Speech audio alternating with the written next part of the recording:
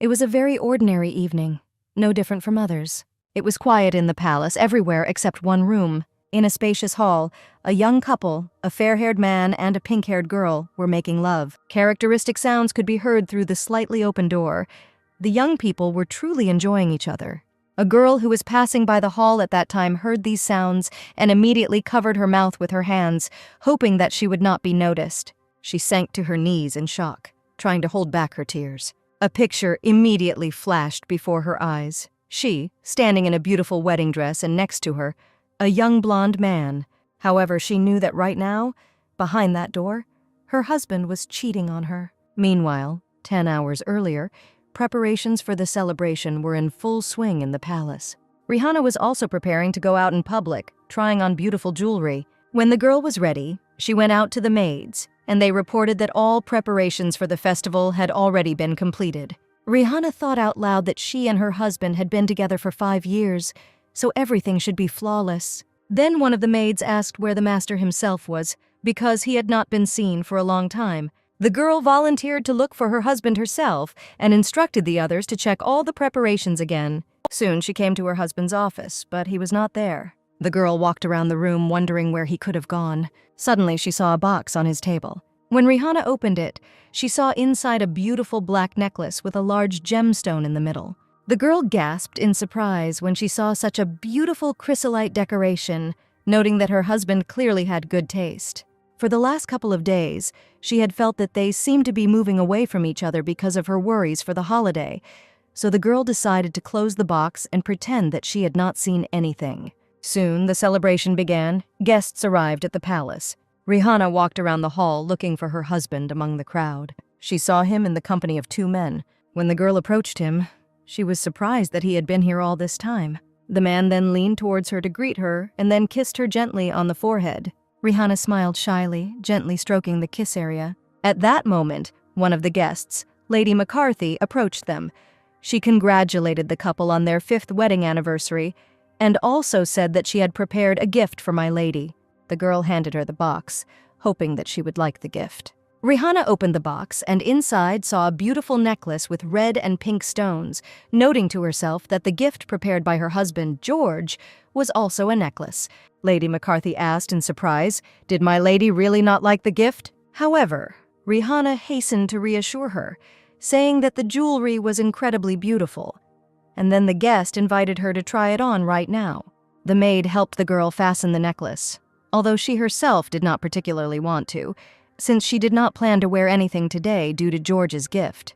But when the jewelry was already on her neck, all the guests standing nearby admired it, saying that it was literally created for her. After this, Rihanna again went in search of her husband, who was again busy communicating with the guests. Then the girl asked where Lisbeth was, to which the maid suggested that she would arrive any minute. Rihanna wanted Lizzie, her beloved little sister, to be with her on such a beautiful day. Soon, a young, green-eyed girl with long pink hair arrived in the hall. She was dressed in a chic black and pink dress. Seeing her sister, she immediately rushed towards her to hug her. However, at that moment, Rihanna's gaze fell on her neck, which was wearing the same necklace that she saw in her husband's office. Her eyes immediately filled with tears, and understanding began to dawn on her little by little. Her husband cheated on her with her younger twin. However, Lisbeth behaved as usual. She greeted her sister and apologized for being late. Instead of returning a greeting, Rihanna asked where the girl got the necklace from. Lisbeth just smiled as if nothing had happened and said that it was given to her. Then Lady McCarthy asked if the girl really liked someone, but she replied that it was a secret. After all, today the main character of this evening is her sister. Lisbeth approached Rihanna and congratulated her on her 5th wedding anniversary. The mistress of the palace was a little embarrassed, but still thanked her sister for her congratulations. George soon joined the conversation, greeting Lisbeth. The girl congratulated him on his anniversary, thanking him for looking after her sister for the 5th year.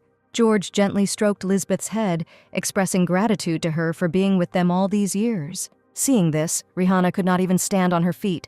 She fell to her knees, and Lady McCarthy, standing next to her, helped her, asking if Lady Royd was all right. George and Lisbeth immediately ran up to the girl, trying to help her. But Rihanna just shrugged it off, saying that everything was fine. She just hadn't slept well in recent days. She said that she would rest a little and she would definitely feel better. Then Lisbeth handed her a box with a gift, saying that this year she wanted to take care of her sister. Rihanna wondered to herself why she was suddenly doing this. Did she really feel guilty about sleeping with her husband? When the girl opened the box, she grinned when she saw a chrysolite brooch there. Lisbeth said that this is a piece of her stone. It symbolizes the happiness of the young couple. She asked George if he had prepared a gift for his wife, and the man replied that he would give it later, advising Lisbeth not to worry so much. The girl only replied that she had nothing to worry about because she knew how much George loved his wife. Soon evening came. The guests began to slowly leave. Lisbeth praised her sister, saying that she did a good job today, and also invited her to dinner, but Rihanna said that she was not feeling well and planned to take a good rest. She said that Lisbeth could have dinner with her husband. Returning to the palace, Rihanna understood that she should think it over with a calm head. Because she did not have clear evidence of their romance, she simply could not believe that it was possible. She headed to her husband's office, intending to find that box with the necklace. However, when she approached his desk, the box was no longer there. At that moment, George himself entered the office. He asked what Rihanna was doing here, to which she replied that she was waiting for him. The man did not understand why she needed him. Then the girl remembered his words at the holiday that he had prepared a gift for her. She asked if he could give it to her now. George immediately hesitated, not knowing what to answer. Then he said that he had ordered a dress for his wife, but it had not yet been delivered. He explained that it was an overseas order, and when the sea is rough, you have to wait quite a long time. George hugged Rihanna, apologizing for not ordering the dress sooner. The girl replied that he had nothing to worry about. She said that she had prepared something for him too and intended to show it tonight. Rihanna asked if he would come into her bedroom because today was a special day. But George only backed down, saying that she wasn't feeling well today anyway, so they'd better leave this idea for later. Soon night came. Rihanna lay alone in her bed, but she didn't feel like sleeping at all. She then rose from the bed, wondering what George might be doing right now. The girl went to her husband's room, thinking to herself that she was simply going crazy, because he was incapable of cheating, especially with her sister. However, when she approached his door and looked inside, she saw what she feared most. Her husband was spending the night with Lisbeth, her twin sister. He told the girl how much he loved her, and Rihanna heard every word. However, not wanting to stay there any longer, the girl returned to her room and sat on the bed until the morning. She knew she would now have to accept that the two were having an affair. However, she did not feel sad. Her eyes were filled with the desire for revenge. She was thinking about what she should do. They didn't have children, so if she wanted a divorce, the process wouldn't be that long. However, she did not intend to just let him get away with cheating. Rihanna was determined to achieve her retribution at all costs. When it was time for breakfast, the maid noted that the lady looked too pale, and Rihanna thought to herself that she could not act alone. She needed an assistant. Mrs. Venegans was George's personal servant, and besides, 90% of the estate would be on his side, and there was a high probability that they already knew about everything and were simply hiding it from the girl. Rihanna then approached Margaret the maid, asking her to come see her later. The girl did not understand why the lady suddenly decided to call her. The lady said it would be some important matter. At that moment, George entered the dining room and greeted his wife, yawning tiredly. He asked how she slept, to which Rihanna replied that the night had been very bad. George asked what was the reason for this, since he even let her relax that night.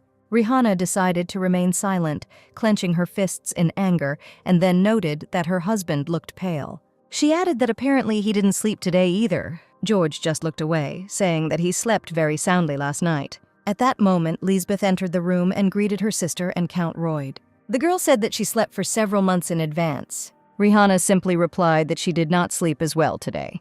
Lisbeth noted that judging by her bad appearance, this was not surprising. But then she smiled and said that Rihanna should eat and sleep well because she already wants to see her nephew. The girl decided not to respond to this, and for some time all three ate breakfast in silence.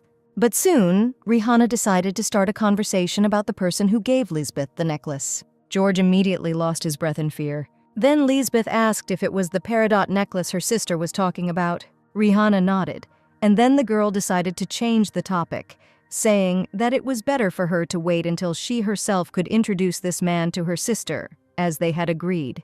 The lady thought that this was what she wanted to do until she caught these two together. Then she said that her sister was already 23 years old, and 5 years had already passed since she herself got married.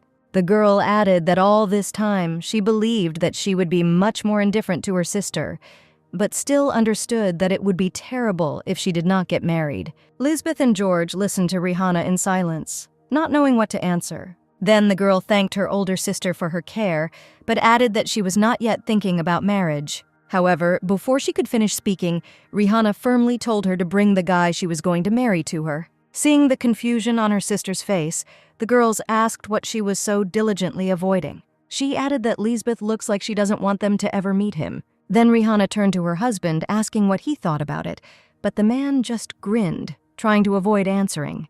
Then Lisbeth burst into tears, reminding her sister of her recent divorce, and saying that she did not want to rush into such things so that she would not be hurt again. The girl got up from the table, apologized for ruining everyone's mood, and hurried to leave. George immediately followed, intending to stop Lisbeth. He turned to his wife, saying that it was her fault that the girl was in such a state now. Rihanna just silently looked after her husband, thinking that her only mistake was meeting them. All future sins would be their own fault, and she would do everything in her power to thoroughly enjoy their downfall.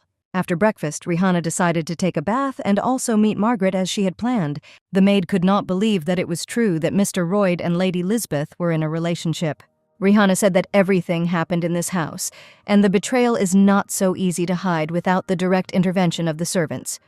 Then the girl gently touched Margaret's cheek, saying that she was the only one she could trust. The maid burst into tears. She clearly did not expect such trust from her mistress. Then Rihanna asked if she could help her. Margaret immediately replied that she would agree to anything if it would help her lady. Rihanna asked if she was worried that she would become a thorn in Lisbeth's side. Then the maid said that from her very first day here, she had been her ward, and would remain so in the future. The girl hugged Margaret, saying that she was very happy that she had her. When the lady came out of the bath, the maid decided to address her again, asking if she was thinking about getting a divorce, to which Rihanna replied that she would undoubtedly file for divorce after they dealt with George. Then the girl said that she needed Margaret to do something for her. She whispered her wish into the maid's ear, and she was surprised that her mistress really wanted to do this. Lisbeth said that she was going to get married, and so they had no choice but to help her with this. When the girl got ready, she headed to the hall where the portrait of her father hung. He was categorically against Rihanna's engagement to George. The man said that this boy was from the House of Royd, who had been raising officials for centuries, so he was alarmed that at his age, he had not yet received a place in the ministry. He told his daughter that she should understand that if George turned out to be a complete idiot after the wedding, they could not interfere. And when Rihanna brought her groom into the house, the father did not express his displeasure to him. Instead, he invited him to take over the management of his hotel together with his wife. But now Rihanna understood that her father was right, because George could not even repay the debt for the faith and respect with which he was bestowed. She destroyed their portrait together, saying that divorcing him would be only the first step. The girl was not going to let him get away with his carelessness. After that, she left the room, leaving the broken painting on the floor. The next day at breakfast, George turned to Rihanna. He said he was going to tell her about it later, but decided to confess something now. The girl tensed, thinking that he wanted to talk about his betrayal. But then George said that this time he got the position. Rihanna wondered if her husband really went to the interview and didn't tell her anything. And then he said that he was hired for that position on the recommendation of the Duke of Macdonald. The girl clenched her fists in indignation. It turns out that her husband was taken because of nepotism, and she was not even surprised by such blatant incompetence of people.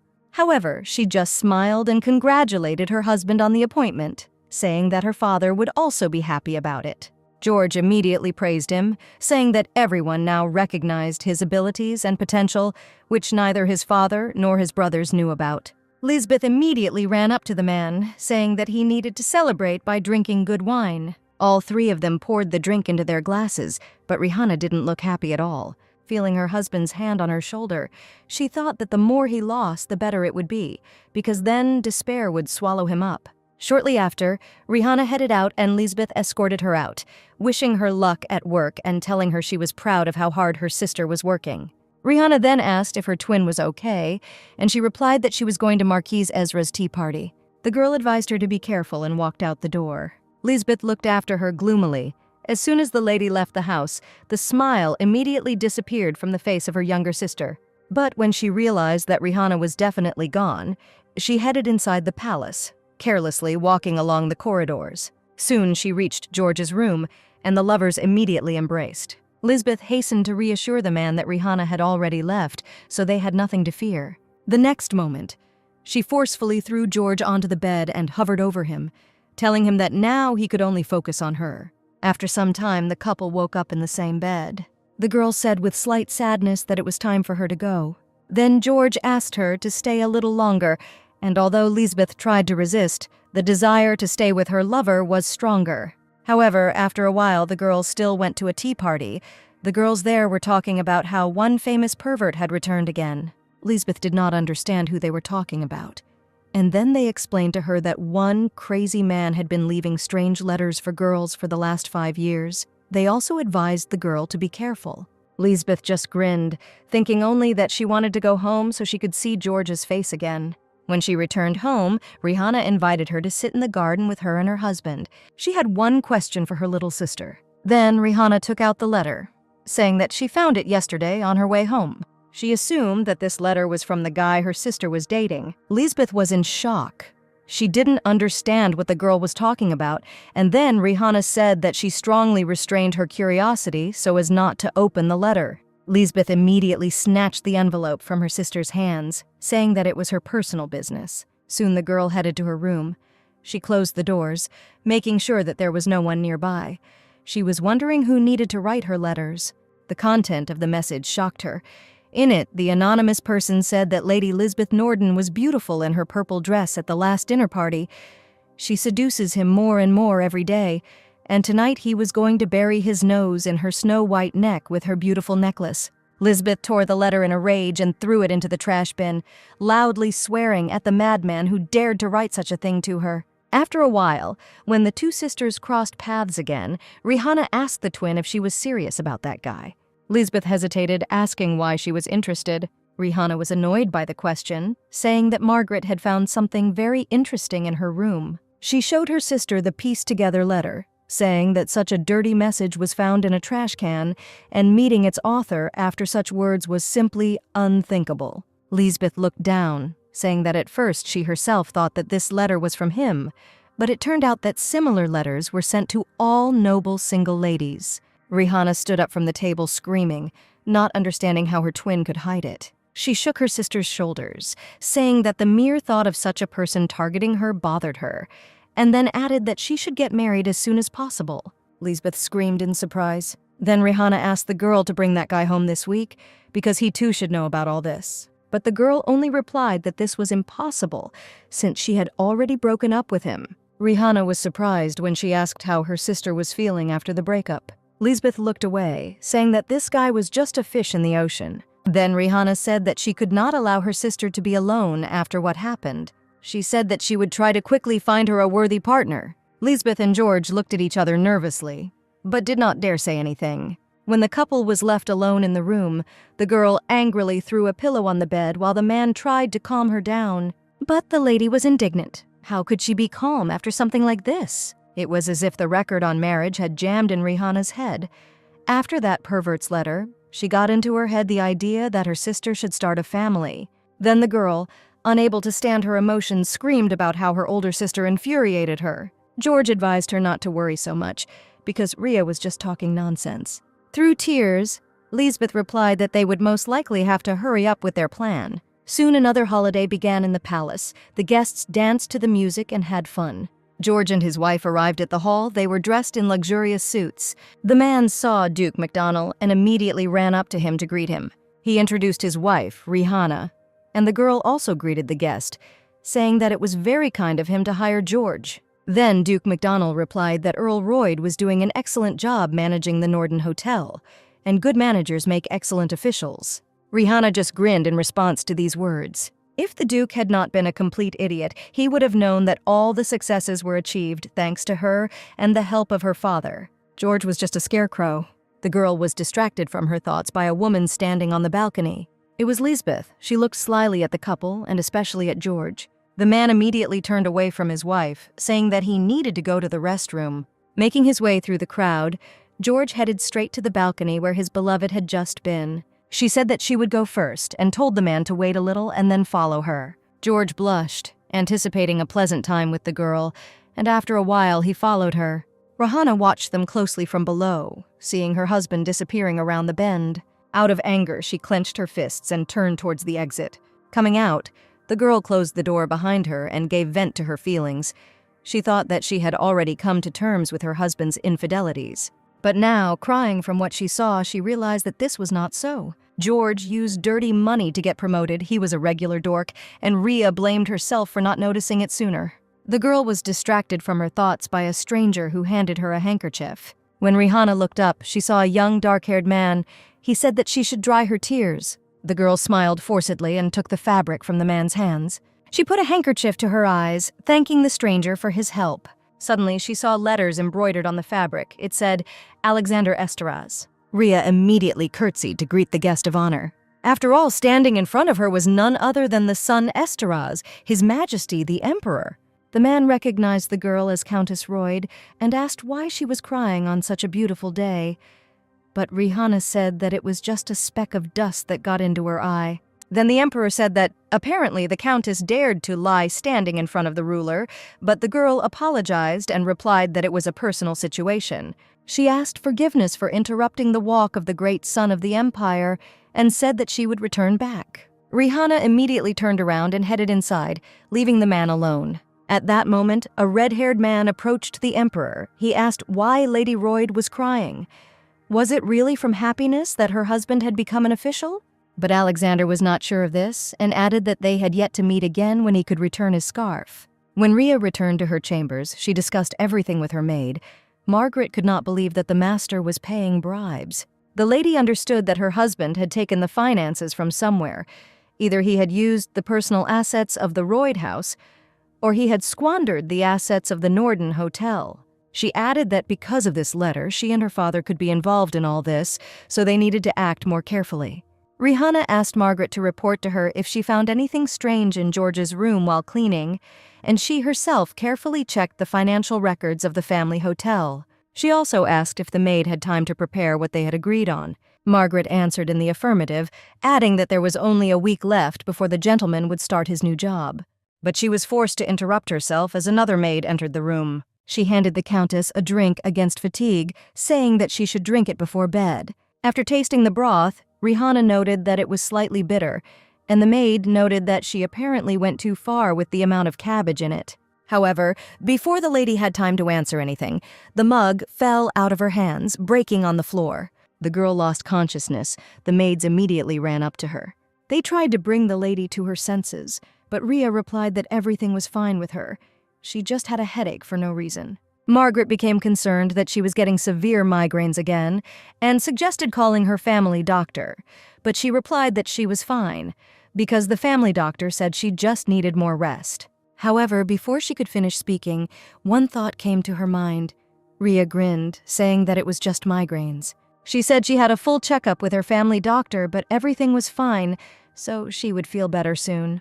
The maid who brought her the decoction asked the lady to inform her if the pain did not go away. She soon left the room, leaving Rihanna and Margaret alone. Then the girl asked the maid to find her a doctor, but to do it secretly from the rest of the people of the Royd house. When everything was ready, the girl, accompanied by a maid, went to the doctor, introducing herself as Margaret Sand. According to her, she was tormented by severe migraines as well as the absence of menstruation for 2 months. Then the man asked her if the girl was married, but she replied that she was not pregnant since she had not had sexual intercourse for quite some time. Rhea said that money is not a problem for her, so she asked the doctor to conduct all possible tests and check her thoroughly. Soon after, the girls left the doctor's office, and Margaret asked if the lady thought that their family doctor had falsified all the test results. Rihanna responded that he was the Royd's man and she couldn't trust anyone from their house after her husband betrayed her. Margaret did not know how to respond to this, and decided to take her mistress's hands, thus expressing her support. After some time, the lady's carriage arrived back at the palace. Coming outside, the girl was surprised by what she saw in front of her. A young man in a black suit stood in the yard. Margaret recognized him as Lord Nivet and was also surprised, not understanding what he was doing in the hotel. Rihanna suggested that he came here out of a desire to find new love, because it had been 4 years since the Lord broke up with her sister Lisbeth, and it was a great time for a new start. Margaret was at a loss, but Rhea ordered her to just go inside. Suddenly, the lady turned her attention to the coachman, who brought them back to the hotel. The maid asked if everything was okay with the mistress, but the girl replied that everything was fine and headed inside. After some time, Rihanna and Lisbeth met to drink tea, and then the younger twin asked if her sister was sick. Rhea was seriously surprised by this question. Lisbeth heard that she went into town to see a doctor today, and she wondered if her sister wasn't feeling well, and then added that she should have just gone to the family doctor. Rihanna didn't know how to react to this, and then asked how Liz knew that she went to the city. The girl replied that Margaret told her everything because they went there together. Then Rhea thought that the maid could not tell her anything, and then she remembered that coachman. It seemed to her that she had already met him. Lisbeth asked why her sister didn't report anything to her. Was it really something serious? But Rihanna only replied that she was not sick.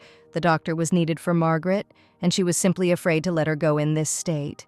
She added with a smile that she would not dare to annoy the family doctor because of some maid. Lisbeth smiled falsely, realizing that everything was fine. She hugged her sister, saying that she was very worried about her. When the tea party was over, Rhea arrived in her chambers and told Margaret that the coachman was secretly reporting everything to Liz. She asked the maid to find her another carriage with a reliable coachman, but to keep it a secret. Rihanna also asked Margaret to make sure that the doctor they approached also did not say anything unnecessary, and also to explain to him that if someone offered him money, they could offer him more.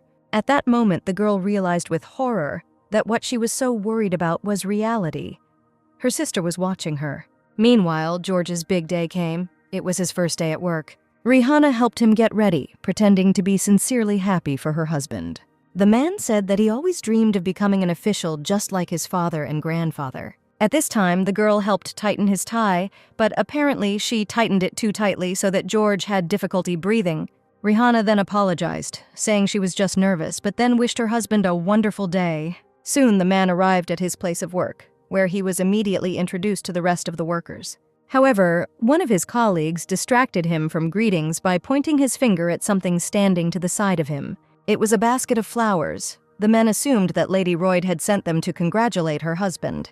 George took the flowers but said that his wife was making a mountain out of a mountain. There was also a note in the bouquet, and when the man read it, his face contorted in horror. But noticing the concern of his colleagues, he said that it was just a touching note from his wife. The men just laughed and soon left George alone with a letter in which only one short phrase was written. "I know what you did." When George arrived home, he immediately showed the note to Lisbeth, but she also wondered who it could be. The man was horrified. He explained that the letter was sent to him along with flowers. Out of fear, he clung his hands to the girl, stuttering and crying about being followed, but Liz only grabbed his wrist tightly, telling him to calm down. But Roy did not let up. He was afraid that others would find out about his affair, or that someone might find out about his bribe to the Duke of Macdonald to take the post of Minister of Finance. Without letting him finish, Lisbeth slapped the man, forcing him to shut up. The girl looked at him with contempt, ordering him to finally pull himself together. Then George reached out to his beloved, starting to sob. With tears in his eyes, he looked at her, not understanding whose hands it was. Liz sat down next to him, trying to remain calm, and said that it was just a petty threat, and these people would still not be able to achieve anything without solid evidence. She leaned towards the man, assuring him that no one could harm them. At this moment, Rihanna was quietly spending time in her chambers. Margaret asked her when she should send the next package. Then the lady said that there was no point in sending threats too often. She wanted to send the scoundrels drop by drop, to give them a little time to get nervous. Rhea said that from today on, she will slowly push them into the abyss of despair. Margaret also reported that her mistress had received a letter from royalty from the Central Palace. The contents of the letter surprised Rihanna. In it, the emperor asked her to come to the Central Palace to return the scarf. At the appointed time, the girl arrived at the palace, where Alexander was already waiting for her. He asked if she knew why he called her here. Rhea was sure that it was not just that the man wanted his scarf back. Then the emperor chuckled, saying that he really just wanted to talk to the Duchess over dinner. The girl coldly replied that if this has something to do with the tax office, then she regularly pays everything to the treasury every year. At this moment, Alexander asked with a grin whether everything is transparent in Norden's financial statements. This question made Rihanna nervous because she did not understand what George could have done. Then she swore to God that she had never done anything shameful. Alexander noted that not everything in the world is under her supervision.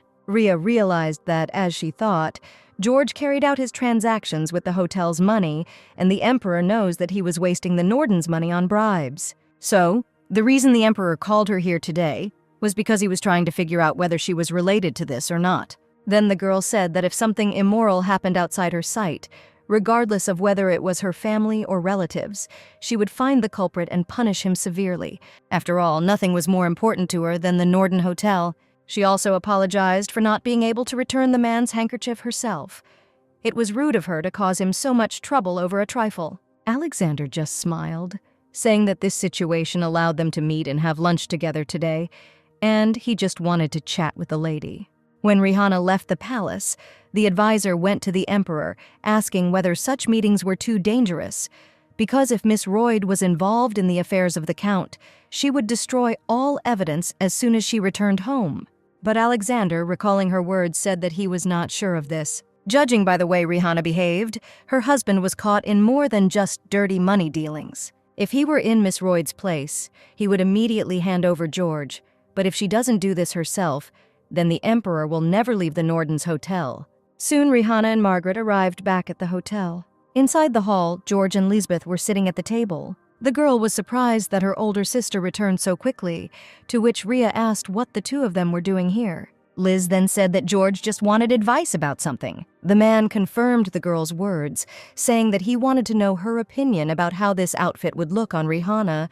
He then opened the gift box, taking out a long gray dress adorned with ruffles and jewels. Lisbeth noted that this outfit suits her sister perfectly. Rihanna smiled and thanked her husband for the gift. However, as soon as she was left alone, she immediately took the scissors and cut the dress into small pieces and then threw them into the trash. Margaret did not understand why the lady had ruined such a beautiful dress, but Rhea only ordered her to immediately burn everything that was left of the outfit. Standing in front of the fireplace and watching pieces of fabric burn in the fire, the girl said that His Majesty knew about the machinations carried out by George.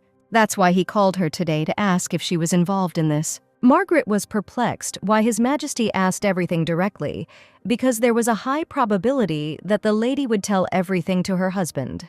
However, Rihanna said that if she wanted to protect the Norden's hotel, she had to lay everything out to the Emperor to prove that George and Duke MacDonald acted together. The maid was confused. Was her mistress asking her to betray her master? Rihanna replied that if Margaret chooses George between her husband and the hotel, then the hotel will end. Therefore, they needed to find all the evidence. For this, they needed to thoroughly check George's room, and she, in turn, would carefully look after the hotel. The next day, a tea party was held at the hotel, to which some noble ladies were invited. One of the guests said that her daughter was getting married soon. The wedding will take place in a month, and the woman has arrived here to invite Lady Royd to the celebration. The groom will be a son from the house of Nivet. The mother of the bride said that she would be glad to see Rihanna at the wedding, but she would not want to see her sister Lisbeth at the celebration, noting that although she has nothing against her, but many men look at her too interestedly, she will distract their attention. But Rihanna only smiled at Lady Shawbolt in response, saying that she need not worry about this. While Margaret and her mistress were riding in the carriage, the maid asked if the Shawbolt's daughter was really marrying the Nivet's son. Rhea said that the girl should not try to read her mind. She stated that it was just a wedding.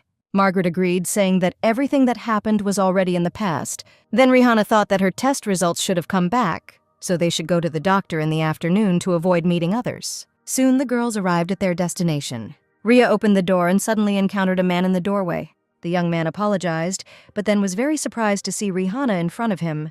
The girl was perplexed why, after so much time, she ran into him right now, but decided not to show it and congratulated the man on his engagement. She wanted to pass by, but the young man took her hand. He said he would like to talk to Rihanna.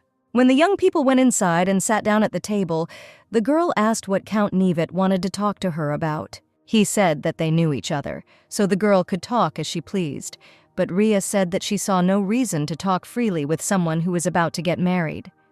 Nivet chuckled that the girl had not changed at all, but he still wanted to say something before he got married, and also to know how the lady was doing. After all, after one day, they no longer had a heart-to-heart talk with her. Rihanna asked if it would look strange if representatives whose houses had rejected the planned marriage were dating.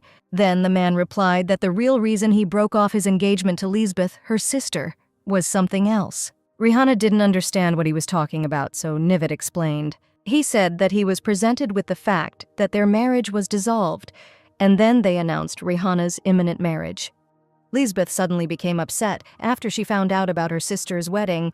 She asked the young man to break off the engagement, and when he refused, she began to threaten and harass him in every possible way. Nivet said that she even wrote him a note in her own blood, which forced him to break the marriage contract with her. Liz constantly threatened that she would make his life hell if they got married. Rihanna couldn't believe that Lisbeth actually did this, but the man said that she didn't even know about his rotten nature. Then he asked her if Rhea noticed anything strange in their living together with Liz and George. Without allowing the girl to answer, he said that Lisbeth was copying her. From the very beginning, there was something wrong in his relationship with Liz. Before, he and Rihanna were interested in each other, but did not even have time to realize their feelings because of her sister's absurd love. Nivet stated that Rhea allowed her to take possession of him. Rihanna was embarrassed, saying that there was nothing between them then. They weren't even dating, although they were very close to it. The young man said that it was Lisbeth who requested the engagement at his house, but before that they had not even communicated. Then the girl realized that she really hadn't thought about it before. One day her sister told her that she had fallen in love with Lord Nivet at first sight at a ball. She said she didn't see anything wrong with it because Rihanna didn't like him. Then the man continued, saying that after Liz found out about Rihanna's wedding, she immediately left him because she was not interested in him, because at that time there was no chance that anything would happen between him and her older sister, something more. Lisbeth asked for a wedding when Nivet and Rihanna's relationship began to turn into something more than just friends, but immediately left him as soon as the girl married another man. Nivet advised the girl to be careful with her sister because she was abnormal, and one day she would stick a knife in her back. And even when Rihanna returned to her palace, thoughts about this did not let her go. But Lisbeth distracted her from them. She was wondering why her twin was so worried. Then the girl replied that something interesting happened yesterday. She said she had received an invitation to the wedding of Lord Nevet and Lady Shawbolt. Liz just grinned and continued eating her food. Then Rhea asked if everything was okay with her sister, to which she replied that everything was in the past. Rihanna decided to ask why Liz broke up with the guy who gave her the necklace. Lisbeth only replied that they simply turned out to be too different, because she fell in love at first sight and even swore off engagement. But in fact, she was not ready for the wedding. She felt that she needed to be as careful as possible in such a choice. Rihanna grinned, agreeing with her sister, but she still understood that one day Liz would have to settle down, and the girl assured her that she herself understood this. Then she moved her chair towards her sister, saying that she really liked living with her. Lisbeth said that she did not want to part with her, so she was in no hurry to get married. She put on an innocent face, asking if Rihanna was trying to marry her off because she was tired of her. But the girl only reassured her younger sister, saying that this was not so. Then Liz remembered how Rhea took her to her place on her honeymoon when she broke up with Lord Nivet. It was then that she realized how much her older sister loved her. Rihanna said they weren't just sisters, they were twins, so her love for her was more than just affection. Liz hugged her sister, saying that she loved her too, but her crazy look said otherwise. At that moment, Rhea reached out her hand to Lisbeth's neck, intending to remove that very necklace from her. However, she was interrupted by a maid who entered the hall and reported that the master had returned. George was standing behind her, and Liz was about to rush towards him when she suddenly saw the state he was in. The man was drunk, he smiled absurdly and waved to the women. He said he had been drinking with his treasury colleagues. Lisbeth grabbed George's arm, intending to walk him to the bedroom, but the man, without allowing her to finish, broke free and walked forward. He hugged Rihanna, saying that he was very glad to see his beloved wife. Liz looked at the couple with envy. She was clearly not happy that her lover suddenly turned his attention to his wife.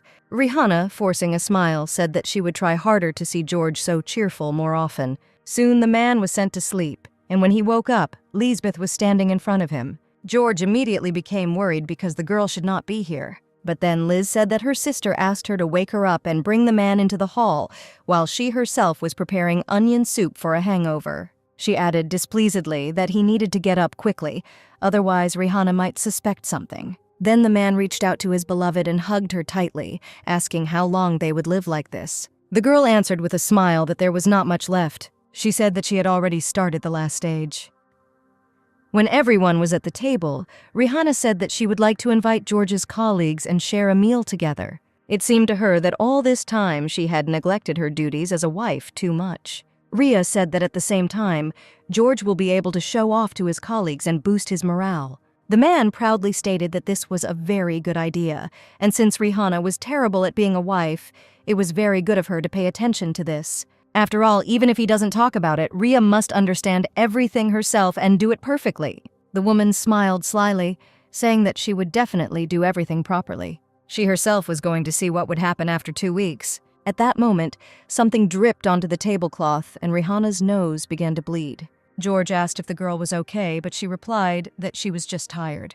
Lisbeth helped her wipe off the blood, saying that her sister should rest more often. Soon after, Rihanna went to the doctor again, and what he told her shocked her beyond belief.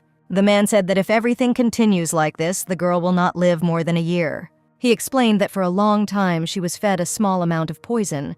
All her symptoms indicated the initial stage of poisoning, but they would become more and more serious, and in the end the girl would be paralyzed and then die. Margaret could not hold back her tears of shock and asked if there was any way her mistress could be cured. The doctor said that, first of all, it was necessary to stop the absorption of the poison, and asked if the girl had any idea who in her environment might be adding the poison. Rihanna understood that this could not be done without the help of the servants. It is not difficult to guess that they knew about this secret relationship, but she could not think that Lisbeth would want to kill her and become the mistress of the estate. She didn't understand when it all started. Did all these people really wish her a quick death during all 4 years of married life? At that moment, the girl could not stand it, and when she tried to get up from the chair, she immediately lost consciousness. Rihanna was carried to the bed, and Margaret looked after her the whole time. After some time, the girl woke up, and the maid immediately told her that the doctor was going to make an antidote that should cure the mistress. Then Rhea said that they needed to change their plan of action, since the idea of marrying Lisbeth to another man turned out to be too boring. Now she couldn't even believe that she was going to let her survive. Now Rihanna wanted to force her to spend her life next to her, so that she could watch how her younger sister loses everything next to her, how she becomes unhappy. And after that, she will kill her in the most painful way. The girl also added that if Margaret is afraid to continue, then she can refuse. But the maid only knelt before her mistress, saying that it was an honor for her to serve such a wonderful person like her, and she would do so until the very end. Rihanna was touched by such words. She burst into tears, hugging the girl to herself, thanking her for staying with her no matter what. Margaret asked the lady not to cry because she must become stronger. She assured that all sinners will receive what they deserve. Then Rhea said that they need to act as usual without showing that they know anything. When the whole trio again gathered at one table, Rihanna told her sister that she should no longer rush into marriage, which surprised her very much. She said that she had been putting too much pressure on Liz lately, and Liz had just recently ended her previous relationship. George agreed, saying there was no reason to rush into marriage. Lisbeth was also happy, saying that she was very happy that they finally stopped putting pressure on her. Moreover, she said that she would like to see Rihanna and George's child as soon as possible. Rhea couldn't believe whether she really wanted to kill both her and the child, but she replied that she would also like to see him. However, the girl thought to herself that she wanted to see the cruel, hellish death of her younger sister even more. After breakfast, Rihanna went outside to walk her husband to work. She said he looked great and wished him a safe journey. When George left, Rhea called Margaret over. She handed the maid the emblem of her husband's treasury, which she hid in her sleeve. Margaret was perplexed why the lady needed such a thing dear to the master. Then Rihanna asked the girl to take the emblem to the office. Soon, Margaret met with George, who asked her to tell his wife that he would return late, and then the maid asked what business the master had planned. But the man said that he would not report to her, and told her to tell her that he had a meeting today. After waiting for George to leave, Margaret headed to the restroom. Rihanna asked her to find out about her husband's life in the treasury, as well as the reason why he always comes late and drunk. And Margaret knew that there was no better place than the maid's restroom to find out any news. The girl heard that Marquis Peakings had been very angry recently. The maid said that he was apparently too angry with Count Norden, whom he despised so much. Soon Margaret reported everything she had heard to her mistress. Marquis Allegory Peakins was from a family that has long been famous for its knowledge in the field of exact sciences. Then she said that Margaret should get something. It was an invitation to the upcoming banquet. Rihanna smiled because everything became more and more interesting. Meanwhile, George got drunk again. He walked down the street with a bottle of alcohol in his hands, leaning against the wall. Suddenly, a pile of papers were thrown at him, shouting that this was complete nonsense and not work. Marquis Peakins was furious. He said that this guy could not even complete an easy task. He could not believe that he was hired based on recommendations. He noted that everyone who took a job on the recommendations of the Duke of Macdonald is the same as George. In the evening, the man returned home. He could not walk on his own, so the servants helped him. Rihanna asked him what happened, but George replied that a woman cannot understand men's problems. After waiting for her husband to calm down, the girl said that she had found a very good book today. As it turned out, it was written by Peking's ancestors. Hearing this, George immediately jumped up from his seat. Rihanna said her husband was lucky to have such an intelligent family as his boss. She left his book on the table, saying that George should read it at his leisure, after which he would respect the Marquis even more. When the man was left alone, he angrily threw the book against the wall. Rihanna, meanwhile, went down to the garden, where Lisbeth was waiting for her. She told her younger sister that George had already fallen asleep after a hard day of work. Liz said that her son-in-law is being tormented too much by his boss at work, and Rhea seems to be too indifferent to it. Then the girl asked if the Marquis was really mocking her husband, but Lisbeth replied that this was just an assumption. But still, she asked her older sister to pay a little attention to this. Rihanna just thanked her for the advice and said that she was planning to arrange something tomorrow. Meanwhile, a new day dawned. George went to work. His head was pounding and he was counting the minutes until lunch. Suddenly, someone knocked on his office. It was Rihanna. She came along with the maids, and the man did not understand what she was doing here at such a time. Then the girl said that she had come to thank the officials who worked day and night for the emperor and the whole country. There were cookies in the boxes brought by the maids, and the lady encouraged everyone to help themselves. But George did not understand why there was such suddenness. Rhea said that her husband has been too stressed about work lately, and thus she wanted to tell him to take good care of him. The man became embarrassed, not knowing what to answer. Then the girl wished him to have a good time for the rest of the day, and she herself got ready to leave. She met a man in the hallway, telling him she was worried she would leave without seeing him. After talking with the stranger, the girl went outside, thinking that all the preparations were completed, and she could only wait. Suddenly, the emperor approached her from behind and asked why Countess Norden had come here. The girl replied that she had come to look at the treasury, but the man added that she apparently also wanted to pay tribute to her husband's team. Rihanna realized that someone was watching her, namely the emperor's advisor. Alexander noted that the girl, apparently, loves her husband very much. Rhea coldly replied that she was a wife, so she was just doing the best she could. Then the emperor asked her if she had ever been betrayed by a man whom she loved with all her heart. He explained his interest by saying that he wanted to know what she would do in such a situation. Then the girl replied that she would return the favor so that this person would feel the same pain as she did, or even feel it twice as strong. In response to this, the emperor wished to further develop this line of thought. He said that he really liked such a countess. Then Rihanna decided to ask the man the same question, and Alexander replied that he had been betrayed many times. The girl asked what he did to them. However, the man could not tell about any grandiose place, since that person had already died. Rhea hesitated a little, wishing the man not to experience this again, and the emperor did the same. At this point, the young people said goodbye.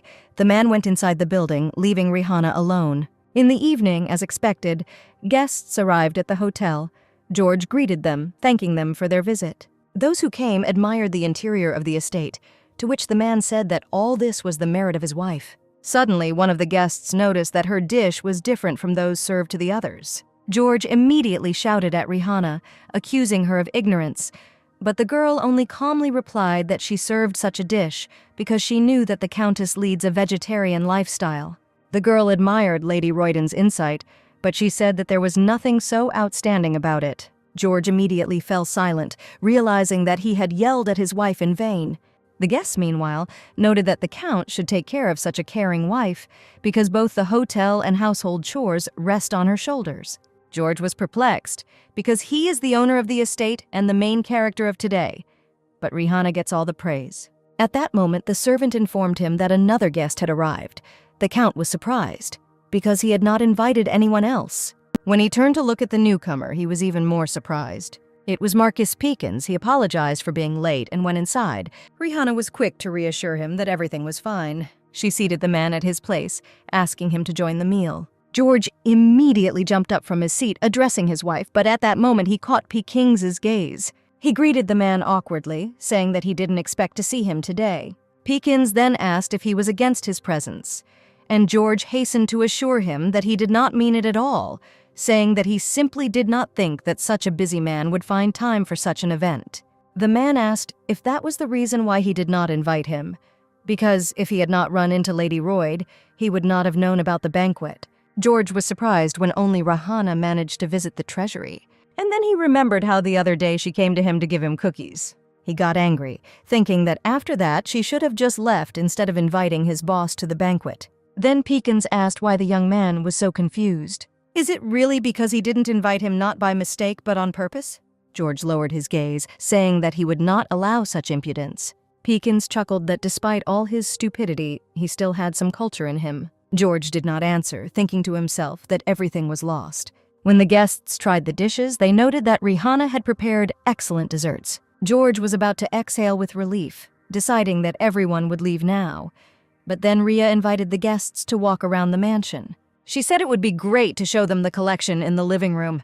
The guests were surprised, not understanding what kind of collection they were talking about. Then the girl led them to a room that looked more like a library. She said that she collected valuable ancient literature and gave each guest a book that they liked. The guests admired the amazing interior of the hotel and the noble hobby of the Countess. Soon the guests dispersed to inspect the books, and then Count Peekins noticed a binding that was familiar to him. Taking the book in his hands, he realized that this was the same work that his father had written. Being a scientist, he did not expect to see it here. However, when the man opened the book, he suddenly began to shake, and his face was distorted in rage. The book contained notes written by Mr. Royden. But before the young man had time to object, Peekins threw the book at him. Opening it, George saw pages covered with unpleasant phrases about the author and the work itself. Then he remembered that he wrote them that day when he came home drunk, and then completely forgot about it. He tried to justify himself, but Peekins did not even want to listen to him, because it was clearly his handwriting. The man knew that George did not consider him his boss, but he could not even think that he would dare to insult his family so brazenly. This was inciting a conflict with the Peekins family. George dared to humiliate his father, the Chancellor, so that henceforth his life in the treasury would not be calm. Then the Count fell to his knees, clutching his boss's trousers with his hands and begging him for forgiveness. But Peekins only slapped his hands, saying that he did not want to stay here a minute longer. When the man left, the rest of the guests hurried to leave the room after him, asking the Countess not to accompany them. Rihanna said goodbye to everyone as she watched the guests leave their house.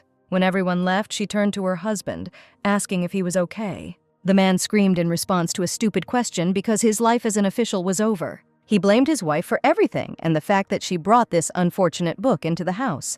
When George sank to the floor, Rihanna could not help but smile, realizing that this was far from the end of his suffering. It could not end with such a trifle. She turned to her husband, asking him to calm down. The girl said that nothing is over yet, because she is always ready to support her husband. Then George reached out to hug his wife, apologizing for yelling at her. Rhea only told him that when it came to her husband, there was nothing she couldn't do. The next day, the girl decided to take a bath filled with rose petals. Margaret congratulated her, saying that it was the first time she had seen her mistress's smile, and this made her very happy in her soul, and Rihanna understood that this was just the beginning of her plan. Meanwhile, George went to the treasury. Standing on the threshold, he remembered the words of his wife. She told him that admitting you were wrong and asking for forgiveness is the act of a real man. George thought that Rhea was really right.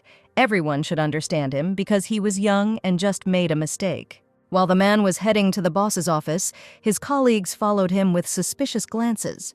He took the paper from his desk and walked resolutely towards Peekins' office. Meanwhile, Rihanna got her hands on papers confirming her husband's machinations. As it turned out, he was hiding the capital of the hotel. The girl angrily noted that it was very brave of him to do this. Then she asked to hide all the reports and keep it secret. Rhea assured the servants that she was not going to cover up for her husband. However, to completely break it, she had to wait for the right moment. A tax audit will take place very soon, and the documents must not fall into the wrong hands. The maid noted that they could not be hidden forever. But Rihanna was quick to assure that she had a plan and that everyone else just needed to follow her orders. Meanwhile, George entered Pekings's office, saying that he had finished his report and would also like to speak with the boss. However, the man immediately threw all the papers on the floor, saying that it was garbage, not a report. George looked down at his feet in amazement and then bent down to collect the sheets of paper. He asked the boss to point out what was wrong with his report. Then Pekins stood up and stepped on the papers with his shoe. He looked contemptuously at the young man, asking if he now understood what was wrong with the report. Then George shouted that this was too much, because the boss is obliged to point out the mistakes of his subordinates and how to correct them. Hearing the words about the boss, Pekins just grinned. He grabbed the young man by the chest, asking if he considered him his boss in principle. George said that there was a misunderstanding between them, but these words only infuriated Pekins more. He again reminded him of those offensive inscriptions in the book. The young man desperately asked the boss to calm down, but he continued to scream. Pekins said that if he continues to make excuses, then he can immediately get out of the treasury. However, George stood his ground, not intending to leave, and then the man shouted that he would not repeat it twice. Deciding not to answer anything, the Count turned around and left the office under the surprised glances of his colleagues. When evening came, Lisbeth walked carefree around the palace. She found George in the dining room, sitting alone in complete silence, not wanting to talk about what had happened. Then the girl pressed her shoe on his foot, this time more rudely asking what the man was doing here. George replied that his boss had gone crazy, so he could no longer work in the treasury. He said that he would write a letter of resignation, because he already had enough money to live in abundance for a long time. He then asked Liz where she went so early. At that moment, Rihanna came into the dining room and overheard their conversation. She asked why he said he was quitting his job. Then the man angrily slammed his fist on the table, saying that Pekins had thrown away the report he had been writing for 4 days and nights, and then yelled at him so that he would no longer appear in the treasury. He sighed, saying that now he could take care of the hotel. Rihanna smiled nervously, thinking her husband was crazy for thinking about running a hotel. She said that in social circles they would whisper that George had insulted his boss and then had a fight with him. Then the girl took his hand, saying that it didn't matter who was right and who was wrong, because in the end he would no longer be able to work where he dreamed. George understood this, but he had already messed things up, and now he didn't know how to get out of it.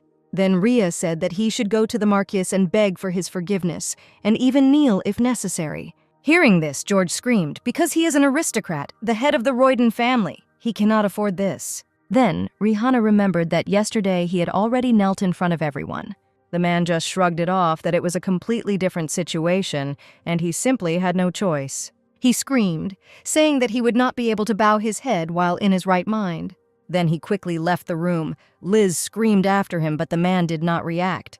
Then the girl turned to her older sister, her face stretched into a smile. She asked how she was feeling lately. Rihanna clenched her fists in anger, asking why her sister suddenly inquired about her condition. Liz replied that her sister always looked tired, as if she was in pain. Rhea only replied that she was taking care of the guests, and that's why she was a little tired. Then Lisbeth said that she was also worried about her son-in-law, because inside he is a very vulnerable person. You can't force him to humiliate himself like that in front of his boss. The girl took her younger sister by the shoulder, saying that the humiliation would last only a moment, but the position would remain for life. And if you think about everything from the perspective of George's wife, who will live with him all her life, it will become clear what would be the best course of action. Rhea then left the room, leaving her sister alone with her thoughts. That evening, while Liz and George were in the same bed, she told him that Rihanna's proposal wasn't that bad. George screamed, not understanding why his lover wanted him to kneel too. Then Lisbeth said that it would be difficult for him to find a new job, and she wanted to be the wife of a man whom she could be proud of and not ashamed of. She kissed the young man, asking him not to make her blush because of him. The girl gently stroked George's cheek, saying that she believed in him. The next day, while Rihanna was calmly sipping tea, Margaret knocked on her room. She said that the gentleman had left for work. Meanwhile, George decided to follow the advice and knelt in front of Pekins, catching the surprised glances of his colleagues. He said that he had made a mistake and asked the boss to forgive him, but Pekins only ordered him to get up from his knees, saying that this would not help him. However, George remained on his knees, apologizing for the weekend incident at the mansion and for yesterday's report." Then Peekins shouted, telling him to get up quickly because no one wanted to look at him on his knees. He said that the problem is not only a quarrel with him, but that George's abilities are simply terrible. He is the shame of the entire treasury, taken on recommendation. At this time, Rihanna and Margaret were sitting at the chess table, and the girl asked whether the Marquis Peekins could really pardon the master. Then Rhea said that we need to make George apologize until the boss forgives him, no matter how much time and effort it takes. Let him bend over backwards to keep his position, because what will be his despair when he eventually loses it? Because of the feelings that overwhelmed her, the girl pushed the chess piece so hard that it flew to the floor and broke. Then Rihanna got up from the table, saying that today they needed to visit the hospital. She needed to check something. Soon the girls arrived at the doctor. The man said that the patient's condition had improved. She said her headaches were getting better, so the doctor asked her to continue taking the same medicine. Then Rihanna asked him if anyone had come to inquire about her health. The doctor replied that his younger sister Margaret Sand had come to see him yesterday, and Rhea began to think that her maid was the only child in the family. The man added that the girl said that her sister was not feeling well, but she did not want to share this with her family. Then Rihanna asked what the doctor told her. The man hastened to assure her that information about any patient is a medical secret that is not disclosed, even to family members. Therefore, he lied that the girl was only slightly overworked. Rihanna thanked him and asked him to continue not to tell anyone about her condition. When evening came, George came into the dining room to have dinner with the others. He said that he had done everything Rihanna asked. The man slammed his fist on the table, saying he fell to his knees and begged for forgiveness in a sober mind. According to him, the entire treasury was present in the office. However, the Marquis did not forgive him. He was a ruthless and cruel person, so George was determined to take revenge on him. Then Rhea said that revenge is good, and she would be glad to see it. But in reality, she had a picture of her own revenge in her mind. George proudly replied that he would definitely show her this picture, if only he would wait a little. He took his wife by the hand, and this picture angered Lisbeth, who was sitting at the table with them. Soon, Lady Shawbolt's wedding day arrived, and Rihanna and George arrived at the church for the ceremony. The butler greeted them, asked the lady to show the invitation, but for some reason the girl did not find it in her bag. Then the young man said that he would check the guest list himself. Rhea thought about it. She definitely remembered that she accepted the invitation when she left the house. But George was unhappy. He did not understand how his wife could forget such an important thing. The girl asked him to calm down and not attract unnecessary attention after that incident in the treasury. Soon the butler returned to the couple, saying that their names were on the list so they could enter. The bride was already waiting for them inside. She greeted Countess Royden. Rihanna congratulated the girl on her wedding, wishing her good luck. However, at that moment someone called out to her from behind. When Rhea turned around, she saw Lisbeth dressed in a formal red dress. The bride was very upset when she saw the same girl who broke off her engagement to her future husband 4 years ago. Rihanna immediately ran up to her sister, asking what she was doing here, to which Liz replied in an innocent voice that she had come to congratulate Lady Shawbolt on her wedding. Rhea grabbed her hand, dragging her towards the exit. When the girls went outside, Liz said she didn't understand why her sister was so angry. Rihanna asked how the girl got here without an invitation. Then Lisbeth pulled out the envelope with the invitation, saying that her sister had forgotten it at home. At that moment, Rhea realized who was to blame for the disappearance. Her thoughts were interrupted by George running up to the girls. He asked Rihanna for an explanation of what was happening here. Then Lisbeth said that the whole situation offended her very much. She said that she just came to give her sister an invitation, and she dragged her outside as soon as she went inside. George put his arm around the girl's shoulders, saying that Rhea was too strict with her sister. The girl did not answer anything to this. She just walked past them, asking her husband to take Liz back, and she herself would go to apologize to the bride. As soon as Rihanna disappeared around the corner, the innocent expression immediately disappeared from Lisbeth's face. George asked her why she came uninvited. Then Liz said that she did it on purpose because she wanted to see her sister's distracted appearance. George noted that the girl apparently does not like her twin very much. Then the girl said that she had been feeling such strong hatred for her for a very long time that she was ready to kill her. Liz didn't like the fact that she was born a twin sister, and a younger one at that. Just because she was born 5 minutes later, she had to put up with a place in Rihanna's shadow. Ria was the only one who could claim her mother's love. She received the right to manage her father's hotel, the right to love and chances in life. And everything that Rihanna took from her, Liz wanted to return to herself in any way. And if necessary, she was ready to put a knife in her back. Meanwhile, the wedding ceremony began. The priest took the oath, and the newlyweds swore love and fidelity to each other. Then they were declared husband and wife, and the guests were asked to bless the future of this couple. Rihanna reflected that she was also very happy at her wedding. All she wanted was just ordinary happiness. And now there is nothing left of this desire, only a feeling of betrayal. But she was not going to give up. She would still see who would laugh last. When the ceremony was over, everyone returned to their homes. George asked his wife if everything was okay ahead of the upcoming tax audit, to which Rihanna replied in the affirmative. She noted that the man appeared to be scared. Then she asked if they had any reason to worry, but George only said that this time the check would be more thorough. Rihanna understood that this was true. This was the first time the tax office had collected so many documents. She made sure the information didn't slip through, but she didn't know how long they'd hold out. Then the girl asked Margaret to convey something to His Majesty. Soon Rihanna arrived at the Emperor's palace. They greeted each other respectfully, and the man asked the girl to take her seat. Alexander thanked her for answering the invitation. Sitting down at the table, Rihanna noted that all the dishes were served cold. Then the man said that they had not seen each other for a long time and asked how the girl had been doing all this time. Rihanna replied that it was tax season, so she was very busy. Thus the Emperor could not expect any unpleasant surprises. Rihanna added that her love for the Norden Hotel is so deep that it will not waver even in the face of a huge amount of money. This can happen once in 10,000 years, but not with her alive. Alexander grinned, saying that this was a worthy answer. Then he got up from his desk, approached the girl from behind, and asked where she ended up hiding the documents. He recalled her words that she would severely punish the culprit if an unpleasant situation occurred outside her sight. Then the Emperor noted that, apparently as a result of the tax audit, the Countess's opinion had changed. Rihanna, after a short silence, replied that no changes had occurred. She asked for today's meeting because she had a request. Alexander was surprised by this answer. Then Ria said that if the Emperor promised her that the Norden Hotel would not suffer damage under any circumstances, she would provide everything he needed in state affairs, even if it is the honor of her husband or his life. She suggested that His Majesty did not need the hotel. He wanted the collapse of the Duke of Macdonald. The Emperor confirmed her words, and Rihanna said that if a man wants to use her husband to crush the Duke, she will not interfere with this and will even help him.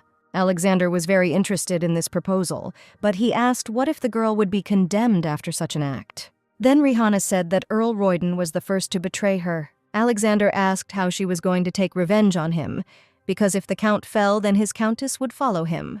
The girl replied that she was planning a divorce. The Emperor noted that, apparently, the feeling of betrayal due to the unlawful ownership of the inn was very strong. Then Ria said that there was another reason.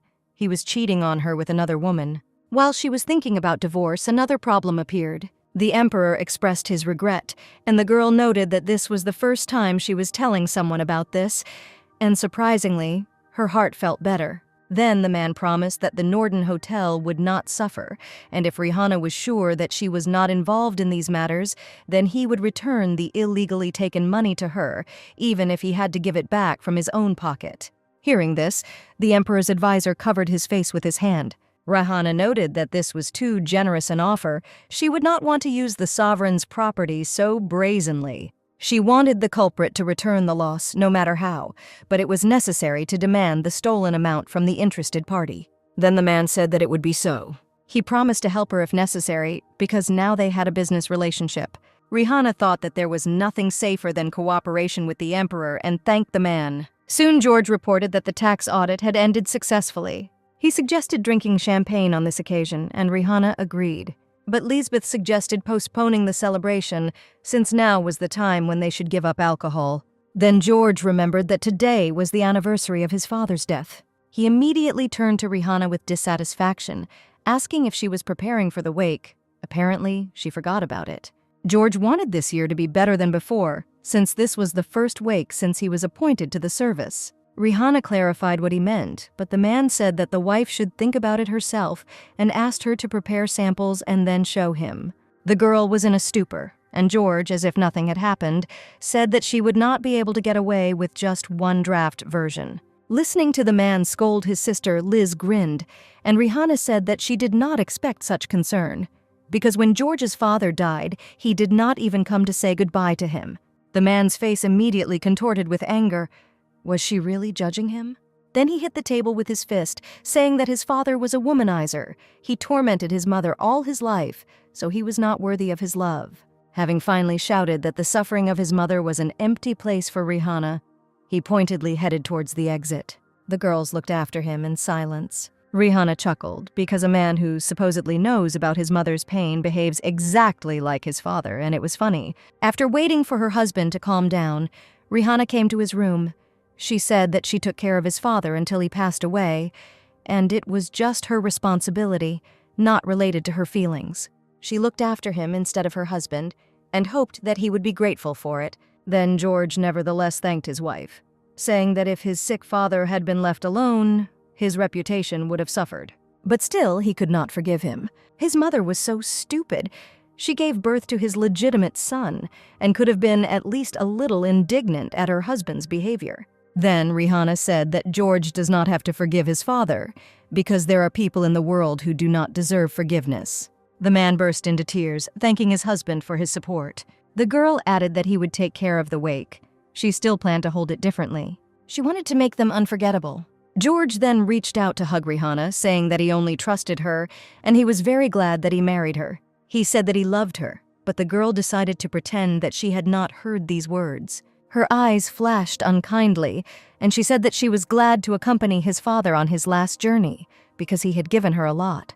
The next morning, Lisbeth helped George get ready for work, and he was unhappy that his wife was sleeping at this time. She acted as if she was the only one working in this world. Then Liz pulled him towards her, asking why he was dissatisfied, because thanks to this, she was able to help him with his assemblies today.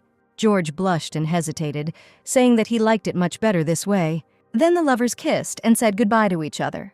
When the man left, the maid noticed that he apparently forgot his sign at home. Lisbeth grinned, pretending to be surprised by this. When Rihanna arrived at the dining room, it was empty, and she asked where her sister was. The maid said that the lady went out early in the morning. Lisbeth herself had already arrived at the treasury to give George the sign he had forgotten. The man did not expect to see her here at all. However, the girl immediately ran up to her lover, hugging him. She pulled out his badge, saying she had come to give it to George. The young man thanked Liz, and she asked if he was going to let her go just like that. Then George hugged the girl, holding her close, and said that there was a nice place inside. When the couple got there, George knelt down, holding Lisbeth on him, and kissed her. After some time, the girl returned back to the palace. She recalled her trip to the treasury, smiling slyly. Looking at her sister, she grinned, because she didn't even know what her husband was doing to her today. Rihanna then said that last night she had drawn up a guest list for the wake and wanted her husband to look at it. George wondered why there were so many people there, twice as many as last time. Rihanna said that her husband wanted to make the ceremony solemn and she only followed his wishes.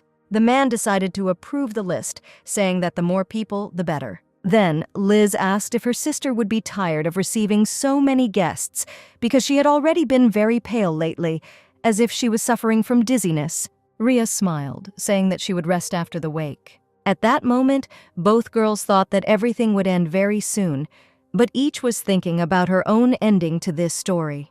When George arrived at work, he was told that a gift was waiting for him.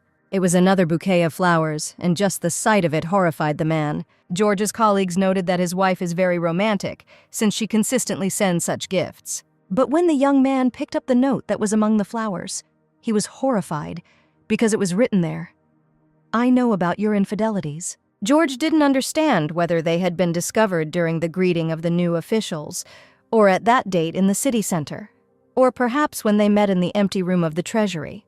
However, he was distracted from his thoughts by the screams of his colleagues. They reported that the emperor had suddenly arrived at the treasury. The next moment, the ruler, accompanied by servants, walked inside wearing a white suit. George, hesitating a little in surprise, greeted the emperor. Marquis Peekins immediately left the office to meet the ruler, and also asked what brought him here.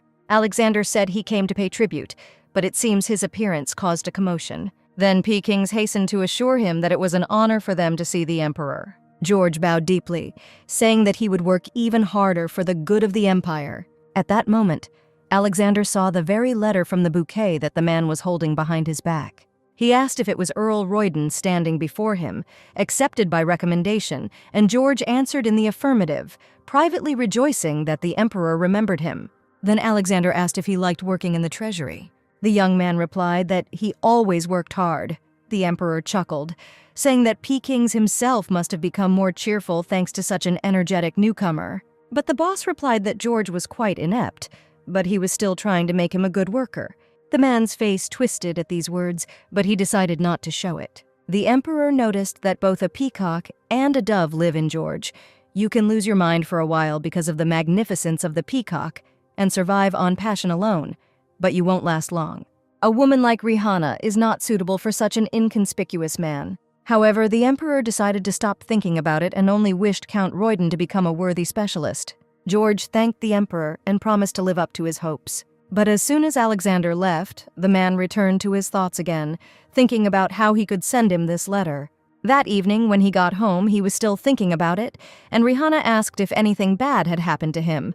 George said he was fine, but then wondered why there were so many flowers in their house all of a sudden. Rihanna said that she looked at the market and decided to buy these flowers there, and with them the house immediately became more luxurious. George did not show it, but thought to himself that the bouquet consisted of the same flowers. But Lisbeth interrupted his thoughts, saying that she was at a meeting today. Apparently that pervert also sent a letter to Mrs. Anne. At that moment, the fork fell out of George's hands. Lisbeth continued, saying that she would like to see the face of the scoundrel just once. She wondered what kind of viscount could be capable of such a thing. Surely he was an extremely unpleasant person. He could not gain authority, so he is trying to attract attention using such dirty methods. At this moment, George jumped up from the table, saying that he had indigestion, so he had to leave. Lisbeth immediately ran after him, and Rihanna grinned slyly after them. Soon the girl came to her lover's chambers. He sat silently, thinking about his own thoughts. Then Liz asked why he was so sensitive today. George said that someone knew about their relationship, and then gave the girl a note from a bouquet. Liz was unpleasantly surprised, noting how brazen it was for a stranger to send such a letter. George suggested that it could be Peking's. Only he is capable of plotting such intrigues, and even today he was trying to undermine his reputation. Perhaps it was he who sent the bouquet, because George took the place of the man whom Pekins himself recommended. Out of anger, the man kicked the table so that it fell, and then Lisbeth asked him to calm down and not act rashly. First, they need to go to where the flowers were sent from and find out the name of the sender. She said that tomorrow she would go to the treasury to pick up the basket and take it to the flower market, and the man immediately hugged his beloved, saying that she was the only one he had. Then Liz took the letter and threw it into the fireplace, saying that they were in the same boat. Her eyes sparkled unkindly, and she said that there was nothing to worry about. Nothing would happen to them. The next morning, Rihanna helped her husband get ready for work, wishing him a good day. After he left, Lisbeth approached her, asking where her brother-in-law was. Then she took George's badge from the maid, saying that he had forgotten it at home again. Rihanna was surprised it happened again, but said Margaret would take the badge to the treasury. However, Liz said that if the maid appeared there again, George's colleagues would whisper about his sloppiness. Then she said that she could go there herself, as if on orders from her older sister. Rihanna grinned at the twins' thoughtfulness and allowed her to go to the treasury. Liz soon arrived at the scene, picked up a basket of flowers, and George praised her for her resourcefulness. After that, the girl headed out. But in the corridor, there was someone whom she did not expect to see here at all. It was the emperor.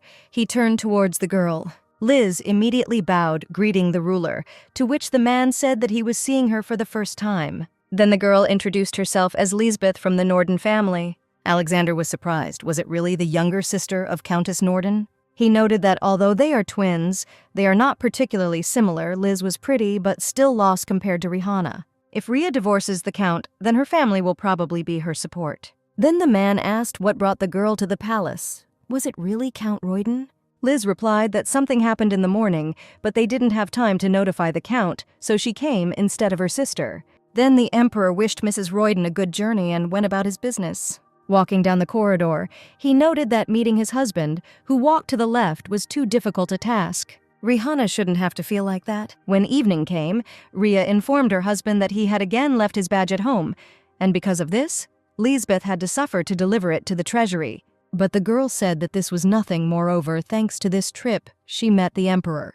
Rihanna was surprised that her sister confronted the ruler. Liz said that when he heard her name, he immediately recognized her as George's sister-in-law. George himself said that yesterday he also received an audience with the emperor. His Majesty came to see him. Rhea looked at her husband with disbelief. But Lisbeth immediately began to praise George, saying that at this rate, he would soon receive a promotion. The man asked his wife what she thought about this. Rhea said that the emperor, apparently, was taking a special interest in him. George believed that this was all thanks to his outstanding skills, and very soon he would outshine the Marquise. Rihanna wondered what the emperor's motive was for personally coming for George's sake. Was it really because of her that he was so troublesome about it? The girl remembered his words that he was always ready to help her. Her face immediately turned red, and she hastened to drive away these vicious thoughts from herself. When dinner was over, Liz went to her maid to give her another order, but the girl did not understand why she had to do such a thing. She stated that she was not Lady Lisbeth's puppet and would like to know the reason for such an order. She wondered why she had to bother looking for the store where that basket of flowers was bought. Then Liz handed her a note that was in flowers. The maid wondered where it came from because she forced all the servants to keep their mouths shut. Lisbeth approached the girl, saying that she would soon become the mistress of this house, so she should not be insolent because she is not as generous as her sister. Then the maid apologized to the lady, and soon she left her alone. I took the note in my hands. The girl wondered who could have done this. It all looked like hatred and resentment. Was this really Rihanna's doing? Soon the girl arrived at the flower market with a basket. The saleswoman said that these were indeed their flowers. Then the maid asked the name of the customer, since the owner of the house wanted to send flowers to him in return. But the fair-haired flower girl replied that she did not know the identity of the sender. A young maid came instead. As it turned out, the order came from a noble house. The first person the girl thought of was Rihanna's maid, Margaret. Then the saleswoman said that she remembered the customer's words. It was said that this was a welcome gift to a new member of the department, and it should be prepared with all the soul and also hide the name of the sender so that the recipient would not feel awkward. Hearing this, George immediately thought of Peking's. He promised to give the boss what he deserved at the first opportunity. At this moment, the servant announced that the Countess had arrived at the palace. Liz said she would meet her, and George should have calmed down. Left alone with the maid, the man wondered when Pekins could have found out about his relationship with Lisbeth. The girl expressed her opinion that the boss wanted to confuse George. If he had real evidence, he would have demanded monetary compensation for silence. And yet, the Count was lucky that it was not the work of his wife. George just grinned, saying that Rihanna was not capable of such a thing. If she had known, she would not have calmly sat at the same table with him. If she wants revenge, she obviously won't pull such low-grade tricks. Then the maid apologized for such a personal question, but still asked why the young man chose Lady Lisbeth. She understood that after a few years of married life, feelings could cool down, and the Count did not marry for love, but still she was wondering why, of all the women, he chose Lisbeth. Then George said that she had taken her first steps, and he saw no reason to refuse her. The girl noted that Lisbeth is the Countess's sister, and there is a possibility that she will confess to everything. George, grinning, replied that it was safest to have a married mistress. She shouldn't get caught if she doesn't want to be discovered, because one certainly pulls the other along with him. It was the same with Lisbeth. She would not do such a thing because no one could even think that a son-in-law and sister-in-law shared the same bed.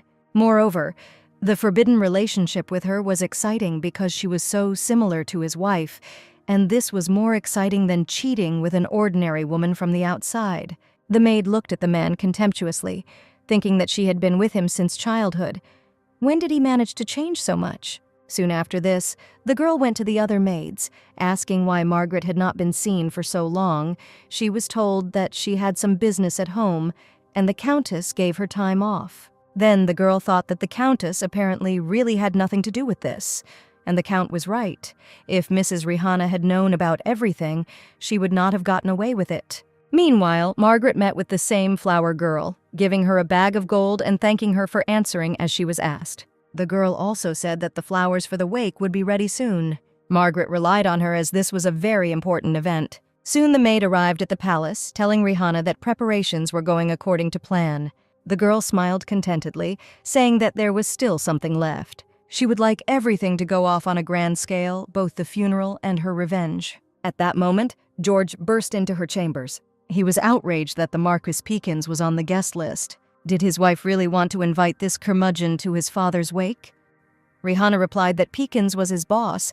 He couldn't just be taken and not invited, but George stood his ground. However, the girl pulled her hand away from him, saying that Peakins must definitely be invited.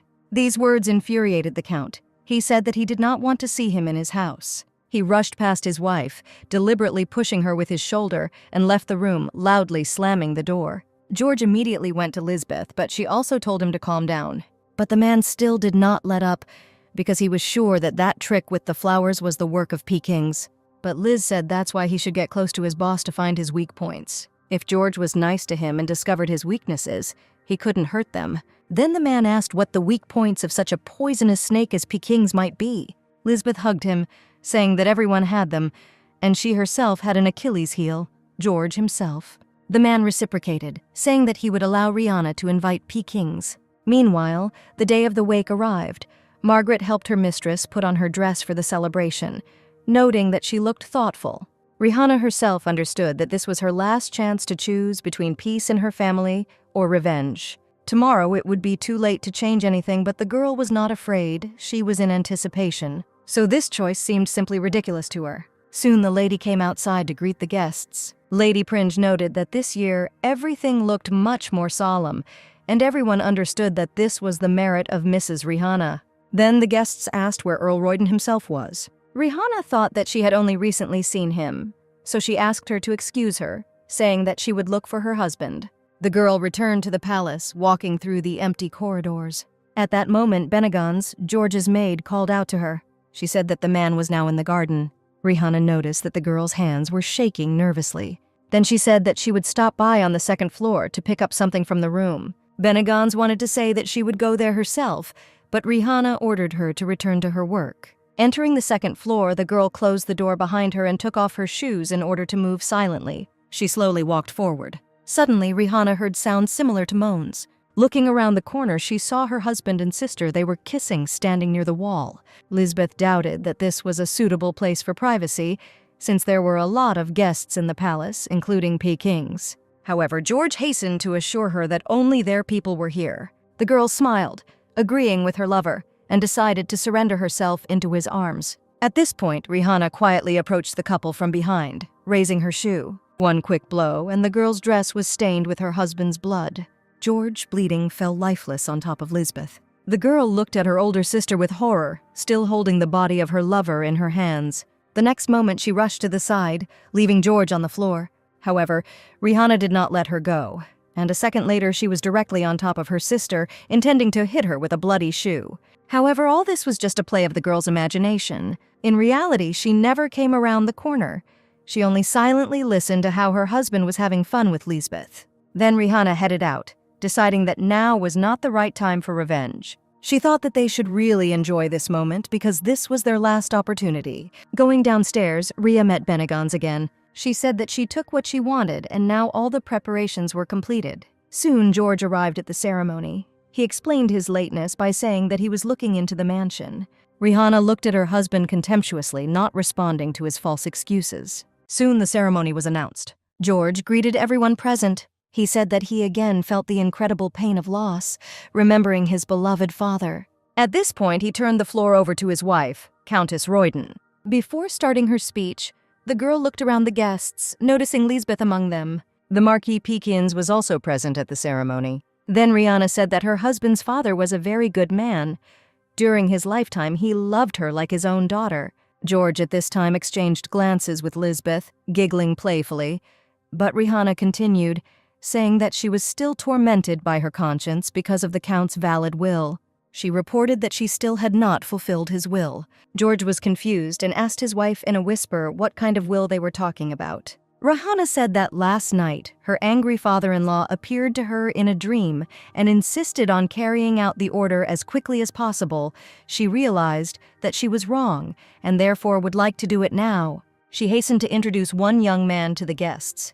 This was Joseph Royden, second son of the late Earl. He is her husband's reliable younger brother. At that moment, the girl remembered the day when her husband's father died. He told her that there was one thing only Rihanna should know. The man said that he had a son besides George. 15 years ago, under the influence of alcohol, he made a mistake. His mistress gave birth to a son, but she could not tell his wife about this. She had no choice but to go to the village with her son.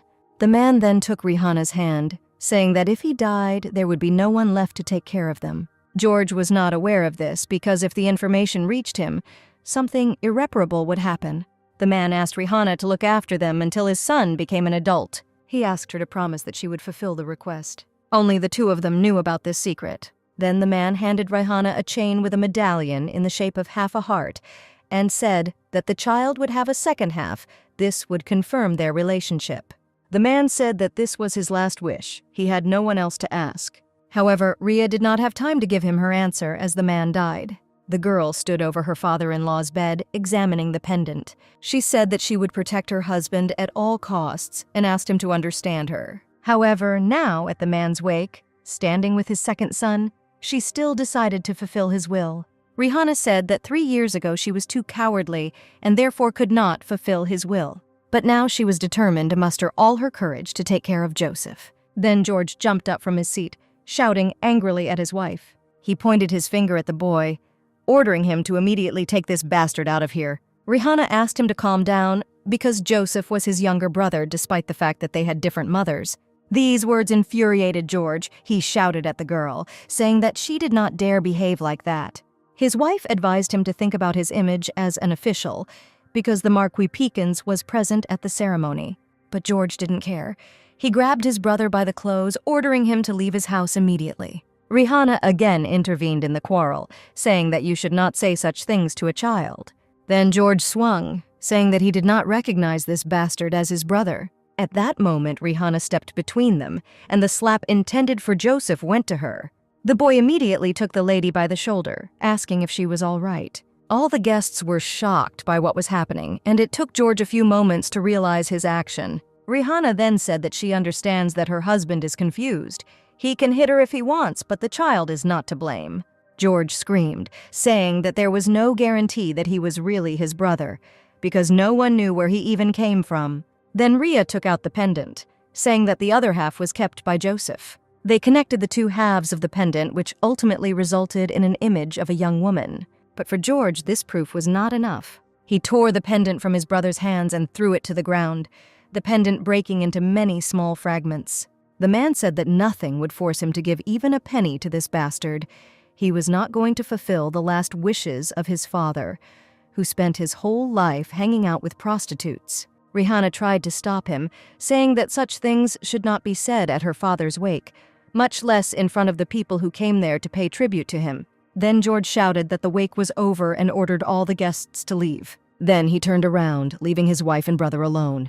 Rihanna grinned as everything went exactly as she had planned. When the couple returned to the palace, George continued to scream, not understanding how his wife could do such a thing without consulting him. If she loved him even a little, she should have at least hinted to him about her intentions. Rihanna then said that she knew how her husband would react. If she had told him everything in advance, he would have tried to harm this child, which was why his father was worried. George shouted that he didn't care about his father's will, but Rhea reminded him that under Estarage law, a child born out of wedlock has the right to inherit. But the man simply walked past her, deliberately pushed the girl with his shoulder, and said that this would not happen. He went inside the palace, leaving his wife alone. At that moment, Joseph approached Rihanna and asked if he could sit next to her. Then the girl ordered Margaret to serve the boy tea and sweets. Joseph understood that the lady was in trouble because of him, and Rhea assured him that everything was fine. She said that all this was so that he could become Royden's second son. The young man embarrassedly thanked Rihanna, but she said that she was only fulfilling the will of his father. But Joseph assumed that the lady was not looking for him because of the will. Otherwise, she would have visited him 3 years ago. Rhea confirmed his words, and then asked why he didn't look for him and George himself, because his mother died last year and he was obviously having a hard time. However, before Joseph could answer, his older brother suddenly came up behind him and poured a glass of water right on his head. He shouted for the servants to immediately throw this bastard out of here. Rihanna's face immediately darkened. She declared that the blood of the Royden family flowed in Joseph's veins. The servants had no right to even lay a finger on him. Then George shouted that if they didn't get rid of him, he would do it himself. The man swung his hand to hit his younger brother in the face, but he promptly blocked him with a tray. George roared at the brazenness of this boy. Then Joseph, smiling maliciously, asked his brother to calm down. The Count wanted to shout that he was not his brother, but the guy continued, saying that he definitely had a blood relationship with the late Count Royden, and he had not yet reached adulthood, so he would remain in the palace. Rihanna supported the guy, saying that she would give him the use of the 4th floor. George screamed indignantly, because Lisbeth uses this floor. He said that a man and a woman cannot live on the same floor. This is wrong. Rihanna chuckled nervously, saying that Lisbeth lived with them, but nothing happened between her and George. The young man hesitated. He had no choice but to agree, and then Rihanna ordered the servants to show Joseph his room. At that moment, Liz ran into the hall. She shouted that she did not want to share the floor with this barbarian. Rihanna said that, unlike George, she had no right to express herself like that, and moreover, she herself was a stranger in this mansion. Liz only lived here because of her sister's generosity, but if she wasn't happy with something, she was free to leave. Rihanna wouldn't stop her. After this, the girl left the hall, not paying attention to her husband's displeasure. He shouted after her so that she would not forget who her real family was, but Rhea did not react. After some time, she decided to visit Joseph in his new room. The girl said that the guy would stay here and wait for her instructions, and if he was obedient, all the possessions of this house would become his own. Joseph smiled, deciding to tell him why he had been sitting still for all these 3 years. He waited until he came of age, because it was difficult for a minor without a parent to win a legal claim, and his brother would go out of his way to exploit this and reduce the share of his legal inheritance. Rihanna noted that this is a pretty smart plan, but she immediately added that this does not concern her, and now the guy needs to rest. His work is finished for today. Joseph just looked after his mistress with a smile until she disappeared behind the door. The next morning, the boy joined his newfound family for breakfast, greeting his brother. He said that to him, George was his dearest and only big brother, no matter what. The Count rose from the table, saying that he was not going to sit at the same table with this brat. Then Lisbeth turned to Rihanna, saying that Joseph should eat in his room, since George was so unpleasant about his company. Rihanna simply replied that her younger sister shares the same table with them, and if they discriminate against George's younger brother, it will be a sign of disrespect for George himself. Liz was infuriated by this answer. She angrily threw her cutlery on the table. Then she rose from her seat and silently walked towards the exit. After a short silence, Joseph apologized for ruining breakfast, but Rhea said that was not the case at all. At that moment, Margaret poured some wine on the young man, and the lady said that she continued to hope for fruitful cooperation with the guy. Joseph said he could just sit quietly and still receive his inheritance. But since his daughter-in-law wants it, he will be happy to make a little noise. Soon the guests gathered at the hotel again. George watched with displeasure as his younger brother enjoyed all the delights of his inheritance. Rihanna apologized for that day, saying that it was all her fault and asking her to forget the words her husband said. The guests only admired the fact that the Countess found the courage to fulfill the will of the late Count, and at the same time suffered. Then the girl said that the main thing for her was that the innocent child was not harmed. Some suggested that he could sow discord in their home, but Rhea replied that her husband would not leave this boy alone if he knew about him in advance. So she had to remain silent. Upon reaching adulthood, Joseph would most likely have filed a claim against the County of Royden, and George would not have allowed his brother to live, who had disgraced the honor of his house. Therefore, Rhea decided that she would have to take extreme measures, but in this way she brought trouble to the guests, for which she apologized again. Realizing that people were on her side, the girl smiled slyly, saying that George is her beloved husband, and she takes responsibility for him. Soon after this, Rihanna met with the emperor, and he admired the countess's action. He said that in secular circles, Earl Royden is considered a monster, and Rihanna was nicknamed a loving wife who cares for her husband. But Alexander himself considered her a woman who would not be content with just this. Rhea agreed to this, and then provided the man with documents confirming George's embezzlement. Alexander was incredibly pleased with this news, and he began to look at the papers with interest. Rihanna said that after the betrayal of her loved one, she decided that she had to become even more flawless. Then the emperor said that he had heard that Count Royden had raised his hand against the girl, but she said that this was incomparable to what he was experiencing now, and then asked the ruler to use the documents as wisely as possible. At that moment, Alexander extended his palm to the girl's face, touching her cheek with his fingers. Rhea looked at the man in surprise, and he hastened to apologize and remove his hand. He said he wanted to check the wound, and it was a little more serious than they said it was. The emperor added that he would send the girl palace medicines, because to carry out revenge, she must be in good health. After all, he and Rihanna entered into a business relationship, and therefore the man was not going to accept refusals.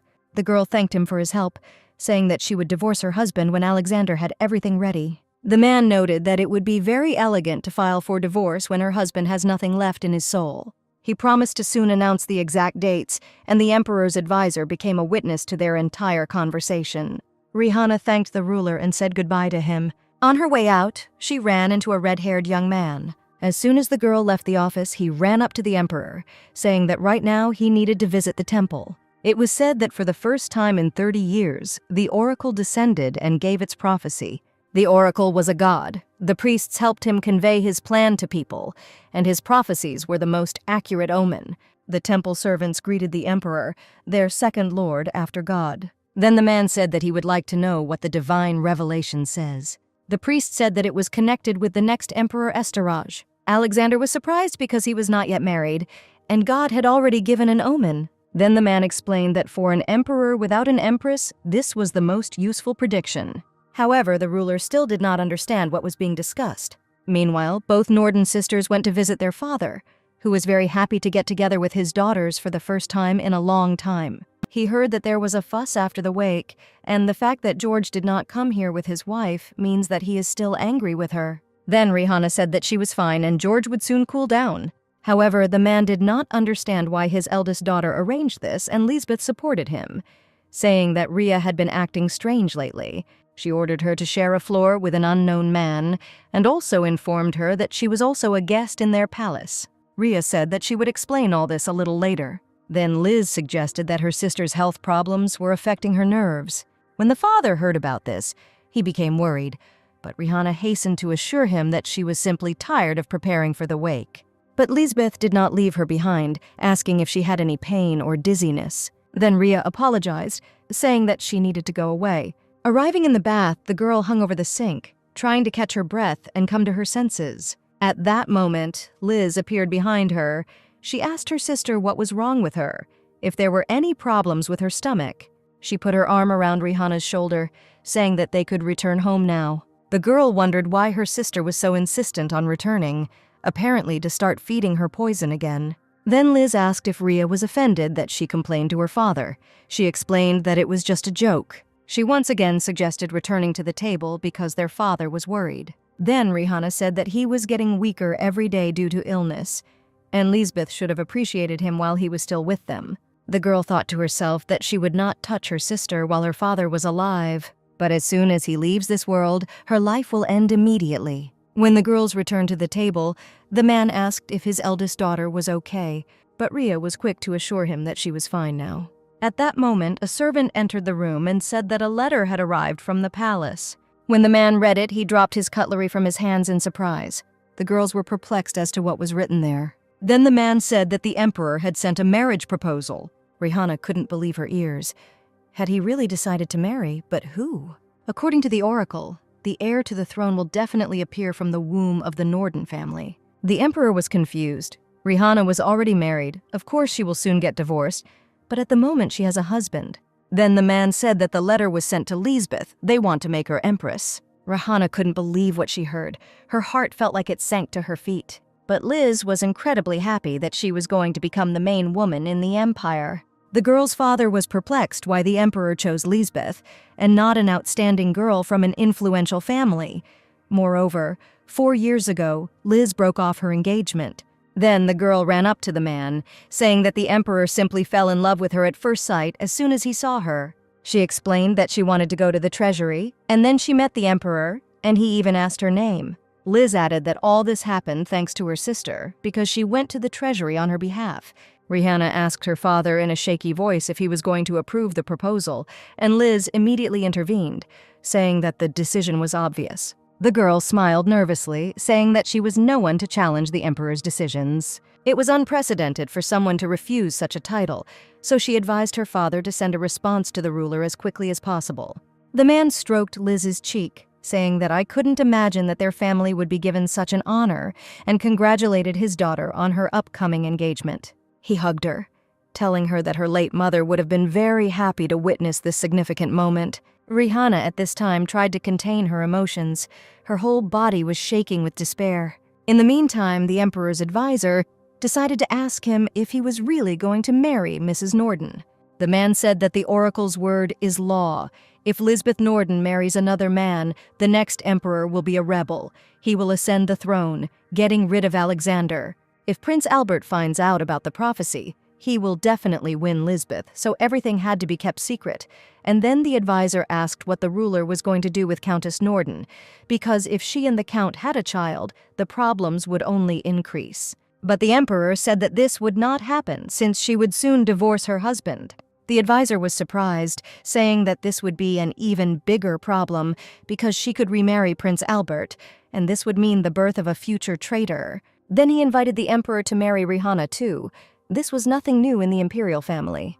But Alexander said that he did not want to marry Rihanna Royden. It was not that she was already married, but that the man was not sure that he would be a good husband for her. She has already tasted failure in marriage, and it would be too cruel to force her into marriage with a man she doesn't even love.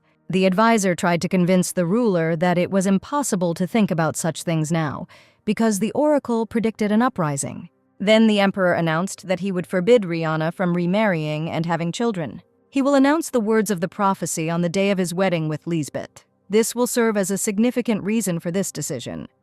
But the advisor noted that this is too dangerous. If the prediction becomes known, then Prince Albert will take possession of Rihanna at any cost. Then Alexander said that he and the countess had agreed to cooperate, and she knew very well what awaited her in the event of betrayal. At that moment, a maid entered the emperor's office and said that the wife of Count Royden was asking for an audience with him. Meanwhile, pleased with the latest news, Lisbeth was tidying up in her room. George came into her chambers and said that he missed her very much. He asked how her meeting with her father went and also noted that she dressed up very nicely, thinking that she did it just for him. The young man touched his lover's shoulder, but Liz immediately stood up, asking him to remove his hands. The girl coldly told George that it was time for them to end their relationship. The man didn't understand why she decided to announce this so suddenly because he had recently been insulted by Rihanna, and now Lisbeth was talking some nonsense. But then the girl said that she had another man. Liz chuckled, saying that they needed to break up and let her son-in-law focus on Rihanna. Then the man roughly grabbed the girl by the shoulders, shouting that he was not going to let her go. But Lisbeth only coldly told him not to come to her anymore, and she herself plans to move in with her father. George squeezed her hand with all his might, shouting that he wouldn't let her go anywhere. Liz grinned, asking how he was going to stop her. And then the count threatened her that he would expose their secret relationship. After this, no man will accept Lisbeth. Meanwhile, the emperor's maid reported that he was ready to receive Rihanna. The girl greeted the ruler dryly as soon as he entered the room. The man said that he knew what brought the countess here, and then Rhea decided to ask directly why the emperor decided to marry her younger sister. The emperor answered without unnecessary embellishment that he fell in love with her at first sight. But noticing the frightening expression on Rihanna's face, he quickly added that it was just a joke. The girl said that the empress's place is honorable and not so easy to take. The Nordens are not so influential, and Rihanna's father does not have any connections in political circles. And if the emperor pursues some kind of political goal, it was not clear to the girl how her father's family could help in achieving it. Then Alexander noted that Rhea apparently was against her sister becoming empress, and she confirmed his guess, saying that this was unacceptable. The emperor wondered what she meant. Then Rihanna said that the adulteress who had fun with George was her sister, Lisbeth. Neither the emperor nor his advisor could believe what they heard. But Rhea wouldn't lie about something like that, and the man understood that. She asked the ruler to withdraw the proposal, if only for his own sake. But he said that he could not do this now, and the reason for this also could not be voiced. Then Rihanna leaned on the ruler's desk, hovering over him, She needed to know when he would be able to tell the reason, but unfortunately for her, Alexander said that he would tell her only after his marriage with Lisbeth. Rhea immediately screamed that then it would be too late. Alexander said quietly that Lady Norden would live an ill-fated married life. He could guarantee it. But Rihanna didn't care about that. She wouldn't watch Lisbeth become an empress and stand on par with His Majesty, even if she had to die for it. She said that if the emperor decides on this wedding, she will turn all the atrocities of her sister inside out.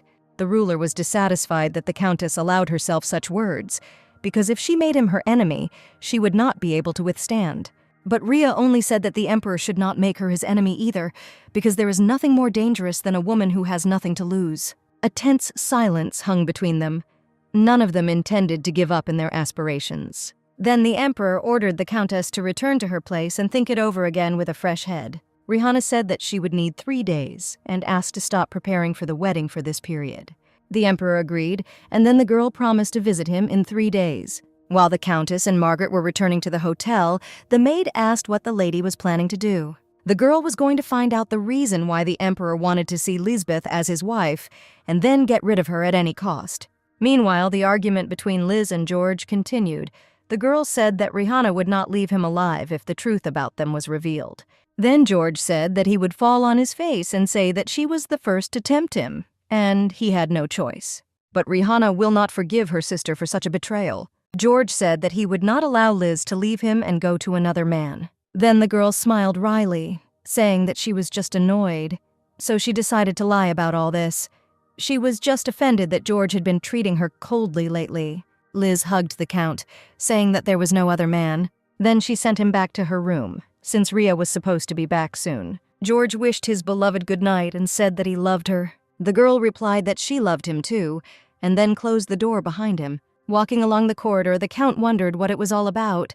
Liz only ruined his mood with this joke. After some time, Benegons went into George's chambers, surprised that he was still awake. It seemed to her that the count had been nervous a lot lately, so she prepared calming tea for him.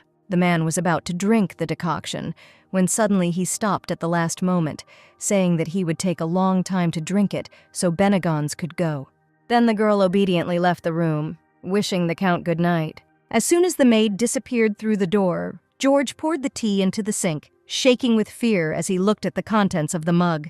And Lisbeth, meanwhile, sat in her chambers as if waiting for her lover to drink the decoction. The next morning, the girl continued to preen herself while standing in front of the mirror, and at that moment, Rihanna walked in on her. She said that she had an audience with the emperor, and then Liz asked why they were seeing each other. The countess noted that her sister looked very excited. She noted that she could not behave differently because she was to become an empress. Then Rhea continued, asking Liz to talk about how they met with the ruler in the treasury. The girl thought about it, not knowing what to say. The emperor asked her if it was Rihanna's orders that she went through in general. There was nothing special about this meeting. Lisbeth suggested that since the emperor liked George, he also became interested in her. Or perhaps he simply fell in love with her at first sight. Rihanna paused, considering her sister's words. Then Liz grabbed her hand, asking her to visit her more often when she became empress. When Rihanna returned to her place, she told Margaret that her sister did not know anything. This wedding proposal was not her proposal. Then she thought that the emperor had simply made a rational decision. It cannot be that His Majesty, of his own free will, wanted to take as empress the one who played tricks with his son-in-law. This required power that was higher than the imperial one. Then one thought occurred to Rihanna. She needed to make a donation to the temple. When the girl arrived there, the chief priest personally thanked her for such a large sum. Rhea said that a significant event had happened, so she wanted to pay tribute to the Lord. The priest clarified what event she was talking about, and then the girl explained that her twin sister would soon become empress. She said that she had already learned everything from the emperor, so there was no point in hiding it from her. After all, Rihanna already knew that her sister was the woman from the prophecy. The priest was surprised that the emperor told everything. Then Rhea made sure that her guess was true. She said that the ruler may have decided that there was no point in hiding it from her, since they would soon become one family. However, the girl was worried about the question, is it possible to somehow bypass the prophecy? Rihanna explained this question by saying that she was very worried about her only sister. Then the priest asked if the countess was really overcome by envy of God's plan. The girl answered briefly that she did not say that. The man replied that it was impossible to even think about such a thing. On the contrary, the girl should be glad that she and the Count did not have a child. After all, his birth would be a harbinger of a revolution. Understanding began to slowly come to Rihanna. The revelation was not about the Empress, but about the next emperor. The woman from the prophecy could not only be Lisbeth, the child of one of the sisters will become the next emperor. Then Rhea, trying to hide the trembling in her body, smiled and said that she was in no way opposed to the Lord's plan. Returning home, the Countess behaved strangely. Then Margaret asked if anything bad had happened to her. Rihanna smiled happily, saying that God, apparently, had not completely forgotten about her. The maid did not understand what the mistress was talking about, and then the girl ran up to her and grabbed her by the shoulders. She said that she needed to see the Emperor. Alexander was surprised that they had a chance to meet so soon. But Rihanna happily announced that she had found the answer ahead of schedule. Without allowing the Emperor to come to his senses, she immediately asked to be made Empress. She said that she would carry out everything that His Majesty desired. Neither Alexander nor his advisor expected such a turn of events. Then the Emperor said that Countess Royden was the only one who intended to take the Emperor himself as a husband, and also for remarriage. But the girl said that she was ready to do anything to prevent her sister from becoming Empress. Then the ruler asked if she was sure that she could bear him a child. Rihanna didn't think it would take much effort to conceive because they were both young. The Emperor clarified his question by asking if the Countess could share his bed. Rhea said that His Majesty is the most charming man in the Empire. There is no woman who would refuse him, but Alexander said that he was asking specifically about her. The girl replied that she would be the best option for the post of Empress. It was impossible to allow an adulteress to become the mother of the heir to the throne, and in this matter the feelings of the Countess did not play any role. Then the Emperor said that he was very sorry for the girl, so he was worried. Approaching her from behind, he asked if she wanted to throw everything away and start over with a better man. Rihanna only said that His Majesty would not be able to understand her. After all, only after learning that her husband was having fun with her own sister, she was already dead. If Lisbeth ascends the throne, life with her beloved will become impossible for Rihanna. However, the Emperor said that he could not fulfill her will because if he made Rihanna Empress, Prince Albert would immediately marry Lisbeth. The only option left was to publicly declare the receipt of a divine revelation and take both sisters as wives. Rhea agreed to this, but only if the Emperor later deprived Lisbeth of her title, so that no one could remarry her after her deposition. Alexander had no reason to object to this condition. He agreed to make Rihanna the Empress and Milady Norden his wife. However, the girl needed to get a divorce quickly, because even for him it would not be easy to marry a married woman. Rihanna promised to do everything not to cause inconvenience to the ruler. However, she had one more request, perhaps too selfish. She asked the Emperor to prevent Lisbeth from conceiving a child with him. Seeing the confusion on the Countess's face, the man hastened to assure her that this would not happen. Rihanna said that Lisbeth will do anything to take her man away from her, so the ruler needs to be extremely careful. Then the Emperor decided to ask the woman something. He wanted the girl not to betray him under any circumstances. If she does not unite with Prince Albert, then he will not betray her. If he did this, then Rihanna knew how to get even with him, and the Emperor, in turn, knew what to do with the Countess in the event of her betrayal. They both knew each other's weak points, so betrayal was not beneficial for them. Rihanna was more than pleased with this agreement. Then the Emperor said that he would wait for her to get a divorce as soon as possible. And although he could not talk about love for the Countess, he was able to take her side, and this was quite enough for the girl. The next morning, George was forced to have breakfast alone. Bennigan's informed him that Lisbeth had left. Then the man asked the woman if she was really on his side, and she answered in the affirmative. He asked the maid if she had noticed any strange things about Lisbeth lately. Bennigan's then reported that the lady had been looking rather agitated lately. After meeting Count Norden, my lady began to pay more attention to her appearance. Looking in the mirror, she constantly smiled. The maid decided that something had happened between the master and my lady to cause such a reaction. Thus, she meant that Lisbeth looks like someone at the very beginning of a relationship, as if she had just started dating a man. At this time, the girl was wandering along the corridors of the hotel, and suddenly they called out to her. It was George. Liz told him she was going to a tea party. He wished the girl a good journey and waved his hand after her, but as soon as she disappeared behind the door, he immediately went to search her chambers. The man was sure that she had someone else. But George was not going to let Lisbeth go so easily. He intended to make her his wife. Suddenly, among the girl's clothes, he saw a letter and a jar lying next to it. He recognized the pills that Lisbeth gave to Rihanna. George realized that his assumption was correct. He intended to find out who this bastard was and then kill him. The letter bore the palace seal, and the man couldn't understand why they would suddenly write to Liz. When the Count opened the letter, his face was distorted with surprise. It was a marriage proposal from His Majesty. Lisbeth was to become Empress. George laughed nervously. Now he understood why she wanted to break up, but he wasn't going to let that happen.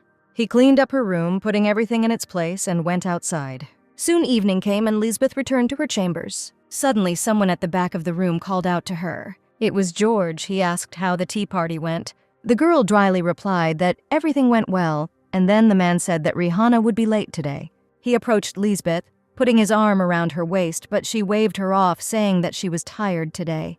But George insisted. He asked her to take off her clothes and he would give her a massage. Liz refused this too. Then the Count decided to press for pity. He said that they had not had intimacy for a long time, and Rihanna also brought Joseph here, and now it was very difficult for him. He leaned towards the girl, saying that he needed her support, while gradually taking off her clothes. Liz eventually reciprocated his feelings, and George immediately threw himself at her with a hug, telling her how much he loved her.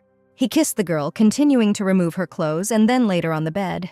At this time, George was thinking that he would never allow Lisbeth to leave him. She won't be able to get rid of him and become Empress. Instead, she will bear his child. Smiling slyly, the Count invited the girl to be together until the end of their days. At work, George was in high spirits. Peekins was surprised because all this time he had been depressed, and now he was sitting with a smile from ear to ear. Then the Count said that the thought that he could work in the treasury greatly encouraged him, which is why he looked so joyful. Bowing after the boss, he thought to himself that he could grumble as much as he wanted, because he didn't care anymore. The only thing George thought about was Lisbeth's face when she found out about the child. Could she still dream of being an empress? Surely she will get rid of Rihanna as soon as possible, and will beg him for marriage. However, his wife distracted him from his thoughts. During the lunch break, she arrived at the treasury, bringing with her a bouquet of flowers. Ria said she went to the flower market and loved the smell of the flowers so much that she went a little overboard and bought too much. George's colleagues noted how lucky he was to have such a caring wife. They asked if those 2 baskets of flowers were also a gift from the Countess, but the girl pretended not to know what they were talking about. George hurried to take his wife outside, saying that this was just some kind of nonsense. Coming outside, Ria demanded an explanation from her husband, and he shouted that Peekins had sent him flowers on behalf of a woman in order to annoy him. He did this to quarrel with Rihanna, but the girl was sure that the Marquis would not have acted in such a childish way. Then George shouted that she knew nothing about this old man, and now she also suspected her husband of deception. But Ria only smiled in response, saying that she had no doubts about her husband. She hugged him, saying that he had never disappointed her before. Then the girl took out a large bag of food, saying that she had prepared lunch for 2. George was surprised because his wife was always busy with the hotel. But Rihanna said that she will always find time for her beloved husband. Shortly after lunch with his wife, George returned to the treasury. His colleagues discussed how unfairly he was treating his wife, but immediately fell silent as soon as the man walked inside. In the evening, after another night spent together, Lisbeth said that there were rumors that the Count had a sponsor, a mistress who sent him flowers and on whose recommendation he got a job. George immediately shouted, saying that he was not that insignificant, and he definitely didn't get the job because of some woman. Then Liz asked what would happen if the rumors reached Rihanna, but the Count was sure that his wife trusted him. But the girl insisted, saying that if he devotes little time to her, then she might check these rumors. Liz asked him to be a little more loyal to his sister, go on dates with her, and give her gifts. Moreover, very soon there will be a masquerade ball in the palace. George could give her a dress. Then the man thanked Lisbeth for the good idea, saying that he would buy her a dress too, but it would be much more beautiful. Soon the Count actually gave his wife a gift, a floor-length red dress. The girl noted that it was ideal for a masquerade. Then the man came up to her from behind and hugged her, saying that she would be the most charming at the holiday. Rihanna jerked sharply, asking if something had happened to her husband. He was unhappy with this question. Did he really need a reason to love his wife? Rihanna then realized that he was apparently worried about what she thought about the treasury rumors. However, she said she was just very happy. The girl kissed her husband on the cheek, saying that she was happy to be his wife. In fact, she thought that thanks to this, not Lisbeth, but she would become empress, and it would be good if George watched this, depressed and in torment. Soon the masquerade ball began. Rihanna arrived at it, dressed in the same dress and in a mask that matched it in color. Margaret reported that the gentleman was wearing a blue suit and a white bow tie, and Milady Lisbeth was wearing a pink dress and white shoes. Rihanna smiled slyly and headed into the hall, ready to carry out her plan. Lisbeth, meanwhile, overheard others talking about how Earl Royden of the Treasury was cheating on his wife. It was said that someone sent him flowers twice and also got him a job based on a recommendation. Then Liz entered the conversation, saying that Countess Royden had been married for 4 years but had not given birth. The guests assumed that the girl was infertile, and her husband began to walk for this reason. Lisbeth watched with a sly grin as rumors about her sister's inferiority developed. At this time, George waved at her from above, calling her to him. The girl asked if Rihanna would notice them, but the Count assured her that she had gone to the restroom and that she was wearing a red outfit today, so she would be easy to notice if something happened. Then Liz led him inside the hall. George was a little worried about the large number of people around, but the girl assured him that no one here would recognize them. This is the charm of such events. The next moment, the couple began to dance, not paying attention to the others. George said he wanted to kiss the girl, and she invited him to go outside. As soon as the couple reached the garden, they immediately merged in a passionate kiss. However, at some point, Lisbeth's heel broke and she began to fall. George didn't have time to catch her, and the girl flopped straight onto the grass, clutching her sore leg. Apparently, she sprained it. Then the Count helped Liz up and took her home to then call a doctor to see her. A girl in a black dress with white ruffles watched all this from the window. It was Rihanna. She changed her dress so that her husband would not recognize her at the holiday. Soon the Countess returned to the hall and saw a small company of people whispering about something. She decided to join the conversation, saying that she also had something to share with the guests. The Countess said that rumors about Count Royden's mistress are flying everywhere, but no one seems to know her identity. The guests immediately began asking the girl if she knew the name of his mistress. Rihanna pretended that she was not sure whether to talk about this, but people insisted everyone was interested in learning such hot news. Then the girl said that Milady Norden and Count Royden had a special relationship. All the guests were shocked. No one could believe that the Count had an affair with his wife's sister. Rihanna added that all the servants are aware, but the Count forces everyone to remain silent. Her maid told her about this. She is close enough with the maid of the Royden house, and she shared all the secrets with her under the influence of alcohol. The Countess watched with a satisfied grin as the rumors spread from person to person. Soon she left the common room and went for a short walk along the corridors when Rihanna came across a man. A blonde stranger in a blue outfit told the girl that she looked beautiful. He asked if she would do him the honor of dancing with him. However, Rhea quickly apologized and said that she was about to leave. Then the young man did not squeeze her hand too much, asking for at least a chance to talk. The Countess said that she had to return to her husband, but the man stood his ground. Because today was a masquerade ball, the rest did not even know that the girl had a husband. At that moment, the Emperor, dressed in a black and white suit and mask, approached them and said that he knew about this woman's wife.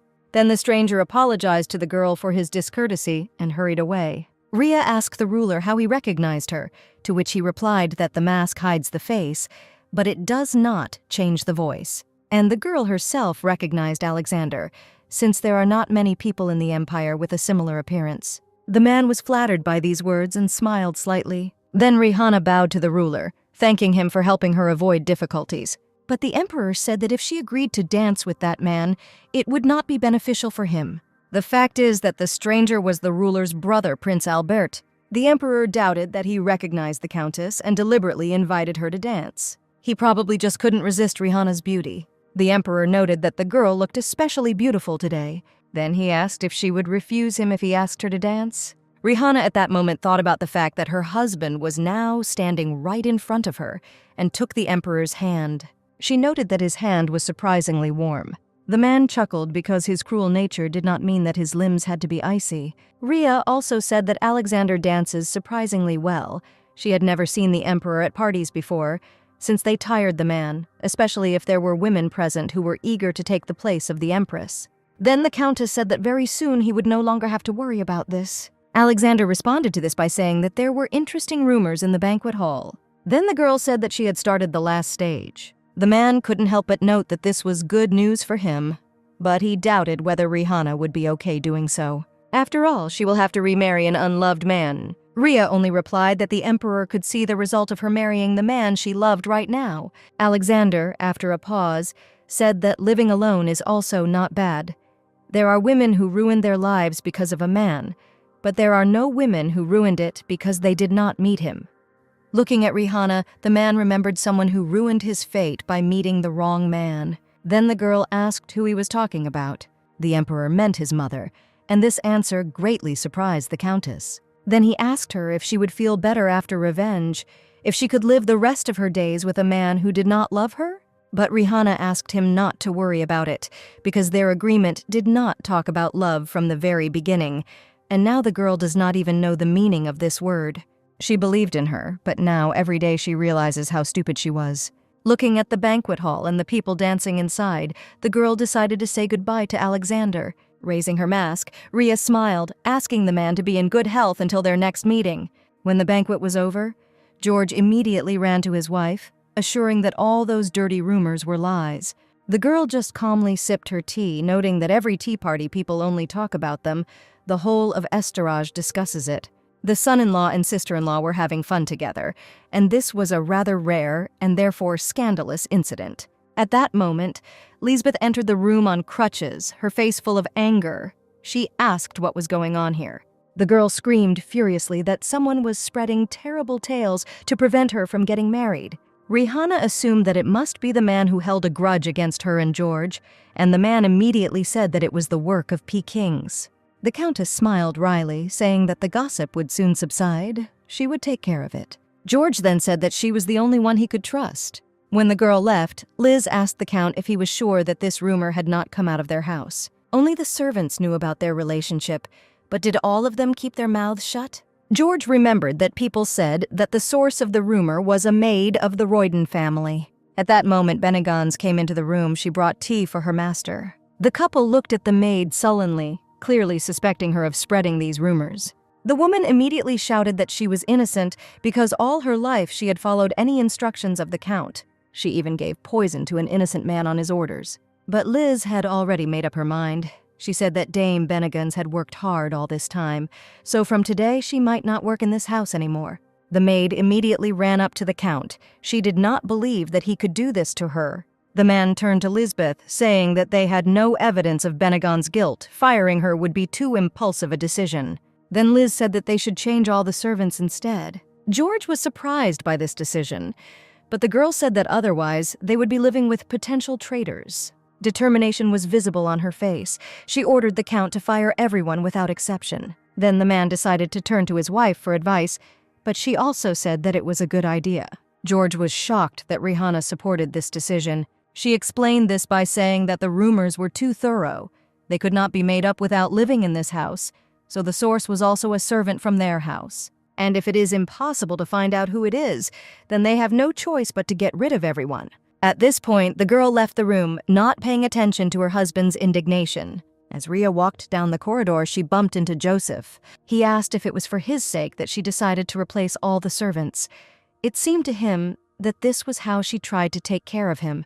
But Rihanna replied that it was not for his sake, but still he will also benefit from it. Joseph smiled, saying that he would like to thank the girl, but the countess said that there was no need. However, the guy insisted. He gently took Rihanna's hand and kissed it, thanking her for her help.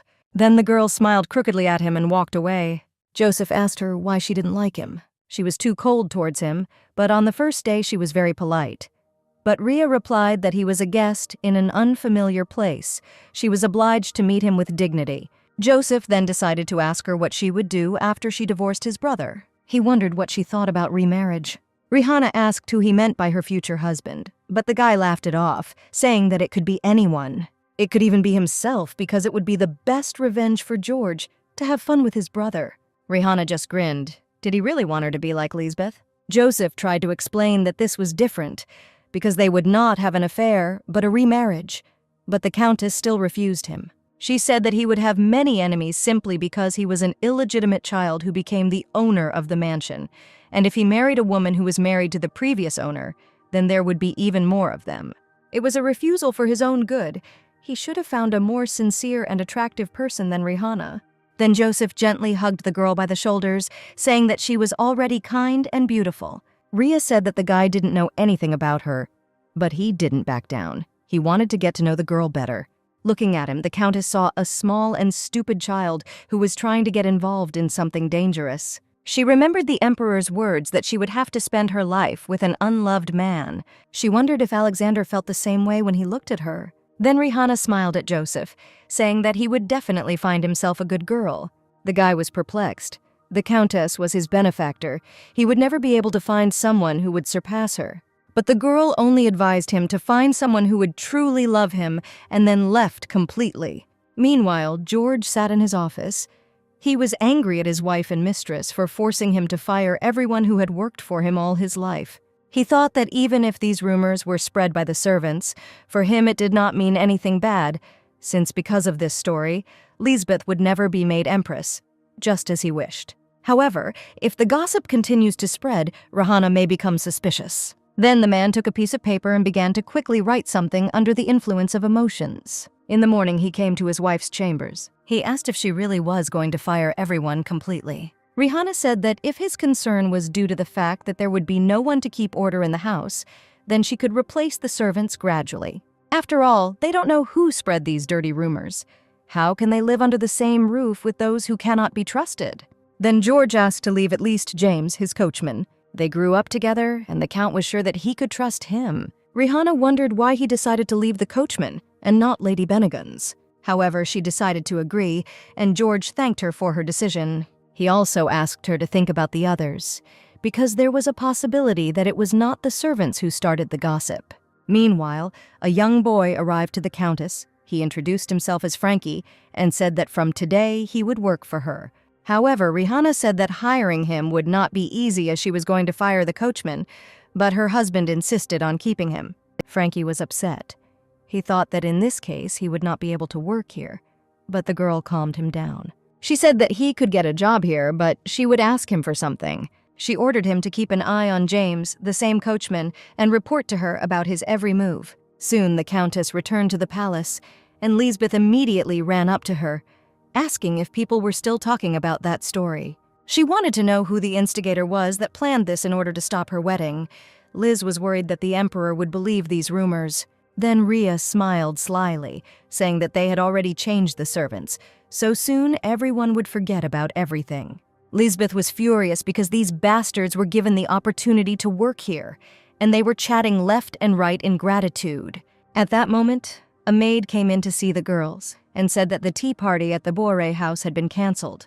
It was said that someone again received an anonymous letter from that pervert. Lisbeth was immediately indignant at how persistent this scoundrel was. But on the other hand, she thought that thanks to him, everyone would forget about gossip. Rihanna looked in disbelief at her sister's genuine joy. After a while, the Countess went about her business. And as she got into the carriage, Frankie said that everything was more serious than he could have imagined.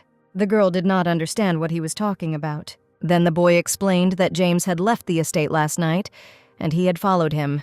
It was approximately 2 o'clock in the morning. The coachman was surprisingly well-dressed and generally looked suspicious. That late night, the coachman, hiding his face under his hat, was heading somewhere. And then he stopped near the mansion. He pulled the letter out of his coat and put it in the mailbox. It was hard to see in the darkness, but it appeared to be an envelope. Frankie reported that James was staying at the Bourrege mansion. When the Countess returned to the palace, Margaret told her that James could not have done this alone, because the letter contained information inaccessible to commoners, and most likely Earl Royden was the pervert. However, Rihanna did not answer. She just sat silently in a chair looking out the window. Suddenly, she laughed loudly, confusing the maid. The Countess smiled nervously, saying that Lisbeth didn't know what a depraved bastard George was. She doesn't suspect that the letter she received is fake, but that didn't matter. George will deny his guilt, but Rhea will not fall for it. She only wanted to get rid of Lisbeth by sending her to Mary, but thanks to this discovery, everything will end up much more interesting. Then Margaret asked what the lady was going to do. Rihanna planned to expose George so that not only Lisbeth, but the entire empire would know about his perverted inclinations. The maid asked if they still had evidence because he managed to hide for 5 whole years, but the Countess replied that even if there were none, they could make them until he himself was caught. At breakfast, Rihanna said that that pervert apparently still had not calmed down. This time, the letter arrived from Lady Boire. Lisbeth said that the author of this creation is simply disgusting, a real coward. Then Ria asked her husband what he thought about all this. After all, if he is married, his wife is probably superior to him. This is clearly a man with a feeling of inferiority, or he lacks attention from his beloved. Lisbeth objected, saying that women despise such people. He definitely does not have a soulmate. She felt sorry for his family. They had to live with such a parasite under the same roof. At that moment, George jumped up from the table, saying that he would go first since he had work to do. Arriving in his room, the Count gave free rein to his rage. He could not believe that Lisbeth called him a coward, because everyone around him was afraid of him. 5 years ago, he started this because of one trifle. George was rejected by the girl with whom he fell in love at first sight, but after some time he received news of her marriage to a wealthy marquise. This vain fool chose money and status. George thought she was different, but it turned out that she was the same as all women. She trampled on his dignity, so he vowed to take revenge on her. The man handed the letter to James so that he could deliver it to this girl. The coachman himself noted that the message was written perfectly. The next day, the girl fainted. Fear shrouded the secular circles of the empire. Everyone was wary of the pervert who sent the letter. George was excited by the fact that he could influence aristocratic women without having a large fortune or a special plan. He did this when he was stressed after his wedding with Rihanna. Every time he felt like he was falling behind her, he wrote letters. They became an outlet for George. He considered these women fools who did not understand anything, and now he was going to write another letter. Rihanna is going to die in a month anyway, so he decided to write to Lisbeth. George didn't know who sent her the letter that time. He was clearly an amateur. He spoiled Liz's mood, and that's all. But after George's letter, she won't even show herself on the street. She will begin to be wary of men, and against the backdrop of rumors, it will be much more difficult to cope with this. In the evening, the Count instructed James to send a letter to Lisbeth. The coachman was perplexed, because Milady was his beloved. Then George said that this would be his revenge because she wanted to fire the coachman. Meanwhile, Lisbeth herself was in her chambers. The maid was helping her stretch her sore leg. She was already recovering, and the girl could stand on her own without the help of crutches. Then the maid gave the girl a letter. The sender's name was not indicated. Lisbeth thought it might be a secret message from the Emperor. However, as soon as she opened the envelope, she immediately realized that the letter was not from the ruler. When she read it in its entirety, her face contorted in horror, and her body trembled with fear and a rushing feeling of nausea. The next moment, Liz lost consciousness, falling to the floor. The maids immediately ran into the room, picked up my lady, and carried her to the doctor. Margaret picked up the letter that was lying near the girl. Its content shocked her. The doctor told Rihanna that her sister's confusion was caused by shock, and when my lady found peace of mind, she would feel better. The Countess asked Liz to eat, but the girl only turned away, saying that she was not hungry and wanted to be alone. Then Rihanna decided to leave her, saying that her sister could call her if she needed anything. After a while, George entered Liz's room and asked if she was all right. The girl immediately jumped out of bed. She screamed that the letter had come to her for the second time. She was very scared. Liz understood that this psycho knew her well and was watching her, but she didn't know who from her circle was capable of this. George smiled slyly, and then sat down next to his beloved, hugging her and saying that he was always ready to support her. Touching her lips with his fingers, he said that he would always protect her from such scum. However, the girl moved away from him, saying that they needed to find out the identity of the criminal. Lisbeth was going to talk to Lady Barrage, and George tried to persuade her, citing the fact that it was dangerous to go there now. However, the girl silently left the room, leaving the Count alone. She soon arrived at the estate, and she and Lady Boirege came to the conclusion that the same person was writing to them. Her letter spoke of the blue dress she wore to Lady Shawbolt's wedding, which is probably when the scoundrel saw her. Lisbeth thought about it. She was also at that wedding. Lady Boirege was frightened, realizing that someone was looking at her at that moment with eyes full of dirt and lust. Then Liz said that she would definitely make the scoundrel pay for what he had done. The girl took this matter seriously.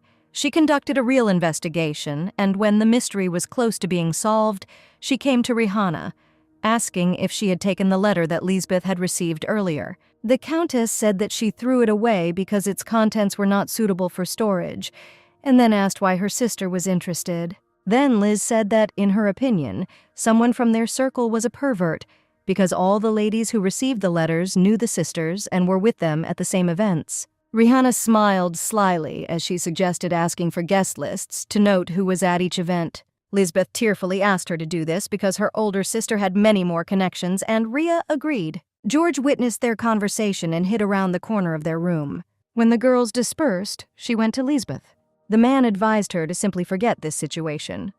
But the girl was sure that the scoundrel would not stop there, so it was necessary to nip the problem in the bud. Then George offered her a cup of tea, and Liz, without hesitation, took a few sips. George grinned as he approached the girl. Suddenly, she felt dizzy. The next moment, the cup fell from her hand, and the girl herself fell unconscious on George. The man slapped her on the cheek, screaming and asking her to wake up. And when he realized that Lisbeth definitely couldn't hear him, he carried her to the bed and carefully covered her with a blanket. He then took the bottle of ink and poured the entire contents onto the table and the letters Liz was working with.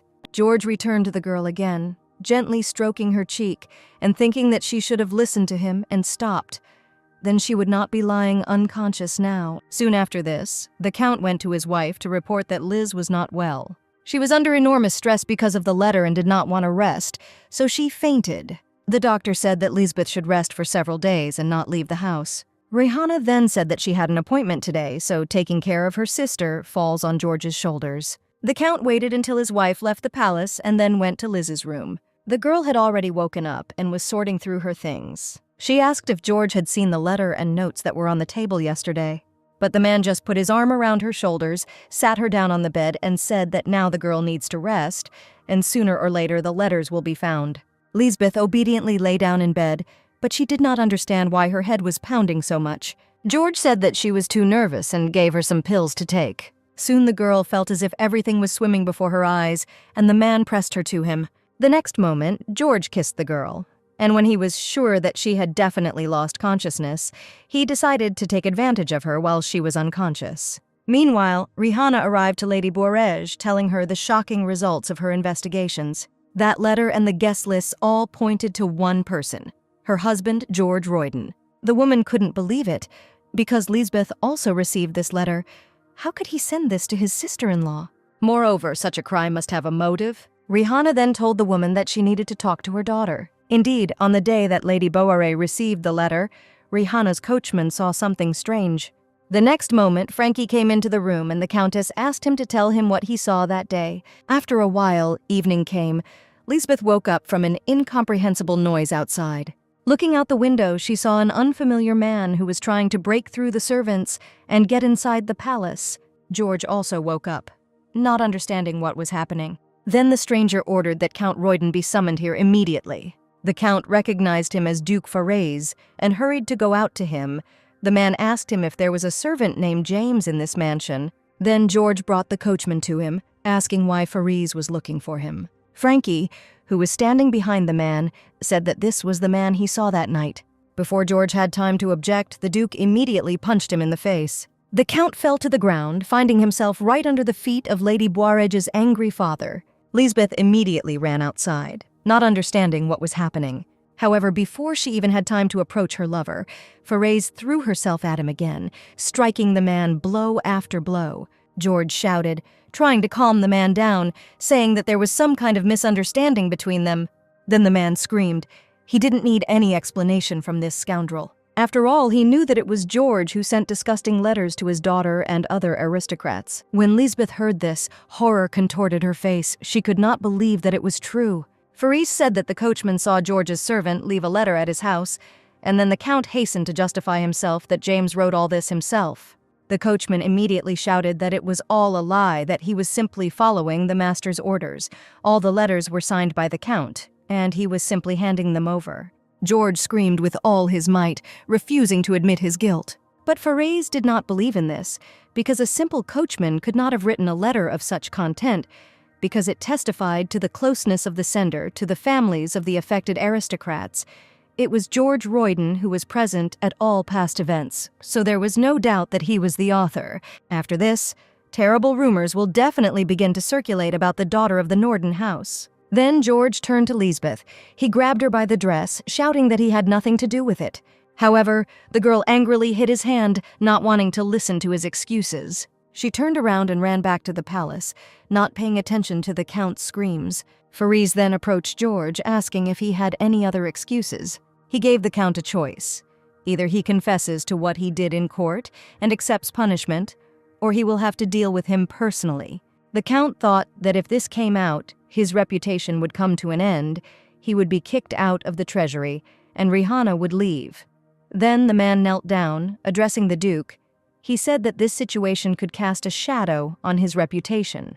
His daughter is not yet married, and if he gets even with the young guy because of a little prank, then no one will dare to propose to her. However, before he could finish speaking, the man kicked him in the face with all his might.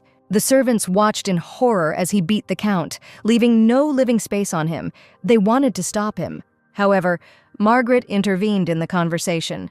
She said that if the servants wanted to keep their jobs, they needed to keep their mouths shut. Everyone immediately fell silent, silently listening to the sounds of George's blows and pleas. After some time, Margaret reported everything to Rihanna and Farise's daughter. She said that she had difficulty stopping the man, fearing that he would kill the Count. The doctor said that George would likely have problems with his sex life and fertility. Bouarej felt that her father had treated the Count too harshly, but Rihanna assured her that this was a normal reaction of a loving father. She once again apologized to the girl for her husband, but she understood that this was not the Countess's fault. Moreover, she was worried about the fact that the Roydens did not have a child, and after this situation they would not be able to have one. But Rhea said that conceiving a child with George was out of the question. Now she realized how lucky she was that she had not become pregnant by him during all this time. But Lisbeth was having a hard time at that moment. She was hysterical. The girl couldn't believe that all this was really happening. She was sick of how disgusting this situation was. All this time she met with such a pathetic, low brat, and these thoughts did not give her peace. Liz became so ill that the maids had to call the doctor. He told Milady to rest and recover. He also said that last time Count Royden told him to remain silent. But now he had to report that Lisbeth had recently taken a large amount of toxic substances. The girl immediately jumped out of bed, and the doctor explained that it was the same poison that was used to poison the lady. He asked if she remembered drinking before she fainted. Then the girl stood up in bed and took out a bottle of pills from the chest of drawers, smiling nervously. The doctor said that although he was forced to obey the orders of the Count, all this caused him anxiety. Moreover, this drug is fatal to the embryo. Lisbeth was surprised. She did not understand what the doctor was talking about. And then the man said that the girl had been pregnant for some time. After some time, George came to his senses. His entire face was wrapped in cloth and bandages. He was informed that for several days he was on the verge of life and death. When the Count was informed that his wife, Rihanna, was now at work, the man screamed, not understanding how she could leave her husband alone in such a state. He immediately stood up in bed, ordering clothes to be brought to him, since he did not intend to stay here. George shouted that his job was his duty. He could not lose his place in the treasury, and he was going to prove it to everyone. Soon Margaret informed Rihanna that the Count had left for work in this state. In the treasury itself, apparently, he was not welcome either. His colleagues thought that the Count should be executed.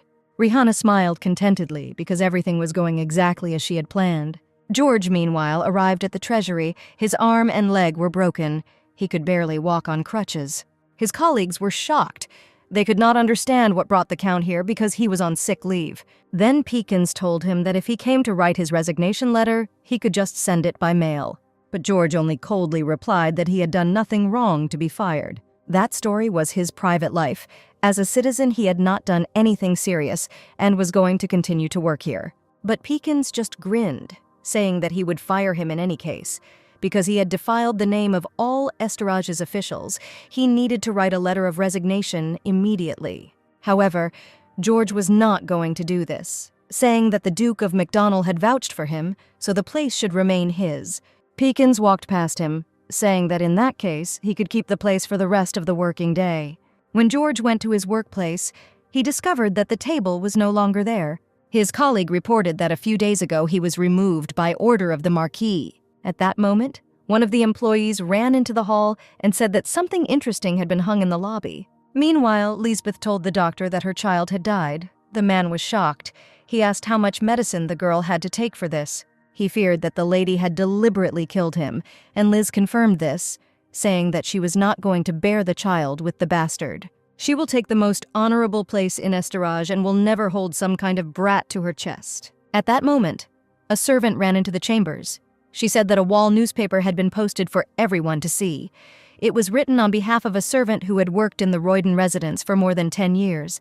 It was said that George was a degenerate who lived with his sister-in-law at someone else's expense and had intimate relationship with her for several years. All the servants of the estate knew about this, but kept their mouths shut, fearing punishment. Evidence of the servants' words was also attached at the bottom of the wall newspaper.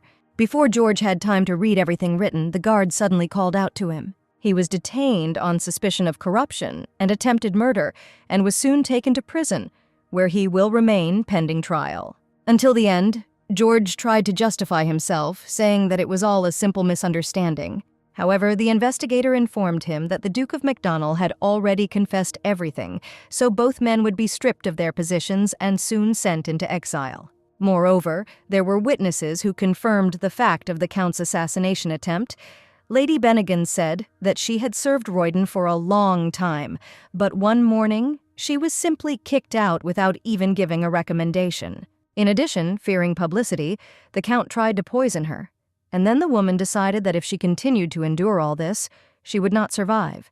Therefore, Earl Royden had to be punished, because he endangered the lives of his faithful servants so that he himself could sleep with anyone. Then George tried to convince the investigator that Lisbeth was to blame for everything.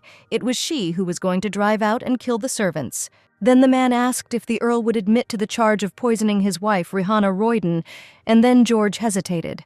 At the same time, the families of the injured aristocrats who received letters from him also filed charges, and an investigation will be conducted on these grounds. Meanwhile, the maid told Lisbeth that the Count had been arrested, and the investigation did not confirm the fact of her complicity. The girl said that Count Norden asked to protect Lisbeth at all costs, but the girl herself said that it was all over.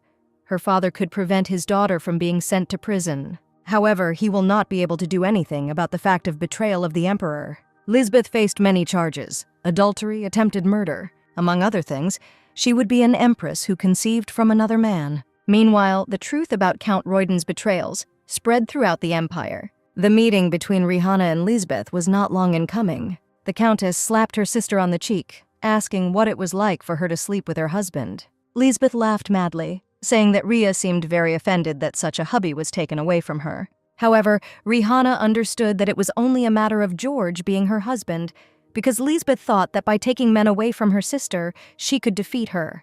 But she won't succeed. And if she keeps this feeling of inferiority to herself, then perhaps the day will come when she will win and become empress. Lisbeth was shaking with anger and fear, but she did not dare to answer.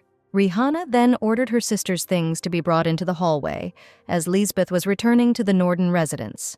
Thanks to their father, the girl will not be in prison with George. The man took care of his daughter, and that was the only reason why Rihanna kept her alive. After some time, George was informed that a visitor had come to see him. It was Rihanna, and as soon as the man saw her, he immediately rushed to his wife with a smile on his face. He knew that she would not believe these rumors and would come to save him. However, at that moment, the man standing next to the Countess handed George the paper. It was Rihanna's lawyer. George wanted to be glad that his wife hired a lawyer for him to clear him. However, the smile immediately disappeared from his face when he was told that the document in his hands was an application for divorce. The Count immediately burst into tears, turning to his wife. He begged her not to do this to him, because if she leaves him, he will die. He said that he was even ready to kneel if only she would spare him.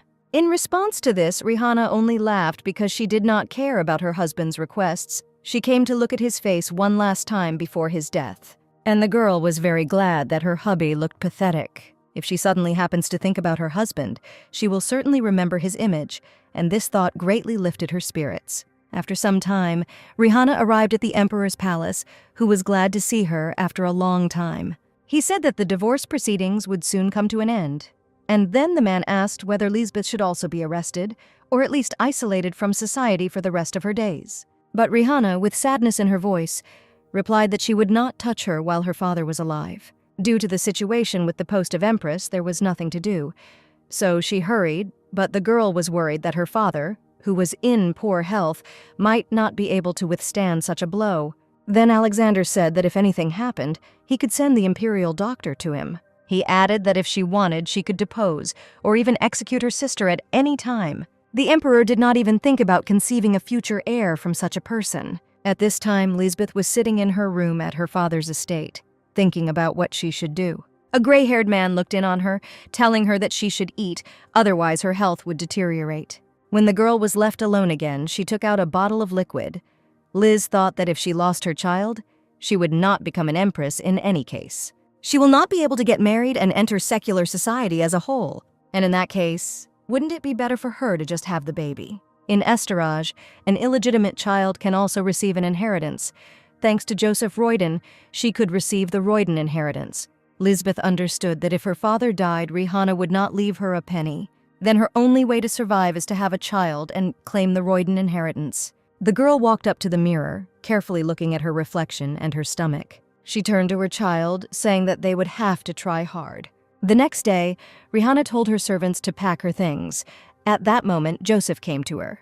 The Countess said that she was leaving the palace. Since she was no longer related to the Roydens, she was going to stay at the Norden Hotel. Then the young man said that his proposal for remarriage was still valid. However, Rihanna had no intention of staying here. Instead, she wished Joseph a successful marriage with his future wife. Finally, she said that even though George was in prison, he still had his status, and during his lifetime, this house would belong to him. Meanwhile, his coachman James came to the imprisoned Count. He said that with other servants, he was trying to rescue his master. George was incredibly happy that he would finally be out of prison, and then James handed him the flask. He said that he had brought the Count his favorite whiskey to brighten up the whole situation a little. Then George apologized for blaming the coachman that evening, but the boy said that he had long forgotten it. When the Earl had emptied his flask of whiskey, James handed him the paper. Opening it, George realized that it was a will written by the coachman on his behalf. It stated that George was leaving this world and transferring his property and title to his younger brother, Joseph. However, before the Count had time to object, his body suddenly went limp and blood flowed from his mouth. Then James, taking the flask from him, said that he kept the Count's dirty secrets and was faithful to him, but in the end he set him up.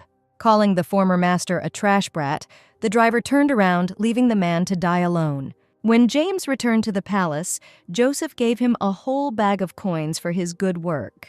Now he could rightfully be called Earl Royden. Rihanna, standing behind him, displeasedly asked what he had done. Then Joseph repeated her words, that while his brother was alive, this house was not his property, and now he would like him and Rihanna to take care of this place. However, the girl once again advised him to find a good wife, and then turned towards the exit. Joseph, realizing that he could not win the Countess's heart, wished her to be happy. She definitely has the right to this. Rihanna just grinned, saying that she would never be happy again. All she could do was try to become even more miserable. When night fell, Lisbeth was asleep in her bed at her father's house. In the middle of the night, she was woken up supposedly because of something important. When the girl left the room, her father was already waiting for her. He hesitated a little and said that the emperor had sent a proposal to Rihanna. He was going to accept her as empress, and the man noted that all this was very unexpected, including for him. Lisbeth immediately screamed in rage that the emperor didn't really love her, but just wanted to contact the Norden house, and she didn't understand the reason. Did her father really own some secret wealth? However, the man hastened to reassure her that he himself did not know the reason for all this. Before the girl left, he hastened to add that Lisbeth was going to be made queen. He also said that he needed to meet the emperor at least once before sending a reply. Lisbeth immediately ran to her father. The last thing she wanted was for him to refuse the ruler. The man hesitated because his daughter's reputation left much to be desired, but Liz shouted that this did not matter because he would marry her anyway. At that moment, their conversation was interrupted by a maid who said that Mrs. Rihanna had arrived at the palace. The father went to meet his eldest daughter, and Liz immediately went to her room. Rummaging through her things, she thought that she had not expected such an outcome of events. However, she did not want to accept everything as it is, and although she might not see the title of empress, she could at least become a queen. The girl remembered her sister's words that she could not win by simply taking her men away from her. But having taken out a bottle of poison, Lisbeth thought that she could still defeat Rihanna. The next moment she drank the contents of the bottle. After another moment, blood flowed from her mouth and she fell to the floor, unconscious. The girl woke up already in bed. Sitting next to her bed was her sister, Rihanna, who told her that the girl had suffered a miscarriage. Lisbeth just laughed joyfully, asking if her sister was going to tell the emperor about everything. It doesn't matter that Liz is an adulteress because His Majesty will still accept her as queen, because abortion is not something taboo for receiving this title. Then Rhea asked if her sister knew why the emperor needed all this, but she didn't care. Rihanna said that the emperor told about the oracle's prediction. It was because of him that they were taken as wives. Lisbeth was surprised and asked what the oracle had predicted. Then the countess said that the next emperor would undoubtedly be born from a woman from the house of Norden. The younger twin couldn't believe her ears, because she couldn't even think about this reason. Rhea said that from the very beginning it did not matter which of the sisters to marry. The point was that the countess was married, but as soon as she got a divorce, she was also proposed to. Understanding of the situation gradually began to dawn on Lisbeth. If she had not touched George, the Empress's place would have been hers from the very beginning. Considering that Rhea and George were unable to have a child, which is why they constantly caught sidelong glances at themselves, only an unhappy married life awaited the older sister. However, thanks to someone's virtue, everything changed, and His Majesty promised the girl that he would not have a child with Lisbeth. Soon the medicine that would make the girl infertile would begin to take effect. So this was Liz's first and last child, as well as a chance to become the mother of the next emperor. The girl seemed numb, not believing the words of her sister. Despair seemed to be spreading through her body. Then Rihanna thanked her, because thanks to her she would become an empress and give the country a ruler, and she was ready to endure the existence of her sister just to admire her unhappy expression. At that moment, Lisbeth couldn't restrain herself. She rushed at her older sister, grabbing her by the throat. She screamed that she wouldn't just leave it like that. She would definitely kill Rihanna. Then the girl's father ran into the room. He grabbed Lisbeth and pulled her away from her sister, telling her to calm down. The girl screamed that this creature had stolen her place, and then her father hit her hard on the cheek. He said that her behavior was outrageous. She was the only culprit here, and she could not atone for her pig, even if she was on her knees. Then Rihanna announced that she was going to take her leave, and her father wished her good luck on her journey. When the girl left the room, Lisbeth looked at her father with a crazy look, saying that he had hit the future queen and for this he would face consequences. The man shouted in response to his daughter's impudence, saying that he would immediately send his refusal to the emperor. Liz threatened him, saying that he had no right to go against the oracle's prediction. Then, the father said that he was not going against him because Lisbeth was not Norden. 23 years ago, an interesting situation happened. An acquaintance of Gordon, Rihanna's father, went to prison. He was called a traitor. The guy's name was Howard. He said he was falsely accused. However, he asked the man not to worry about him because his life was already coming to an end. However, he still had a daughter.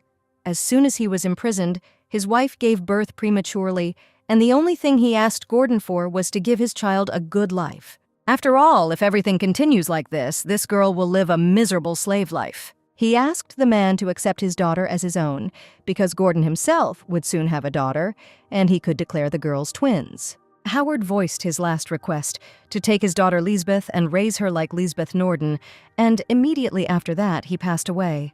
Thus, Liz was not a true representative of the Norden family. Therefore, she had no right to marry the emperor. After a short silence, Lisbeth asked her father if anyone else knew about this besides him. When Rihanna returned to the palace, a chic outfit and jewelry awaited her. It was a gift from the emperor for today's celebration. The girl hesitated. She was a little embarrassed to receive such expensive gifts, but the maids reported that the ruler insisted that she accept it. They reported that there would be a celebration at the palace where the future empress would be presented. And since Rhea was temporarily in the Norden estate, preparations would not be easy, so the emperor ordered a gift to be sent. Soon the holiday itself arrived. The girl appeared at it in the outfit donated by Alexander. All the guests were amazed by the beauty of the future empress. Lisbeth was also present at the celebration, noting that her sister fits her new status like no one else. Fakely smiling, the girl said that she was very glad that she would continue to live with the future empress. Seeing her sister's cold face, Liz said that she loved her no matter what, even if Rihanna herself hated her. However, at this moment everyone suddenly fell silent. The emperor himself appeared in the hall, dressed in a chic white suit. Rihanna and Lisbeth immediately greeted the ruler. However, Alexander did not even pay attention to Liz and immediately went to her older sister. The man took her hand, inviting her to the first dance, and the girl, smiling broadly, agreed. Lisbeth was left alone, watching with envy as the emperor led her sister away. As the couples began to dance, Rihanna thanked the man for such a wonderful gift. Then Alexander asked how the father of the future empress was doing. The girl replied that he was a little ill, but his condition would improve as both his daughters became part of the royal family. Thus, the queen could not be touched for the time being. Count Norden was weakening, so Rihanna was worried, and this worried the emperor himself. The girl was surprised that the ruler was worried about such things, but he said that she would become his wife. So, of course, he thinks about that too. Rhea noted that she would not be the only wife of His Majesty, but for Alexander she was the only wife he was worried about. After all, everyone knew the saying, "You marry two, but love one." But the emperor proposed to keep the question of feelings a secret for now. Meanwhile, the music ended, and then Alexander invited Rihanna to dance again. At that moment, Lisbeth approached them. She apologized for her tactlessness, but still decided to invite the emperor to a dance. Then the man said that he was forced to refuse since he had already made his promise. But Lisbeth did not give up. She said that she wanted to ask Alexander a question. She asked if he knew that his sister could not have a child for 4 years. Rihanna immediately lowered her head, and the emperor gloomily asked Lisbeth what she wanted to say. The girl explained this by simple curiosity, because if her sister could not give birth to a child, the ruler would have to do something about it. Rihanna stood in a daze. She herself understood this problem, but did not know how to answer it. She and the emperor agreed that she would give birth to an heir, and His Majesty would not consider Lisbeth as a candidate for the prince's mother. However, there was still a possibility that Rhea would not be able to give birth to a child at all. She was distracted from these thoughts by a sudden appearance in the hall. He said that he had an urgent message for Lady Rihanna. The young boy reported that Count Norden had died. The girl couldn't believe her ears, and at that time her sister chuckled slyly. Seeing the smile on Lisbeth's face, Rihanna immediately understood everything. It was she who killed their father. Then she felt that the ground seemed to be sinking into her from under her feet, and the next moment the girl fell. The emperor managed to catch her, trying to bring her to her senses. Lisbeth also ran up to her, pretending to help her. However, when Rihanna's feelings returned, Liz reported that the poison she drank was fatal to the fetus. She asked her if she thought a person who had been using it for a year would be able to get pregnant. Sometime later, the day came for the funeral of Gordon, Rihanna's father. It was reported that he had a heart attack. The help was not provided in a timely manner, and this led to death. However, Rihanna didn't believe it. Her father never had heart problems. There were so many servants in the estate, but no one really knows anything.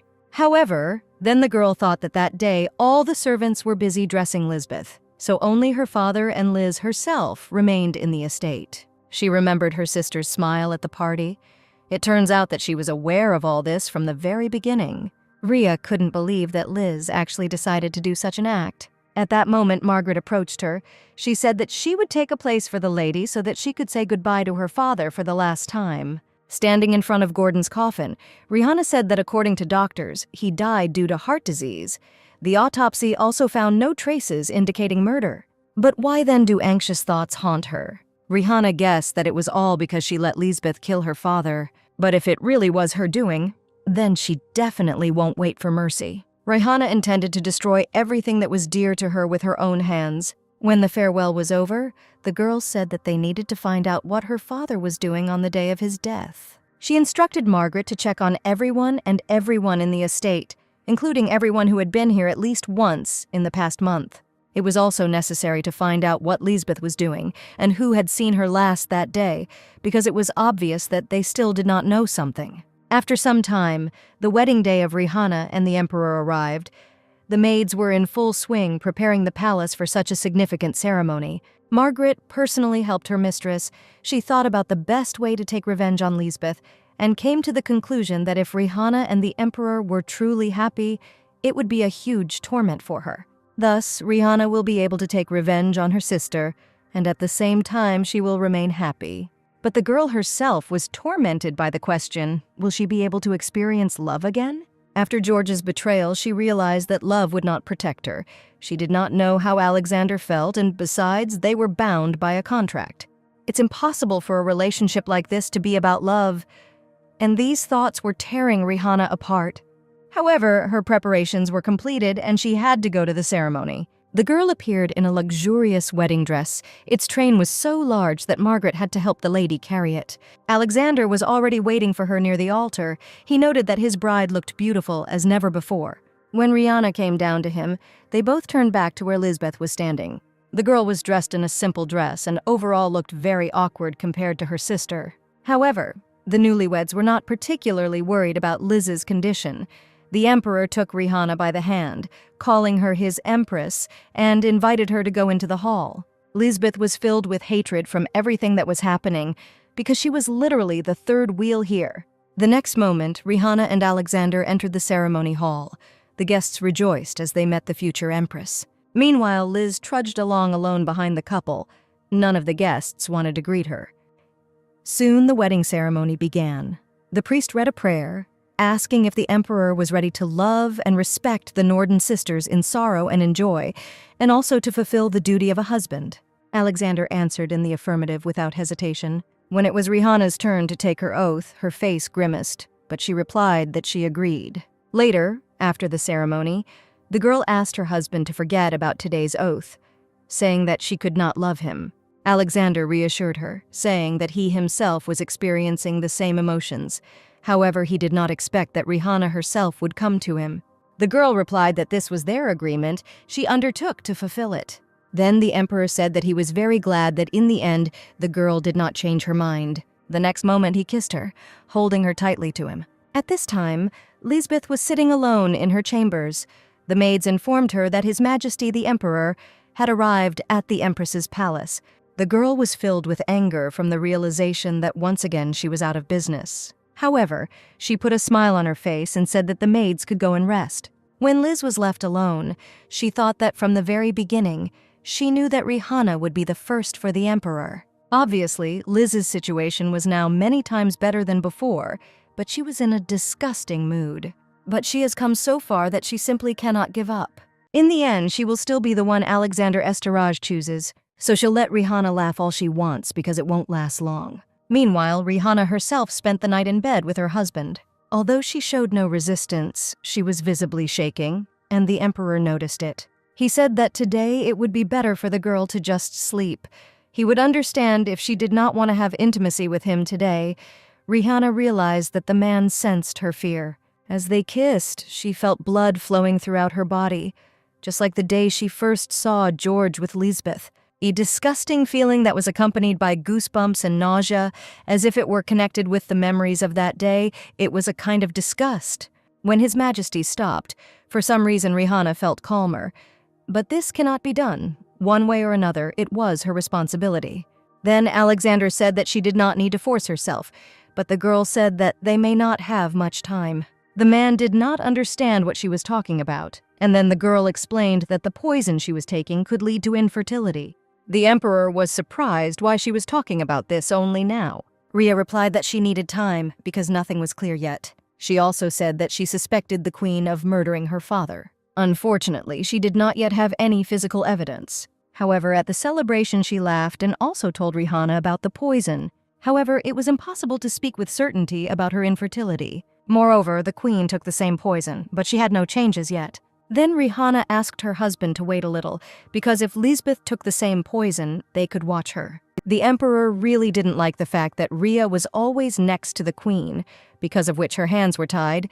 They could not delay the wait. Then the girl assured him that she would definitely find evidence. The next day, at tea, the girls talked about how the emperor, apparently, fell in love with his empress at first sight.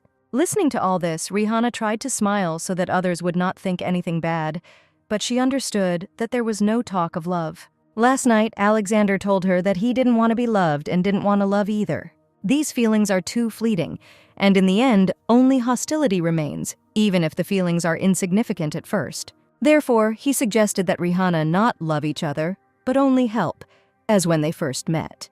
However, the girl told the guests that His Majesty cares about her so much, so she can only be grateful. Then the girls asked if the queen ever left the castle. They suggested that she was simply ashamed to be born. Moreover, the emperor was not interested in her. At this moment, Lisbeth approached the table, bowing to her sister, the great moon of the empire. Rihanna said she didn't invite the queen here. Liz responded with strained sadness that the empress's words hurt her. However, she then smiled and added that they both fit the description in the prophecy, which was wonderful.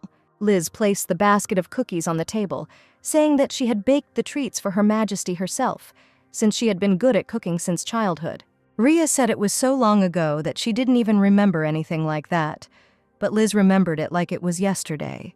Then the girl approached the Empress, asking if it could be that she too was poisoned. Rihanna didn't understand what she was talking about, and then the girl said that it was just a joke. She sat down at the table, saying that she was simply offended that she was not invited to the tea party. Noticing the perplexed faces of the girls, she asked if her joke was really that bad. Then the queen handed the cookies to everyone, saying that they didn't look very good, but they tasted good. All the girls immediately hesitated, citing problems with their throats and so on, rather than try the queen's treats. Then Lisbeth said that in that case, she would eat everything herself, and took a bite of the cookie. The guests looked at each other nervously, not believing that the queen herself decided to taste her preparations. Liz smiled, asking the Empress to at least sometimes call her for tea because she had no one except her sister, and their father would really like to see them together. Rihanna's face immediately darkened. Lisbeth acted as if she had not killed the man. The guests noted that the Empress apparently had not yet had time to recover because the Count died so suddenly. Then one of the women said that Count Norden rested in peace because both of his daughters occupied such high positions. Rihanna thanked the girl for her kind words, but Liz interrupted their conversation. She said that she was the first to receive an offer from the Emperor, but because of the terrible rumor, she was stripped of her status as Empress. It was just as hard for her father as it was for her, because the rumor spread so quickly, as if someone had deliberately spread it. But Lisbeth hoped that she would not have conflicts with others because of this. Rihanna thought that you would have to be a fool not to understand the meaning of the words spoken by Lisbeth. Initially, the right to become Empress belonged to her, but it was taken away from her, and she became queen. No one knows if the queen is really that immoral or if someone just started an unfounded rumor, and if so, did the Empress get her place fairly? If you skillfully mix truth with lies, people's doubts will increase, and Lisbeth used her head well this time. Then Liz added with a smile that despite the injustice just being close to Her Majesty, the Empress is a great joy for her.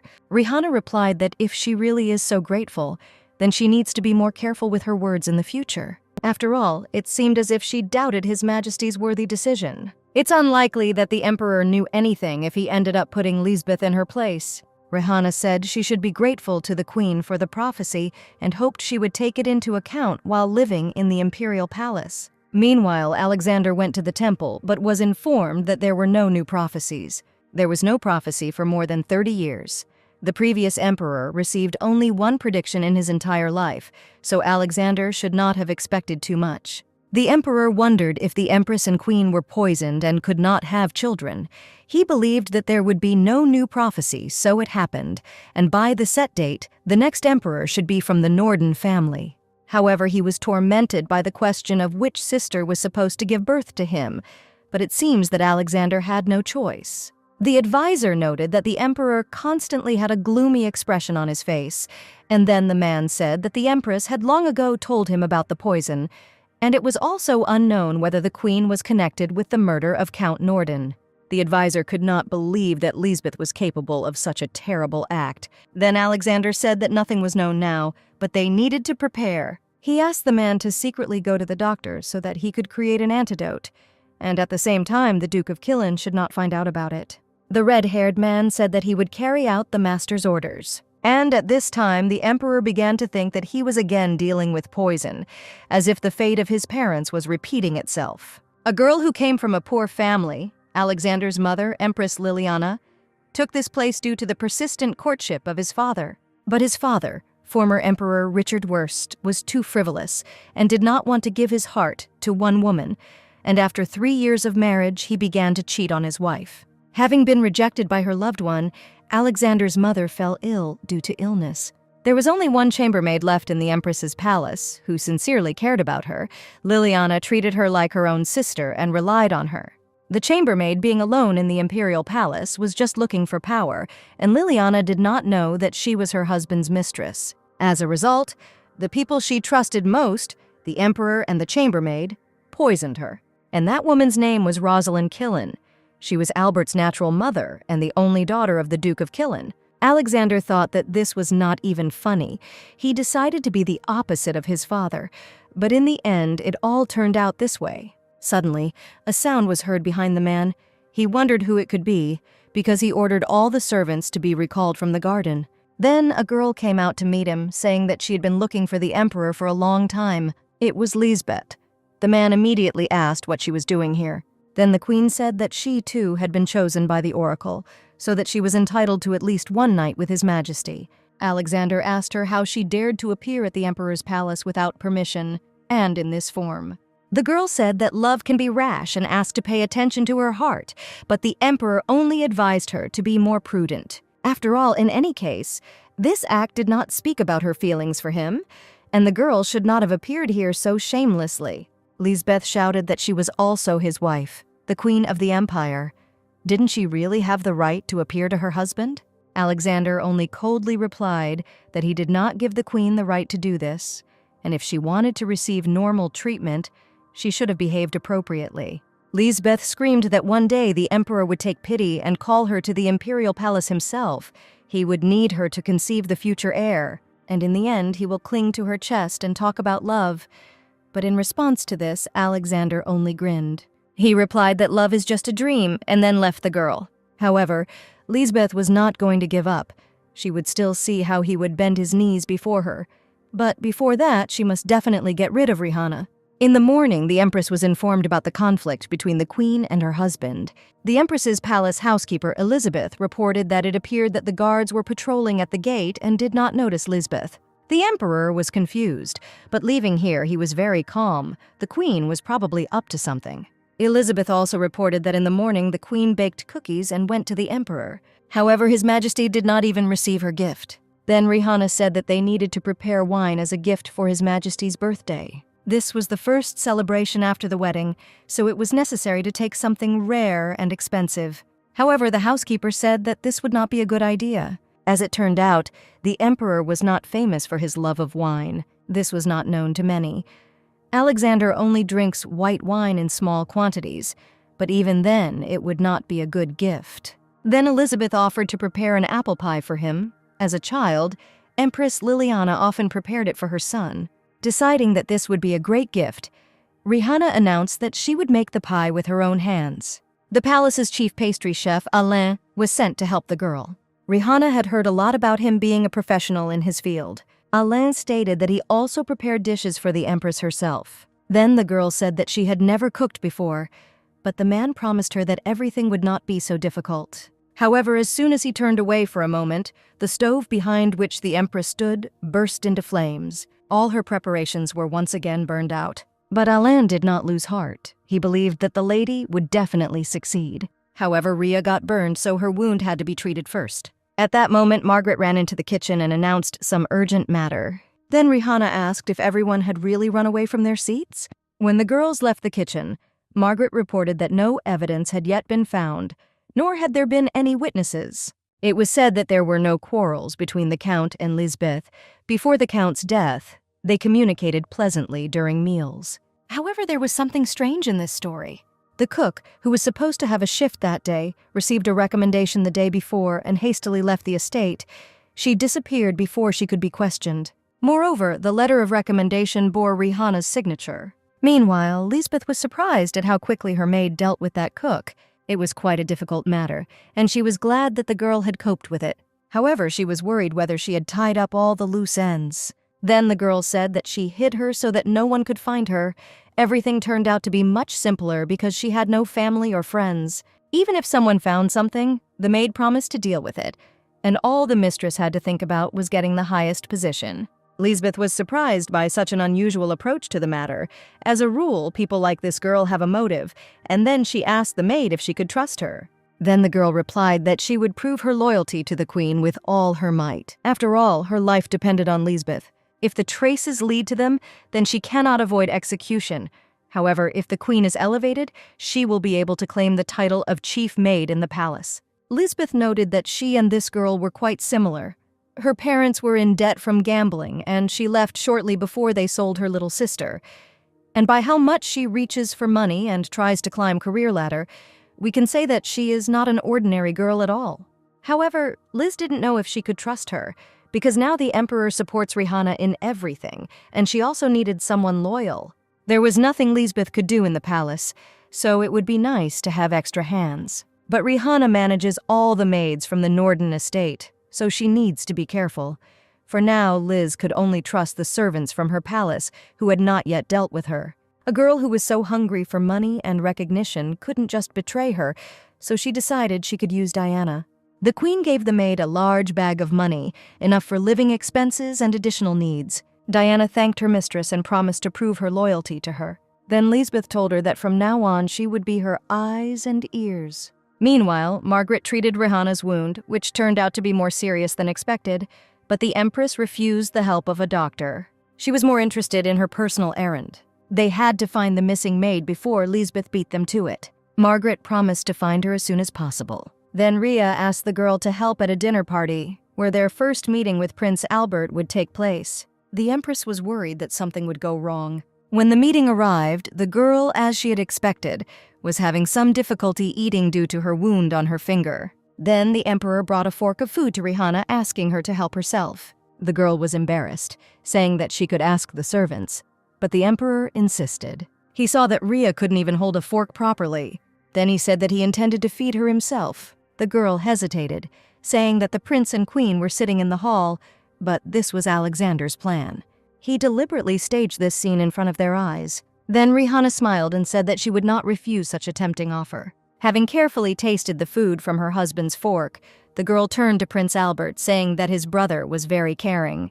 The young man said that in secular circles, everyone had heard about their warm relationship. Rihanna noted that this is all thanks to the care of His Majesty. He is always there, so getting used to life in the palace was not so difficult. Then the girl asked what Lisbeth thought about this, and she, stuttering a little, agreed with the Empress. Albert asked Rihanna to take care of his brother, because he always wanted Alexander to have a good family. He said that he would like to quickly receive news about the child from the prophecy, but the Emperor interrupted him. The man said that his brother was especially talkative today. He asked him to continue to watch his words and not start empty conversations in order to avoid misunderstandings. Then Lisbeth asked if the Emperor would like to spend the night in the royal palace. Today good wine was brought there. But Alexander only took Rihanna by the hand, saying that tonight he was going to spend time with the Empress. Seeing this, Liz immediately fell silent, looking at her sister with hatred. Meanwhile, the action moves to an unknown palace. A middle-aged male duke was sitting at the table when suddenly there was a knock on his door. A girl entered the office and said that the Emperor was spending the night in the Empress's palace today, and he wasn't even paying attention to the Queen. Then the man said that everything was ready, and it would be nice to send the Queen at the same time so that she would fall into the trap. Using the Queen's jealousy, they were going to get rid of the Empress, and then the Emperor would be left completely alone. Then the man asked the stranger if she realized her importance in this matter, to which she answered in the affirmative. The next moment the girl took off her hood. It was Diana, the same maid who swore allegiance to Lisbeth. But now she was going to give the Queen a good spin. At that moment, one blue-haired girl woke up, lying on a hospital bed, her face and head wrapped in bandages, screaming the name of the Empress. She did not understand where she was, and then the same man came to her, saying that she was at the estate of the Duke of Killen. He said that the girl was found in a broken carriage and was immediately taken to his mansion, and then her wounds were treated. The girl thanked the Duke, but it seemed strange to him that the first thing she did was call the Empress. Was she really her personal maid? But the Duke said that although the girl was not one, she still called out to the lady immediately after waking up. Then the man walked away from the room, saying that he had made a mistake. This girl was in no way connected with the Empress. The girl suddenly asked him what happened to Her Majesty. However, Killen said it was impudent to ask questions that did not concern her. Then the girl said that she would like to know if it concerns Her Majesty. And then the man shouted that he would not tell her about such a thing. The girl hastened to reassure him, and then said that she had worked as a maid at the Norden estate for 10 years. The man grinned, realizing that the girl had fallen for his trick. He asked if her name was Emily. Killen explained that the Empress had accurately named this name. While investigating the circumstances of Count Norden's death, they discovered that a maid named Emily had disappeared. She had received a falsified letter of recommendation and left the estate, and it was all very suspicious. The girl was in shock. It turns out that the letter from the Empress was a fake, but she was sent in the Norden carriage. Then she asked if the man knew who could have done this to the maid. She introduced herself as the same Emily from the Norden estate.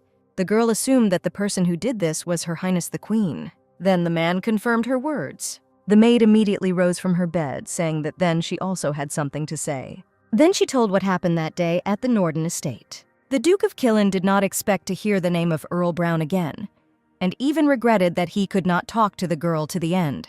But even so, she was an eyewitness, so he already learned the most important thing. The Queen added poison to the Count's cup, and now it's up to him to decide how to use this information. That night, Rihanna had a strange dream in which she saw Lisbeth strangling their father. The girl immediately ran up to the man, intending to bring him to his senses. However, at that moment, Lisbeth grabbed her hand, saying that she was late again. Rihanna woke up in a cold sweat, screaming her father's name. Alexander, who was sleeping next to her, immediately realized that she was having nightmares again. He said that coming to terms with the death of a loved one is not easy, and in fact, building a close relationship with someone is the same as condemning yourself to suffering. The girl thanked him for his support. Then the man took her hand. He said that the antidote would soon be ready.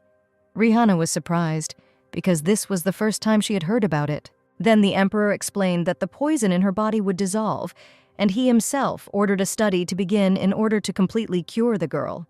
And as soon as the antidote is ready, he will think about a medicine that will make the Queen infertile, because this way the Empress will be calmer.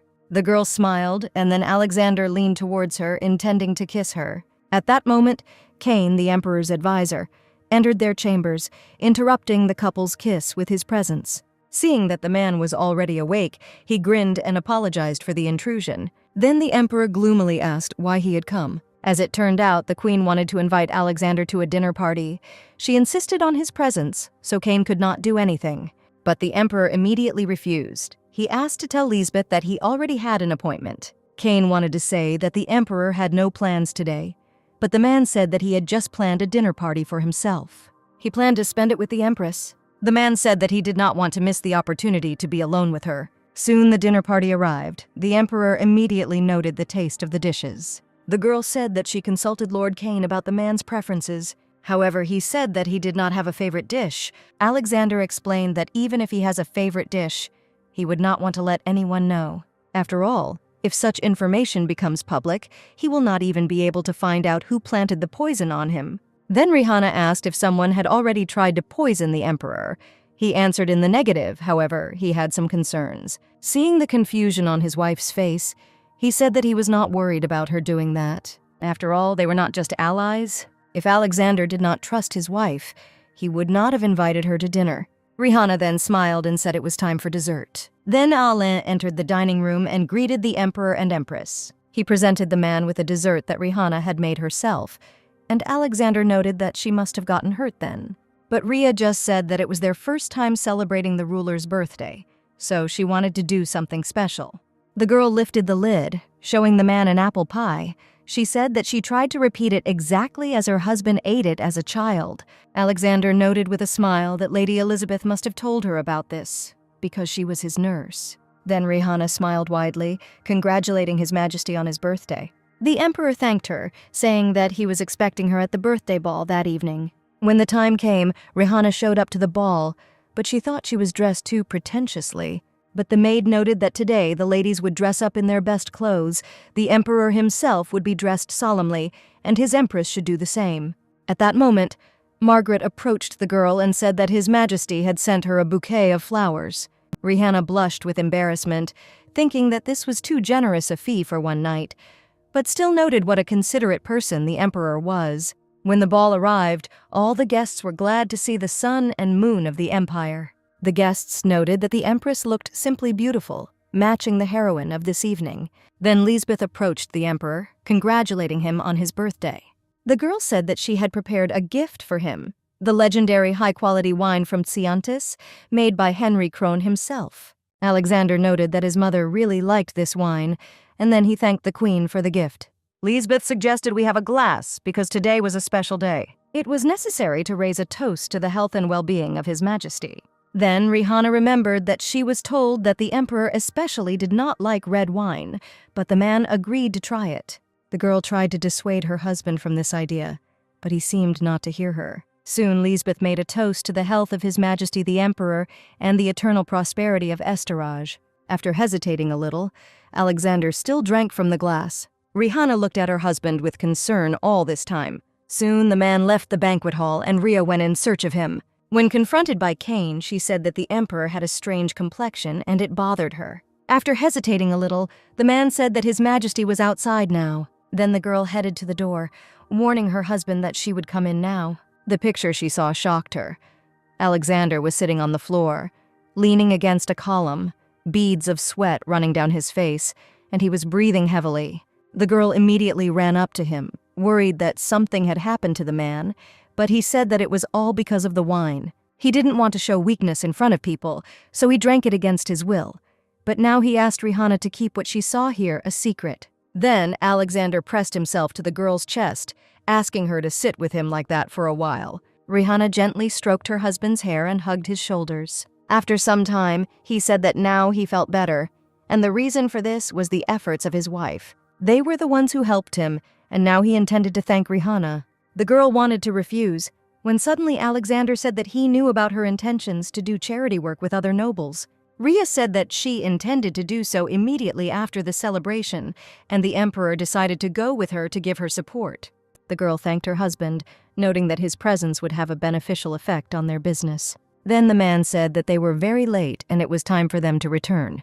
And then the couple went back to the hall, holding hands. All this time, Lisbeth was watching them, hiding behind one of the columns. She thought that there were two people but only one prophecy, and she did not like this situation at all. The queen was going to decide for herself who would take her place next to the emperor. The next day, Rihanna arrived at the shelter. The workers immediately began to bow to her in greeting. The girl did not expect such a respectful greeting at all, because she came here to serve a good cause and not to receive honors.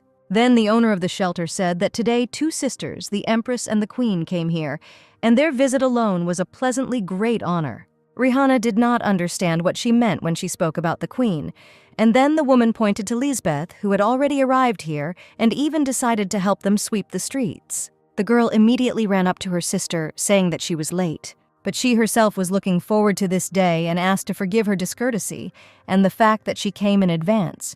Rihanna just smiled wryly and told her servants that it was time to begin. Looking at her sister, Lisbeth thought about how she was trying to make herself look good in front of the emperor. Then the girl threw the broom away out of anger, not intending to do this humiliating cleaning anymore. She leaned against the tree, sighing from exhaustion. At that moment, a little girl who lives in an orphanage tripped over her leg.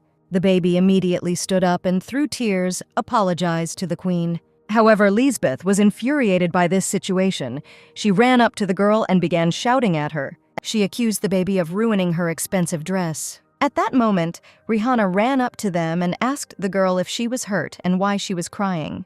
The girl pointed to Lisbeth, saying that her eyes were very scary. The queen jumped up, asking her sister not to jump to conclusions based on the child's words. Then Rhea asked Liz not to force herself to come here next time, because there is no point in doing charity work that is not from the heart. After that, the girl took the baby away for an afternoon snack, and Lisbeth was shaking with anger, and she was not going to forgive it. Meanwhile, all the children gathered in the dining room to try the goodies that the Empress brought them. Lisbeth ran to her sister, saying through clenched teeth that she was wrong. She said she'd like to help with the cooking, and Rhea generally didn't mind. Then the queen went to the kitchen, and she wondered why the cook was cutting off the sprouts from the potatoes. The woman explained that they are poisonous and can be poisoned, and one child even died because of them.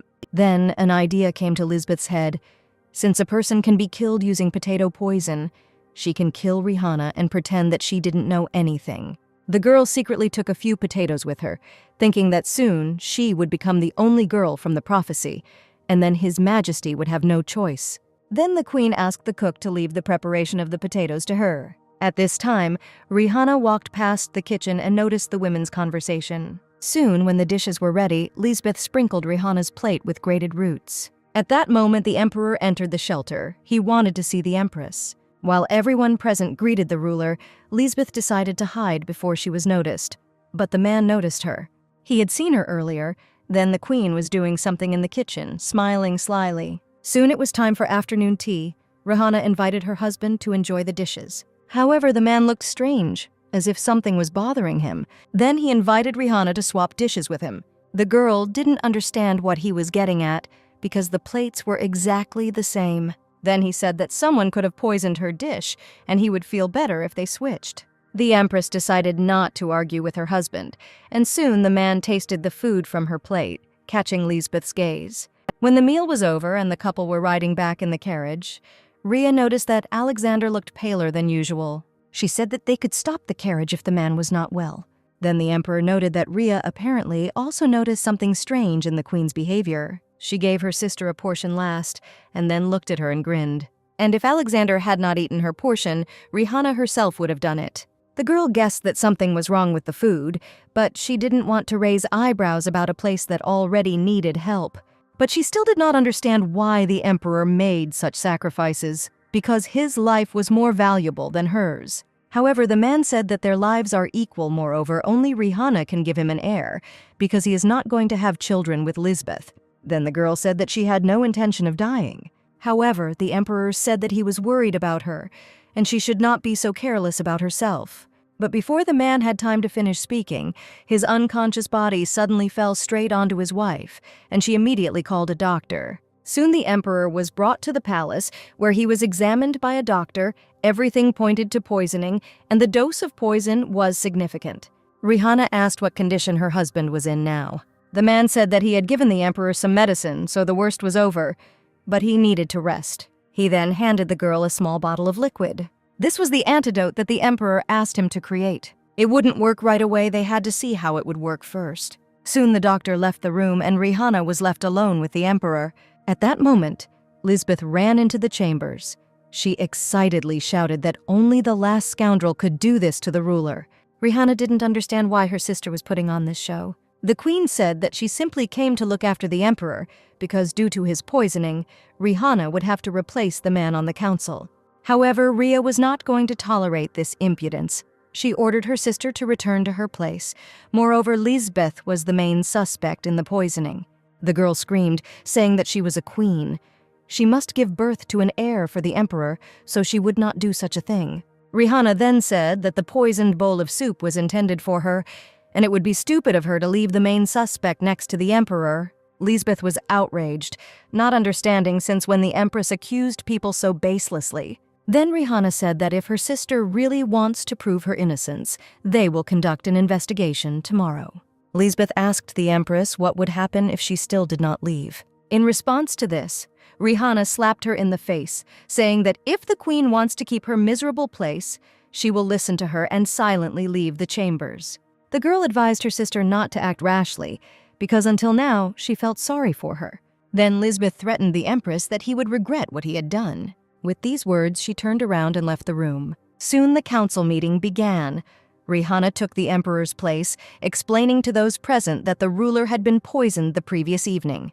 The girl said that His Majesty visited the shelter in order to support the work of the charity group. He ate nothing but potato soup, and it so happened that right before the meal began, they exchanged plates. Therefore, the original victim was the empress. But the question is how the ruler was poisoned. All this meant that everyone who participated in the charity event yesterday was a suspect in the assassination attempt on a member of the imperial family. Everyone who came to the shelter yesterday is a suspect. Their movement will be restricted until the results of the investigation are known. Rihanna also said that there would be no exception for the queen. She then assigned Count Esper to conduct the investigation under his direction. Count Esper, having assembled an investigative team, first went to the scene of the incident, to the Mason orphanage. The manager said that yesterday, it seems, she didn't notice anything suspicious. However, she noticed something while cleaning the bins. There were only potato peelings, but she saw the fruits being peeled and the roots removed. Apparently, the queen threw them away separately. The count was surprised whether the poison from potato roots was fatal. The manager explained that the roots from a whole bag of potatoes would be enough for a lethal dose. Soon the Count reported everything to the Empress. Also, a little later, Mrs. Proctor, who participated in the charity, came to Rihanna. She said that Lisbeth learned about the poison from her. Then Rihanna realized that only one person could be the criminal, her sister. Lisbeth herself, meanwhile, could not find a place for herself. She tried to reassure herself that a lot of time had passed, and she certainly had not left behind evidence. Perhaps she should have just left things as they were. At that moment, Diana came in to the girl. She was excited, as she had just heard the news from the washerwoman. It was reported that evidence was found. Potato roots cut off during cooking, they all disappeared. Mrs. Proctor came to the Empress and called the Queen a criminal. Then Lisbeth realized that now she was truly finished. Rihanna, meanwhile, was sitting by the Emperor's bed. 5 days had already passed, but he was still lying unconscious. The girl touched her husband's hand, and then, unexpectedly for her, tears rolled down her cheek. At this moment, the Emperor squeezed her hand in response, asking if she was really so worried that he might die. Rihanna was incredibly surprised that after so much time, her husband finally opened his eyes. However, having come to her senses, she reported that the criminal had already been found. Count Esper managed to find out something, and Madame Proctor confirmed his guesses. At this moment, Alexander touched his wife's cheek, praising her for a job well done. He knew she could handle everything. Then he proposed to finally execute the Queen, but Ria said that she could not find evidence of Lisbeth's involvement in the death of her father. But still, she wanted her sister to answer for her sins, and then the Emperor suggested that she act gradually. At that moment, Prince Albert entered the room, greeting his elder brother. He said that he could now breathe a sigh of relief, knowing that Alexander had woken up. Then Rihanna stood up, intending to leave the brothers alone, but the Emperor told her to stay. Albert noted that the man apparently was not very happy about his visit. He said that everything had been turned upside down, and he should hate Alexander, and he, in turn, should ask for forgiveness. But for some reason, only Albert was the criminal. However, the Emperor said that it was not so, because hatred is a feeling that is shared by two, and if he hated his elder brother, nothing prevented him from feeling the same. Albert was surprised by this answer. However, Alexander asked him to stop making a joke, because it has always been like this. Then the prince said that since his brother did not care that he had come to him from pure motives, he would leave. In any case, he was convinced of the Emperor's well-being, and now he could only wish him a speedy recovery. When the prince left, the Emperor noticed the bewilderment on Rihanna's face and told her to speak out if she wanted. However, he explained to her that this is his relationship with his brother. They hate and despise each other.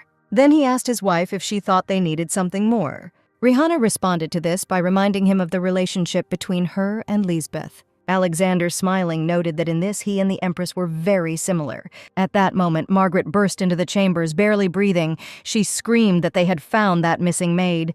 Then the Emperor congratulated his wife on the fact that she had achieved her goal much earlier than she had expected.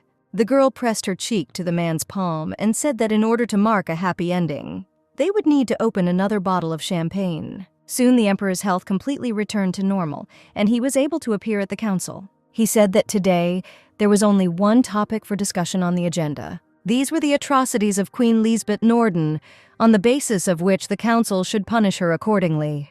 The Queen's first crime was an attempt on the life of the Empress, Rihanna Norden, through poison. It failed, as a result of which the life of the Emperor was endangered, which is the second crime. And the third crime is the poisoning of her own father, Count Norden. These accusations were enough to strip the Queen of her title. However, at this moment, one of the council members decided to object. It was the Duke of Killen. He asked if the Emperor had evidence pointing to the Queen's involvement. Alexander then said that Madame Proctor's testimony and Count Esper's investigation should be enough. However, the Duke said that the presence of poison in potato sprouts was no secret, and it was impossible to blame the Queen just because of the disappearance of the sprouts.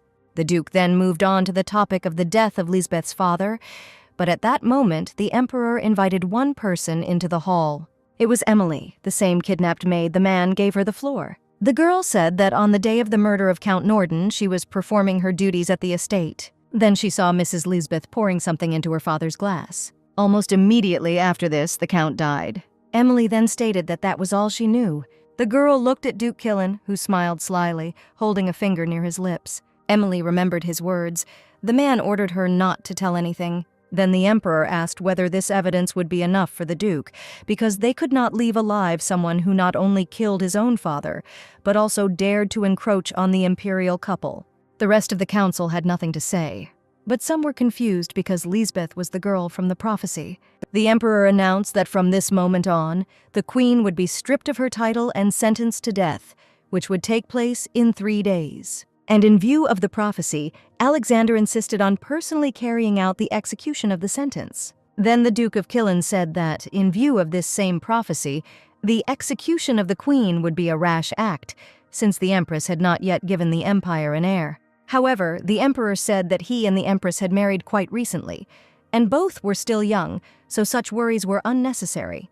Killen chuckled, saying that he was only thinking about the good of the ruling family and the empire, so he could postpone the sentence for now because it could be carried out at any time. The emperor looked gloomily at the duke. He understood that in the eyes of others the decision to execute would indeed seem unreasonable. Then he agreed with the man.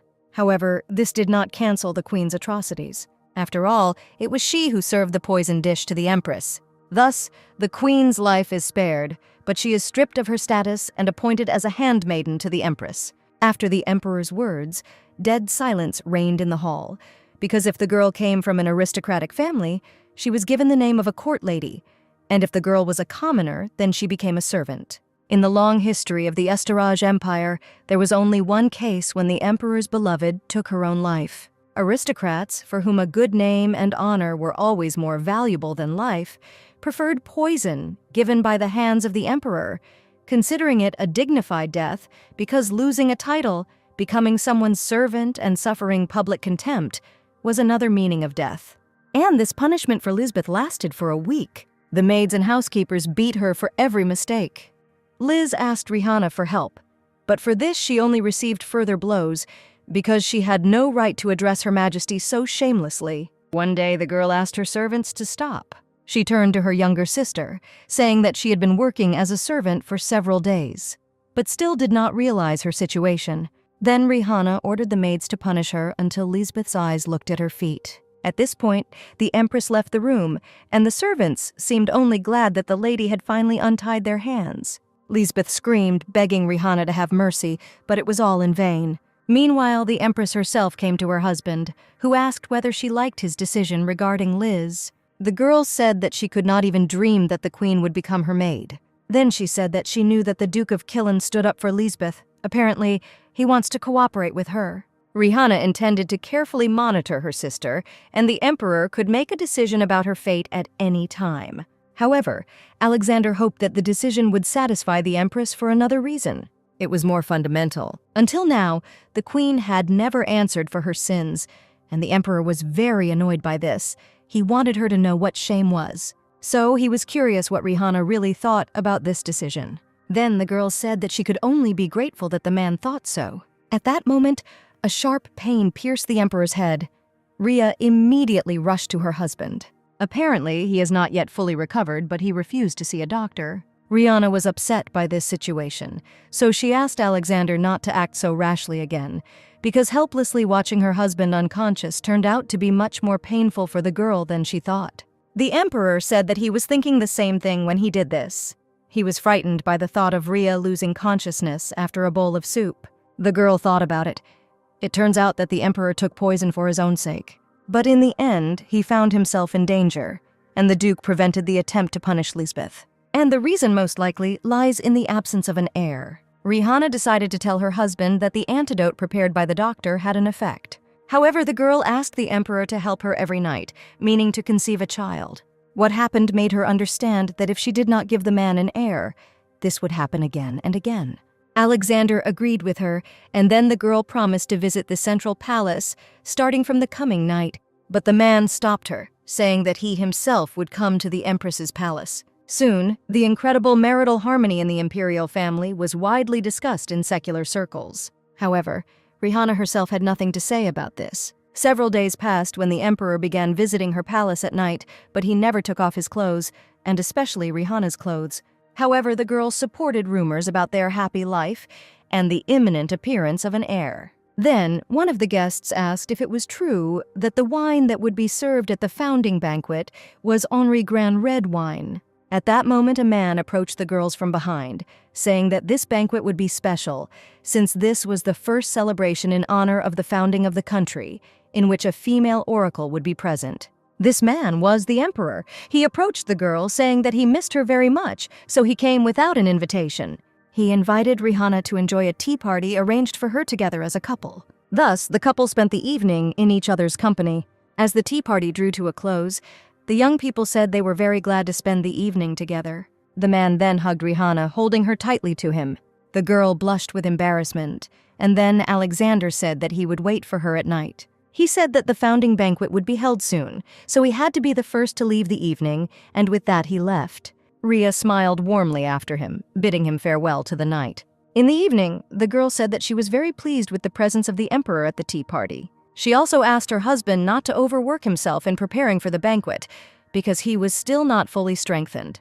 Alexander grinned, noting his wife's thoughtfulness. Then, Rhea asked why he decided to prepare wine for the holiday because the man did not like it, but the emperor replied that it would be enough for him to simply remove it from the body immediately after drinking it. An awkward silence fell between the spouses, and then the girl asked if there was a reason why the man could not drink wine. After a short pause, the emperor replied that the reason for this was murder. He said that his father poisoned his mother.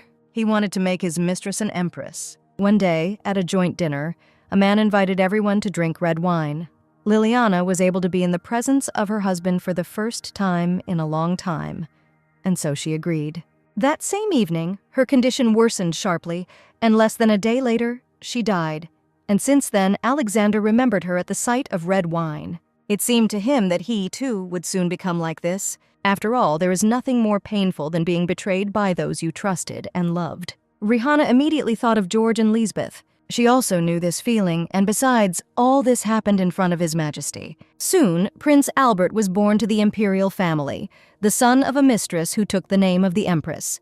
Then Rihanna realized that this was probably the reason for such a friendly attitude towards her. The girl said that she did not want to watch the emperor force himself to drink wine, much less try to remove it from his body. At that time, the man looked very sick. Then Rhea took Alexander's hand, saying that she would find another way to help the man cope with this. Everyone in the palace had already given up, but she was not going to leave everything like that. Then the emperor asked the girl why she was trying so hard. Clenching her fists, Rihanna replied that she and the man are comrades who should help each other, so she does not see anything strange in this. The next morning, Margaret ran into the couple's chambers. The emperor was no longer sleeping, but with a gesture he asked the girl not to scream too loudly. Then the maid saw Rihanna, who was calmly sleeping on the emperor's arm, and hurried to leave the room. The man leaned towards his wife, practically touching her cheek with his nose, and at that moment the girl opened her eyes. Alexander was embarrassed, not expecting Rhea to wake up so quickly, but she said that His Majesty was insultingly beautiful in the morning. Immediately after this, Rihanna fell asleep, and the man only continued to admire his sleeping wife. When the Empress woke up, she headed to her office. A surprised Margaret was already waiting for her because she had witnessed their joint awakening. She told the lady that the Emperor had been looking at her with incredibly tender eyes all morning. The maid suggested that if everything continued like this, perhaps the ruler would fall in love with the girl. And although Rihanna smiled at the girl, she herself thought that this was hardly possible. Meanwhile, the long-awaited day of the banquet to mark the founding of the empire has arrived. The Emperor and Empress were sitting at the same table, and then the man asked if she had found a way to get rid of his injury. Rihanna said she didn't yet know how significant it was, but she had a way.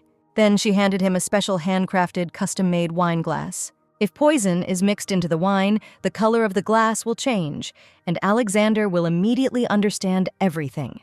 Soon the time came for parting words from His Majesty the Emperor. The man suggested raising glasses in praise of the prosperity of Estaraj. The man raised his glass to his lips. Its color did not change in any way. Rihanna, seeing this, was very happy, because now her husband did not have to worry about this. Lisbeth, meanwhile, carried out her duties as a servant. The guests discussed her behind her back, saying that she would rather commit suicide than live such a shameful fate. The girl heard all this. She was furious that these non-entities dared to talk about her like that. She was going to give them all what they deserved as soon as she regained her title. They will not be able to break her, because she is the noble queen of the empire. Lisbeth was distracted from her thoughts by Diana, who handed the girl a letter, saying that it was from the Duke of Killen, Prince Albert's uncle. The maid reported that he was the only one who voted against Lisbeth's deposition, and now he has promised to help the queen restore her status. Lisbeth decided that in this case she should give the Duke a good gift. Meanwhile, Rihanna noted that of all the guests at the banquet, she was not able to greet only Prince Albert. Alexander was wondering why she needed him, but the girl said that she only wanted to see him, since they would not have another chance. Then she asked if the emperor really did not want her to communicate with the prince. Without waiting for her husband's answer, the girl said that she would be his empress until the end of her days. She was not going to give the child to another man. The emperor asked if she really thought that was the case. However, the next moment his cheeks turned red. He said that he felt hot and asked to go out to get some air. The man walked around his wife and headed towards the balcony, trying to cover his cheeks with his hand. When the couple arrived on the balcony, Rihanna noted that the emperor drank a lot of wine and then asked how he was feeling. The man said he was fine, but he was flattered that the girl was so worried about him. Rihanna said that he had to drink because of her, but Alexander interrupted her because he did not drink under duress, and now his health was normal. He noted with a smile how attentive the girl was to him. After all, she had to make a lot of effort to help him cope with the injury. Then Rhea said that the emperor himself did the same for her. The man became embarrassed. His cheeks turned red again and he looked away. Rihanna recalled how he gave her flowers, came with her to the shelter, and generally saved her reputation. Thus, she felt the same as the emperor. Alexander's cheeks continued to turn red. He could not understand why this was happening. Had he really had too much alcohol? Then he asked the girl if she had ever spent time at a founding celebration. Rhea replied that as a child, the streets were a lot of fun on that day. Then the emperor asked her if she would like to go outside now. He would like them to walk down the street together. The man said that he had a passage known only to him so they could use it without fear. Soon the couple left the palace, going to the city center on horseback. Rihanna said that His Majesty controlled the animals so well that she even forgot that she was sitting astride. Then the man said that if they didn't want to get caught, they should address each other differently. He told Rihanna it was okay, she could just call him by his name. Blushing, the girl timidly said her husband's name, Alexander. The man grinned, because the girl looked as if she was saying his name for the first time. But Rhea explained herself, saying that it was not customary to call His Majesty by name. Then the emperor asked him to call him Alex, since Alexander sounds too long. Then the man took his wife by the hand. The girl asked where His Majesty was taking her. The emperor smiled back at her, saying that she could simply call him Alex without mentioning his title. In the city, meanwhile, the holiday was in full swing. The couple enjoyed each other's company, not noticing how time flew past them. Soon they sat down on the grass to try the local treats. One of the sweets fell into Rihanna's palm. The man gently took her wrist, licking the place where the treat had fallen. The girl was surprised and immediately blushed, but Alex did not answer anything, just smiled softly. The next moment, when the fireworks began, the couple were entwined in a tender kiss. They continued to kiss each other until the noise of the firecrackers died down. When it was all over, the couple moved a little away from each other, feeling a sharp surge of embarrassment. Then Alexander asked to think of all this as practice, because Rihanna herself asked him to spend time with her every night. Until now, they had only held hands, and the man felt that it was time to take things to the next level. However, they were already late for the holiday, so Alex invited the girl to go back. Rhea gave him her hand, and they went to the palace. The girl thought that even after learning about George's betrayal, she didn't feel that way. Then she only felt betrayal, but it wasn't so painful and annoying. But in the end, she couldn't believe it. Had she really fallen in love with His Majesty? Rihanna was distracted from her thoughts by a stranger who bumped into her. Alexander immediately hugged his wife to him when he was sure that everything was okay with her. The stranger apologized for her ignorance.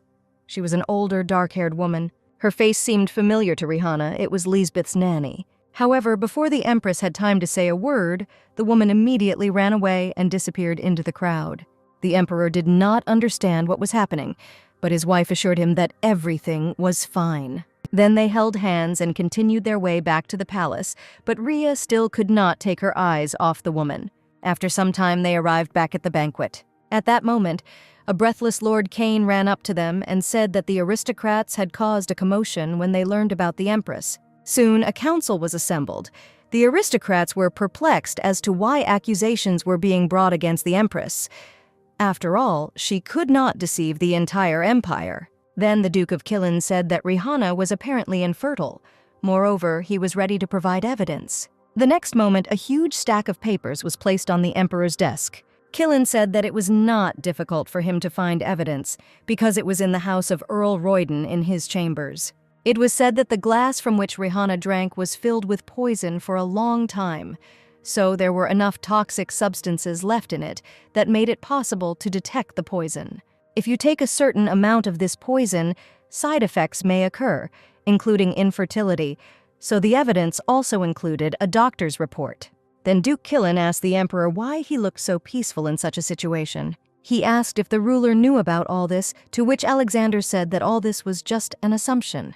Then Killen said that there was only one moon in the empire, and perhaps because of this, there would be some problem between the two princes. After all, everyone knew that the emperor spent every night with his wife, but to no avail, and therefore, for the sake of stability and maintaining the traditions of the empire, it was worth restoring the queen to her status. Then Alexander could not stand it, saying that he was not going to listen to it anymore. However, Killen did not let up.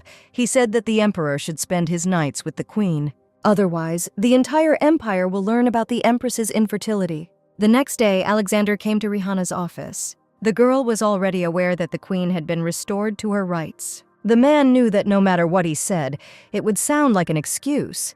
But the Duke of Killen resorted to a veiled threat. If he had not restored the queen and returned her to the palace, Killen would have made public the fact of the empress's infertility, and as a result, the emperor was unable to keep his promise to his wife. Alexander said that he had nothing to object to, and then apologized and headed for the exit. Rihanna looked after him wearily. However, at this moment, she decided that she could no longer simply remain silent. She ran out after the emperor, asking if this was his way of protecting her. The girl said that there was no need for this, because now it made no difference whether it was all an agreement or a promise. The fact is that she, too, could no longer protect the man. Then the girl approached the emperor, saying that she fell in love with his majesty. Rihanna, gently taking the man by the hand, asked him not to share the bed with the queen. However, as soon as Alexander heard about love, memories immediately flooded back to him. He remembered how his mother, crying, shouted to her husband that he swore to love her, to which the man only laughed. At that moment, little Alexander entered the room, finding his mother on the floor, all in tears. Then the emperor told Rihanna that he could not accept her feelings. He apologized to the girl and then left, leaving her alone. At that moment, Lisbeth came out from around the corner. She noted that the empress was too pale. The girl did not want formal greetings, since her older sister already knew that all this time she had not had a good life. Lisbeth said that Rhea must have already decided that she would become the only female emperor, stripping her of the title. However, now the empress did not have to worry, because the queen was going to give the emperor a child. Then the girl said that she would go and prepare for the upcoming night with the ruler, leaving her sister alone. A week had already passed since that moment. It was the eve of Alexander and Lisbeth's joint night. Sitting in her office, Rihanna thought about the fact that during all this time His Majesty had not visited her. Suddenly, she noticed that the portrait of her and her husband together tilted again. As the girl approached to straighten the painting, she noticed something strange behind it. It was a secret safe, and there was something inside it. Rihanna immediately called Margaret to open it and take out the contents. There was a box in the secret compartment. Inside were several boxes and a book, which Rhea immediately hurried to open. Margaret asked what the lady read. However, the Empress left this question unanswered. She asked the maid to urgently find one person. It was Anna, the same woman in the cloak. She knew Lisbeth's biological mother. Alexander, meanwhile, walked thoughtfully along the corridors of the palace. He was overcome by thoughts of his last meeting with Rihanna, how she confessed her love to him. It was the first time he had seen such an expression on her face. Suddenly, something stabbed in his chest. It was a completely new sensation for him. He could not understand its nature. Suddenly, Elizabeth's housekeeper ran up to him. She reported that Her Majesty the Empress had ordered her to be prepared to leave the palace. The woman didn't know what was going on. But it seems that Rihanna wanted to find someone. She left a message for the servants in which she asked everyone to trust her and just wait. Elizabeth asked the emperor if he knew the reason why the empress left so hastily, to which the man replied that she had confessed her love to him. The housekeeper replied that the man seemed to share these feelings. However, Alexander himself believed that he did not deserve this. Then, the woman said that the man always looks at Rihanna with a kind and gentle look, and his feelings are so obvious that they are visible to absolutely everyone in the palace. Alexander replied that his father also married his mother for love, but their end was not sweet. The man believed that he inherited his father's blood, and in the end, he will end up hurting Rihanna and making her unhappy. Then Elizabeth asked him why he thought that Mrs. Liliana was unhappy. Of course, the late emperor hurt her feelings with his passion for other women, but the lady always said that she was happy. AC. After all, Liliana had her son Alexander. His every step, every hug made the lady smile. She said that she felt love, and she would like her son to know the same feelings in the future. Alexander could not believe that his mother, having experienced so many misfortunes, still loved him. Tears suddenly poured down his cheeks. Then the housekeeper said that love has different forms, but Mrs. Liliana did not stop loving her child until the end. The man thanked Elizabeth. He needed to hear these words, because the burden of his guilt for not being able to save his mother was too great. The woman told him that nothing was over for him yet. His feelings for the Empress were mutual, but he should stop being afraid of them. Elizabeth believed that Rihanna would definitely understand Alexander. Then the man thanked the woman with all his heart, smiling broadly at her. When the day arrived for their night together, the Duke of Killen congratulated Lisbeth. The girl said that if she takes the plunge and gives the emperor an heir, she will never forget the man's mercy. Then, Killen said that the queen misunderstood him. Because it was not her place to give life to the heir, the emperor would never allow this. He advised Liz to do what she had done before. Then he pulled out a small box from his pocket, containing a needle. And with this needle, washed with poison, Lisbeth will have to poison the emperor. The girl immediately screamed. She was shocked that the Duke dared to offer her such a thing. Killen just grinned, because for the girl this would be a very feasible task. She would only need to deal with the emperor, and then the Duke would make Lisbeth the Empress of Estorage. He will place Prince Albert on the throne, and the girl will be Estorage's only moon. Then Liz thought that not Rihanna, but she herself could become an empress, the noblest woman of the empire. The girl remembered how, as a child, Rhea told her about the cuckoo, a bird that secretly lays its eggs in other people's nests. A cuckoo, having just hatched from an egg, instinctively drops all other eggs. This is a survival instinct. And left alone, the cuckoo pretends to be a real bird chick, lives in the nest, and feeds alone. Then the little girls were very amazed by this fact. However, now Lisbeth did not see anything strange in this. She herself grew up not knowing who she really was. Lisbeth always had to work hard to get something. But why did everything come so easy for Rihanna? The girl would like to be Lisbeth Norden from the very beginning. But Rihanna has always been a real daughter. But now the girl intended to represent the Norden family, because only she will remain. Lisbeth Norden. At this time, Rihanna and Margaret, along with a detachment of guards, were heading back to the palace. The girl was carrying a stack of papers with her. She was finally able to reveal the truth, but she had to hurry to put everything in its place. Lisbeth, meanwhile, entered the emperor's chambers. The man noted that she must be in a good mood because in the end she achieved what she wanted. However, the girl smiled and said that she was just fulfilling her destiny. And since the man decided to share the bed with her, they should have started doing it. As they sat down on the bed, Liz asked the emperor to relax. The girl moved closer to him and hugged him tightly. She immediately pulled out a poisoned needle from her sleeve and pointed it directly at Alexander's body. At that moment, Rihanna burst into the room. The man did not expect to see the empress here. However, he realized that something was wrong and immediately pushed Lisbeth away from him. Rihanna ran up to her husband, asking if he had suffered at the hands of her sister, but the man hastened to assure her that the queen did not have time to harm him. But the empress made him wait too long. Then the girl said that she was a little late because of the search. At that moment, Lisbeth ran up to them. She screamed furiously. She and the emperor were about to share a bed, and their sister interrupted them. Then Rihanna walked up to her and hit her hard on the cheek. The girl said that Lisbeth would no longer be able to hide her secret. The queen screamed hysterically, saying that she did not understand what they were talking about. Rihanna shouted back at her. She was pretty tired of this whole performance. She ordered her sister to immediately tell the whole truth. Then Lisbeth stood up and put a smile on her face, saying that she did not understand what the empress was hinting at. Rihanna gave her a death glare, saying she didn't expect her sister to turn down the last chance she was being given. Then she turned to the emperor, saying that they should go to the conference hall as a matter of urgency and summon the entire aristocracy. Soon the council was assembled, and Lisbeth was brought there tied up. Killen silently cursed at the girl because he hoped that she had already completed her assignment. Then the Marquis of Peking's, also present at the council, asked the Empress to explain why they had been gathered, but Duke Peking's interrupted him, shouting that all this was outrageous. The entire aristocracy was forced to come here at such a late hour. Rihanna said with a gloomy look that they all owed an urgent matter for such a sudden gathering. She stated that the matter concerned the Queen. The girl pointed at Lisbeth, saying that she killed her father and also tried to kill her. But the list of crimes does not end there. The Queen also deceived the Estorage imperial family. Killen chuckled, saying that it was a thing of the past and it all sounded like a mistake. But Rihanna assured him that there could be no mistake. First of all, the criminal hid the fact that she was not a member of the Norden family. The council members were completely confused. Who could this woman be if not Norden, and how did the Empress even know about this? Then Rihanna asked to bring a witness. The same woman Rhea had encountered in the city entered the room. Lisbeth recognized her as her nanny. Then the Empress introduced this woman to the council, saying that this was the midwife, her Anna Brown. She came from a family of traitors that was wiped off the face of the earth 23 years ago. And the Queen's real name is Lisbeth Brown. Thus, the Queen had nothing to do with the prophecy. At this point, Lisbeth screamed, saying that witnesses could be manipulated, and she demanded proof that she was not a member of the Norden family.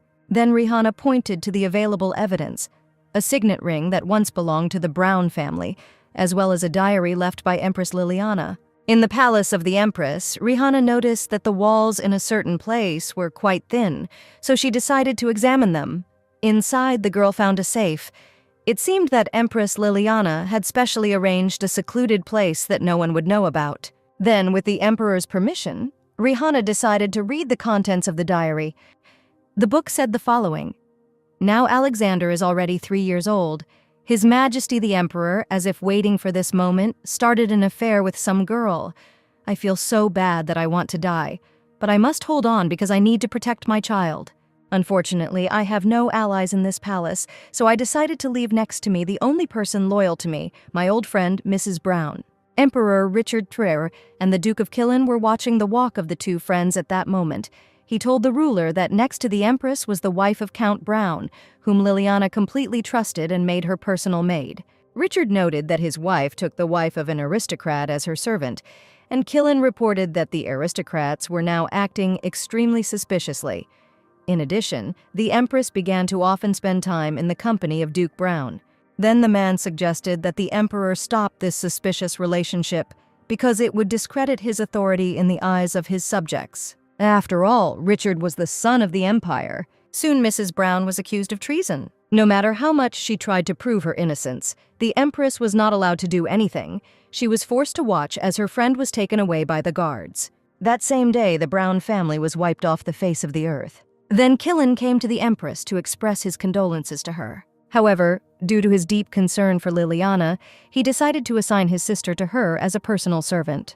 Then the girl greeted the Empress, introducing herself as Rosalind Killen. Liliana smiled fleetingly at the new maid, and then asked to leave her alone. She wanted to rest. Finally, the Duke of Killen asked her to take care of his sister. Rosalind was brought to Liliana as a new maid, but the Empress did not care about her at all. And Rosalind herself did not care about the Empress. Seeing how the girl was talking sweetly with her husband, the Emperor, Liliana only noted that it was all disgusting. After some time, a man arrived to the Empress. He reported that Mrs. Brown's daughter had survived. This man was Count Norden. He reported that he managed to save her. Then Liliana asked him to take care of the girl as if he were his own child, and when the time came, she would like to meet her. The diary entries ended there, and this can only mean that Her Majesty Empress Liliana died immediately after she wrote this. Thus, 2 women from the Brown family accused of treason thanks to the help of the Norden family were able to survive and avoid their fate. When Lisbeth realized that the Duke of Killen had killed her parents, she screamed, because it was not enough for him to get rid of her family, and now he decided to set her up and use her herself. The Duke immediately shouted back at the girl, telling her to shut up. Then Liz said that she also had something to say. Diana, the maid working in the Queen's palace, was the Duke's henchwoman. In addition, the Duke forced her to commit an assassination attempt on the Emperor. Lisbeth also said that she has evidence. The poisoned needle now lies under His Majesty's bed, and if an investigation is carried out into the origin of the poison, then all traces will lead to Killen. Alexander immediately sent guards to search for the needle. Soon she was found and brought to the council hall. Then the emperor was ready to sentence both criminals at once. What happened to the Brown family is horrifying, but this does not relieve Lisbeth Brown of responsibility for the murder of Count Norden and for the attempted assassination of the Empress, Rihanna Norden. And this is not to mention her complicity in the assassination attempt on the emperor himself. Thus, due to the gravity of the crimes, Lisbeth Brown is sentenced to death, which will take place in 5 days. The girl immediately began to struggle and cry. She asked the emperor to have mercy, saying that she was just a victim who was being used. However, the girl was taken away by the guards, and then it was Killen's turn. He urged the man not to believe the words of this evil girl, and he himself was devoted all his life only to the Esterage family. But Alexander did not want to listen to his excuses. He ordered the Duke to be put in prison. He will be executed with Lisbeth Brown in front of the entire empire. Killen shouted, asking the emperor to think about Prince Albert, because he would be left all alone in the imperial palace without his own blood. Then Alexander looked at him with a gloomy look, ordering him to be silent until he executed him right there. Duke Killen tried to escape from the hands of the guards, but it was in vain. Finally, he shouted that he should have gotten rid of the emperor much earlier. The throne of this country belongs to Albert, not him. When it was all over, Alexander and Rihanna left the hall. As they walked along the corridor, Prince Albert ran out to meet them and announced that he had something to tell his older brother. Then the emperor said that he would not let his uncle go. Moreover, he should have done so earlier, and not brought the situation to such a state. However, Prince Albert said it was not too late to put things right. The young man said that his elder brother could expel him right now. Alexander was surprised. He did not understand what Albert was up to this time. But then the prince said that his destiny had been fulfilled, because until now he had remained in the palace to protect the emperor. He remembered how once in his childhood he came to his older brother. Back then they met every day in a rundown shack because his mother didn't want him to be friends with his brother. But one day something happened. The boys were going to have fun, and Albert invited his brother to play with swords. He said that he left his sword here last time, and immediately ran to find it. However, at that moment the boards under his feet cracked and he fell down into a deep hole. Albert asked his older brother to help him because he was very scared. Then Alexander said that he would definitely pull him out and ran to ask the Empress for help. However, that day no one came to save the boy. Alexander could not believe it because he personally told everything to the Empress. But, as it turned out, he was only convinced that someone had been sent to help Albert, and then he was strictly ordered to go to bed. In fact, the boy was pulled out only the next day, and then his mother, the Empress, called him to her. She lied that Alexander did not tell her anything. He was afraid that his younger brother would take the throne from him, and therefore hated him. Rihanna couldn't believe her ears. Rosalind put her own son in danger in order to worsen her relationship with her brother. Then Albert said that he began to avoid Alexander because of this, but he soon learned the truth. Then the emperor asked his brother why he hadn't said anything all this time, why he allowed him to hate him. Albert replied that it was better, because of his uncle, Alexander lost his own mother, and his life was in danger, and it seemed that only hatred could help his younger brother cope with this. He wanted to be there and protect Alexander, at least in this way. But now that it was all over, Albert wanted the emperor to let him go. He didn't want to leave remorse, otherwise it would happen again and again. However, Alexander did not give him permission to leave the palace. He ordered Albert to remain here in order to atone for the sins of his uncle. His younger brother must stay here and prove his loyalty to the palace. Only then can he forgive him. After some time, the execution of the criminals took place. People were furious when they learned of Lisbeth's crime. Nobody objected to the death sentence. And finally, it was all over. After all this, when Rihanna and her husband were walking in the garden, Alexander said that now both Count Norden and his mother could rest in peace. He asked the girl why she did not go to the execution with him, and Rhea replied that the emperor needed time, because he had to go through a lot in such a short period of time. Alexander agreed. He needed time to accept the truth and forgive. Only this way he could live more peacefully. Therefore, he began to read his mother's diary, in which she kept feelings for him. His first steps, first words. All the love that Alexander received in childhood is conveyed in the diary. His mother wanted him to become someone who could love completely, not a great emperor. And therefore, he wants to follow the path she desires. Then the man said that he was a little late, but still wanted to give Rihanna his answer. He stated that he shared her feelings with all his heart. Now he realized that he truly loved Rihanna. Meanwhile, 2 years have passed, and the imperial family has just decided to go on their honeymoon. Margaret noted that even for His Majesty this was too much. But Rihanna said that Alexander was busy all this time, because they had a new family member. Baby Riel was also planning to go on a trip with his parents. Thus, 2 years ago, justice was done, and Rihanna and Alexander were still married for 3.